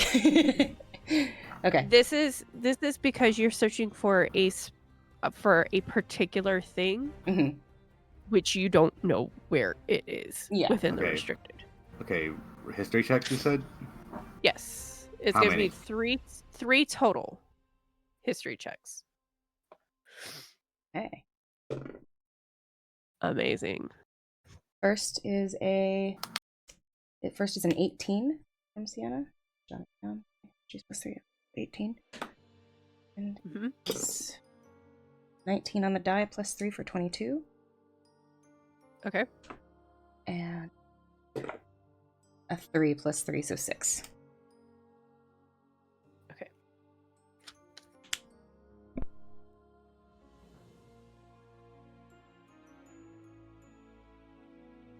Give me just a moment. You said 18, 22, and 6? Correct. Ignacio, Yes. you and Ka'voria find in the first hour the exact book you needed to find. Let's go. Hey. And Nat 20 really does help there. You find a book that recounts the history of the Hells to start with, and then it recounts about the time that each of the fallen fell.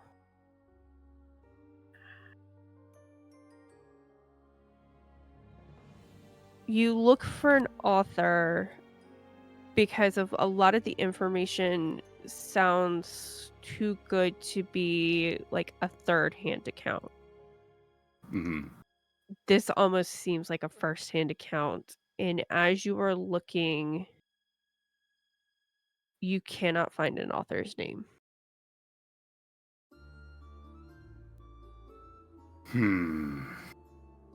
No author's name.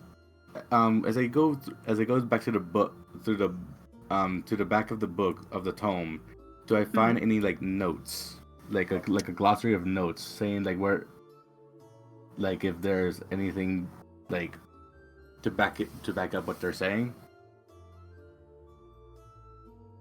You actually see a letter. And instead of it being part of the book, It's like it was stuffed in.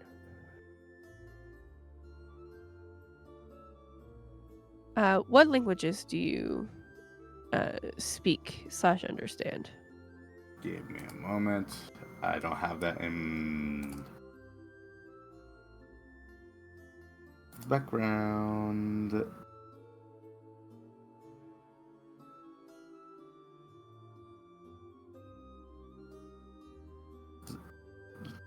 Celestial. Celestial, Common, and then you understand Elvish because of the band, right? Yep. You cannot understand it.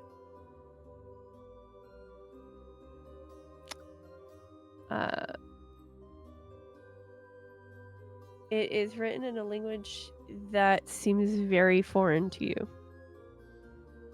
Can I roll insight to decipher the script at the very least? Yes.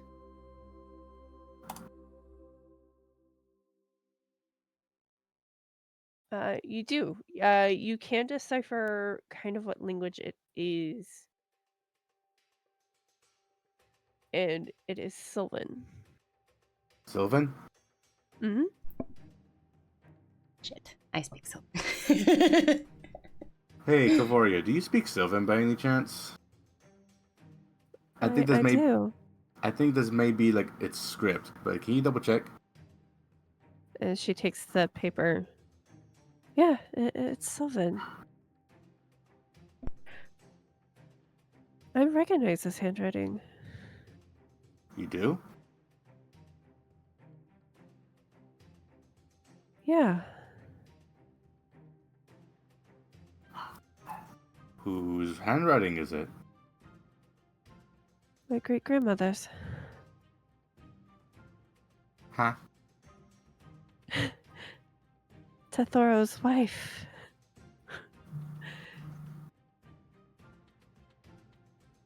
This is her handwriting.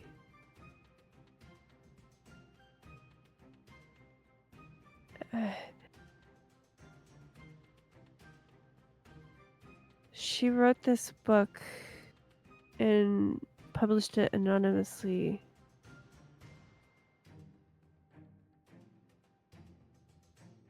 Because she wanted to make sure there was a record still.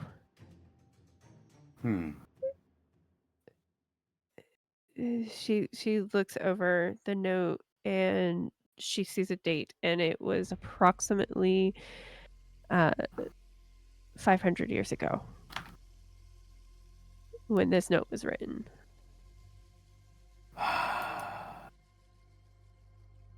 Gotta love this world, Ka'voria, where things can be that old and I'm still 25. It's all right.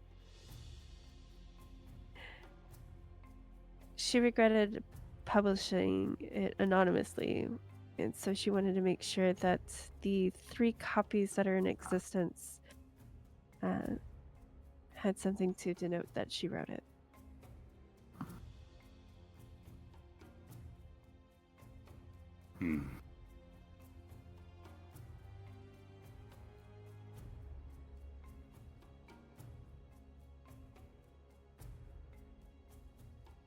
Well,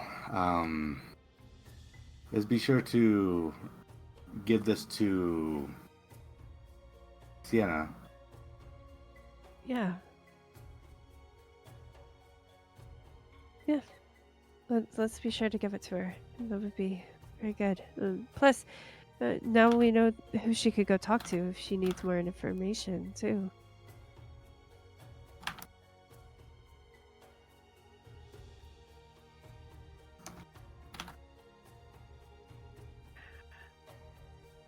All right, then. Do you want to keep looking, or should we get going? Yeah, let's keep looking. And you both continue to look. The next couple of hours, not very much luck. You did find a book about ravens, actually. But But all the information that was in there is stuff that you already knew. Not much more. That's a shame. But you do both eventually tidy up, and you head back down. Konoe stops you, but is like, you know what? You're good friends. I know you'll keep it safe. Let me. I'll sign it out. Do you know, by any chance, when you might be able to bring it back? I'll be honest with you. I don't know when we'll be able to bring it back, but I will say maybe 6 months. Sounds good. Just keep it safe. Anything happens to that, I'm afraid it's going to be a really hefty fine. Of course. Right. And she goes and she writes on a note that has an official letterhead of Centauri, a note of permission. Mm-hmm. And she's like, give me one extra moment to go get my manager to sign this. I'll be back. And she heads off. A moment later, she comes back with it written. She's like, tuck this into the front cover. Please keep it safe. Of course. And then you and Ka'voria head out.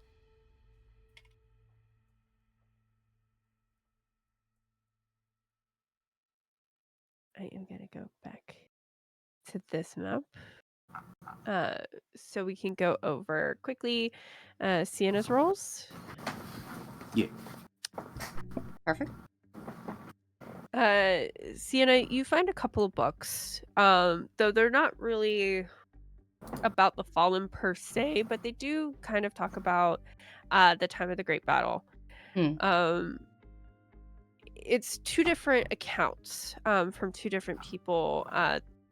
The authors you don't recognize the names of, but it did. One of the books did mention a confrontation between Livius, Zephyr, and Revens. And it talked about how Zephyr had gotten so angry he swung really hard and knocked Revens down, and then that's when the Great Battle ended. A lot of the account is faded, so you're only able to pick up words here and there, but you pretty much get that gist. Okay. That was in the first hour. The second hour, you did find a book about the Fallen, but it mainly just tells you who the Fallen are, kind of what they were a demigod over, and who's their parent. Got it. So not really any information I don't already have from other conversations. Correct. Okay. The last hour, horrible. Nice. You find nothing else. You're sure there's something, but you just can't find it. Makes sense. You do, however, find the Factoria again. Still in its nice locked cabinet. And just a happy little memory.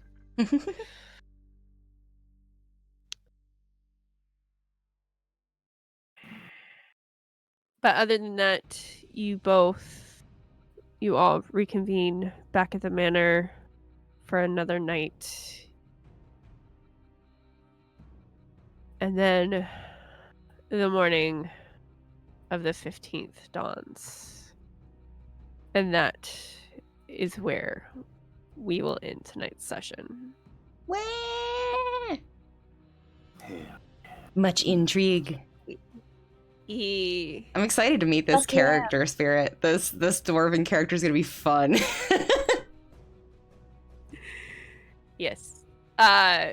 So just to kind of catch the viewers up, Spirit is not leaving. but he has expressed that he wants to step away from Ignacio for a while. So I'm all support of it. So tune in next time for a new character. Mm-hmm. Because we're not losing Spirit, but we're losing Ignacio and Ka'voria for a while. So My babies. yeah. That's okay. It's okay. They're still around. They'll be back eventually. Mm-hmm. And honestly, I'm glad, like, just from a story perspective, somebody dividing and conquering is actually so good. Yeah. I would honestly, I was gonna try to find a way to see if maybe like we could have a split party and then have two separate parties, but I think this is an easier way. It gives Spirit a chance to explore a new character. Mm-hmm. And we'll be meeting them next week. Mm-hmm. All right. That's exciting. Yes. All right. So, thank you, everybody. Thank you. Mm-hmm. Thank you, everybody. Much Hope you have a Thank good night. you. And Harper says goodbye too. Yeah. She had to step away. But yeah, Call of Wothalia. When is that happening? August 30th. That's 2 p.m. This channel. Is that your birthday too, wait. or is it the day before your birthday? No, it is my birthday. It's your birthday. We're showing for Shaylee's birthday. She also has a birthday wish that's posted if you want to go contribute to the birthday wish. Please. Yeah. That's exciting. I'm excited to watch that. That's gonna be fun. I'm excited. Heck yeah. I'm finally gonna meet the. I've had a meeting with all of the people now, so I'm excited. I can't believe it's gonna be like here before I know it. The year has flown. The year has flown. It was January yesterday, right? It sure was. Oh man. Alrighty, guys. Thank you, chat, so much for coming out. Thank you to Zaphatum, as well as Prismatic Lady, our lovely Prism, for the raids. Thank you so much. Thank you. Lovely to have you all. We will see you very, very soon. Have a good one. Bye-bye. Bye-bye. Bye-bye.